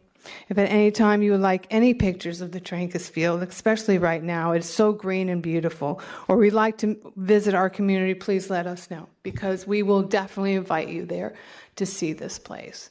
And the previous thing that has gone on right now, if we start building something there, we're going to have a lot of those problems too, with the water, with the ocean, everything. It's going to be, I think it's going to be a big nightmare. So thank you for listening. Thank you very much. Charlotte Jones, followed by Jonathan Kay. Jonathan, you still here? Okay. Good evening, honorable members of the City Council. I'm Charlotte Fries-Jones, and I'm speaking on behalf of the Malibu Open Space Alliance. The Malibu Open Space Alliance is comprised of individuals interested in protecting Malibu's important open spaces. Trancas is one of these spaces. Since Malibu's earliest days, settlers have cherished this area's wide open spaces, beautiful beaches, and inspiring sea views. Those were the elements that made Malibu not just another beach town. They set it apart from San Diego, Hermosa Beach, Manhattan Beach, Oxnard, Santa Barbara, and many other beaches. And they are the qualities that attracted so many of us to move here and then to stay here. The sheer thought of a beach city so close to one of the country's biggest metropolitan areas, where motorists can still see wide areas of empty land and hikers can savor the rich aromas of unique habitats, is astonishing. Many of us who live here know that it is our vast open spaces that make Malibu cherished, unusual, and special. It is for this reason the Malibu Vision Statement reads as it does, and I'm going to read it tonight even though I was going to cut it, just because of some of the previous comments. Malibu is a unique land and marine environment and residential community whose citizens have historically evidenced a commitment to sacrifice urban and suburban conveniences in order to protect that environment and lifestyle, and to preserve unaltered natural resources and rural characteristics. The people of Malibu are a responsible custodian of the area's natural resources for present and future generations. The Malibu Open Space Alliance would like to remind you that residents who are determined to protect the land have been a part of Malibu's legacy since Frederick and May Rindge bought the area in the late 1800s. It seems that there is something about our land that seeks out and attracts such responsible custodians. And let us hope this phenomenon will continue to be perpetuated from one generation to the next. So tonight, when all of you discuss the future, or tomorrow or whenever, the future of the Trancas Field, please keep these thoughts in mind and know that we, the residents of Malibu, are willing to sacrifice urban and suburban convenience so that we can protect our beautiful environment, and that we support and want to preserve our unaltered natural resources and rural characteristics. We live in paradise, and humans cannot improve on that. The best they can do is appreciate it and leave it alone. Thank you so much. Thank you. Pam Eilerson, are you still here? Will there be an opportunity to comment when it's continued? Yes, if so, I will do it then so we can all go home. Yes, we're going to have again. Yes. Remy O'Neill, I think you're not here. Yeah, there you are. Followed by Pat Healy and then Joel Schulman.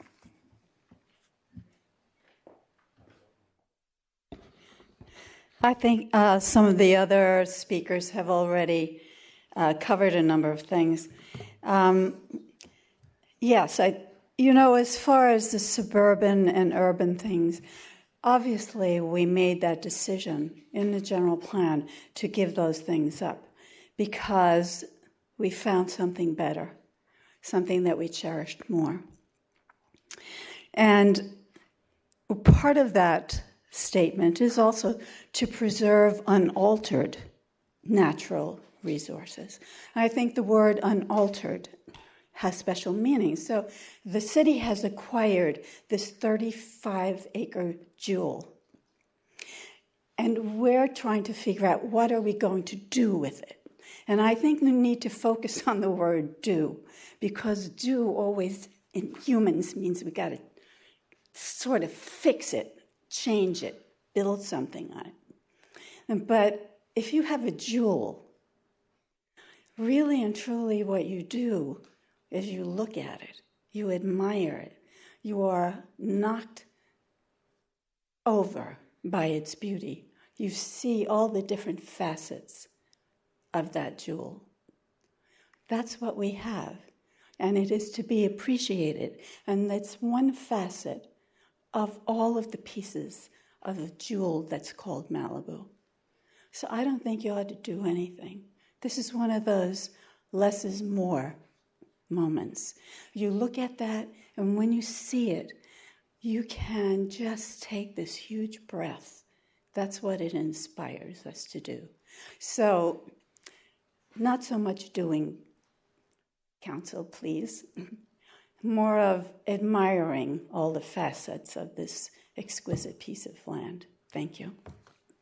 Thank you, Remy. Pat Healy, then Joel Schulman.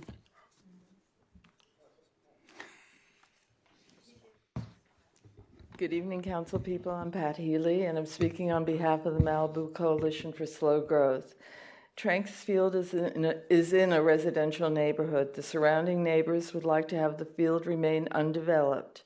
Any active recreation with the needed accompanying parking lot will disturb the natural beauty, peace, and quiet of this residential area, creating more traffic, noise, visual blight, and result in the destroying much-needed wildlife meadow habitat. Also, Trancas already has an existing park in its neighborhood. The skate park could be centrally located on the 1.7 acres of the Crummer donation, which is an expansion of Bluffs Park. Trancas Field is a scenic viewshed which should be protected. It offers stunning scenic views both from the surrounding residents and for those traveling along Trancas Canyon Road and PCH. The field is a beautiful coastal meadow filled with seasonal wildflowers. Because of the destruction of most of our coastal meadows, gone are the vast fields of wildflowers that the bees and butterflies depend on for pollen, their food, which is needed for their survival. The field is home to a vast array of wildlife, from the smallest bee to the mice, birds, fox, coyote, and deer who inhabit the field. This is their home. By far the most valuable thing that we can do in Malibu is permanently preserve our open spaces for our enjoyment, that of future generations, and for the wildlife that need it for survival. The current survey results indicate the desire to leave the field undeveloped, and the current survey, along with the 2012 Malibu Parks Recreation Master Plan Residential Needs Survey, both found the most important to the residents that were surveyed were greenways, that is open space, which ranked number 1, trails ranked number 2. The city has both of these amenities existing already on the field by simply leaving it as is. We respectfully ask for the above reason Trancas Field be designated open space in perpetuity. Thank you. Thank you, Pat. So, Joel, you're not going to speak? Okay. All right. First of all, I really want to thank you all for waiting and the patience that you've shown this evening, and it's truly admirable. And I'm going to close public comment on this issue for now, and we will reopen it when it comes back on the agenda again. So do we need to make a motion, Christy? No?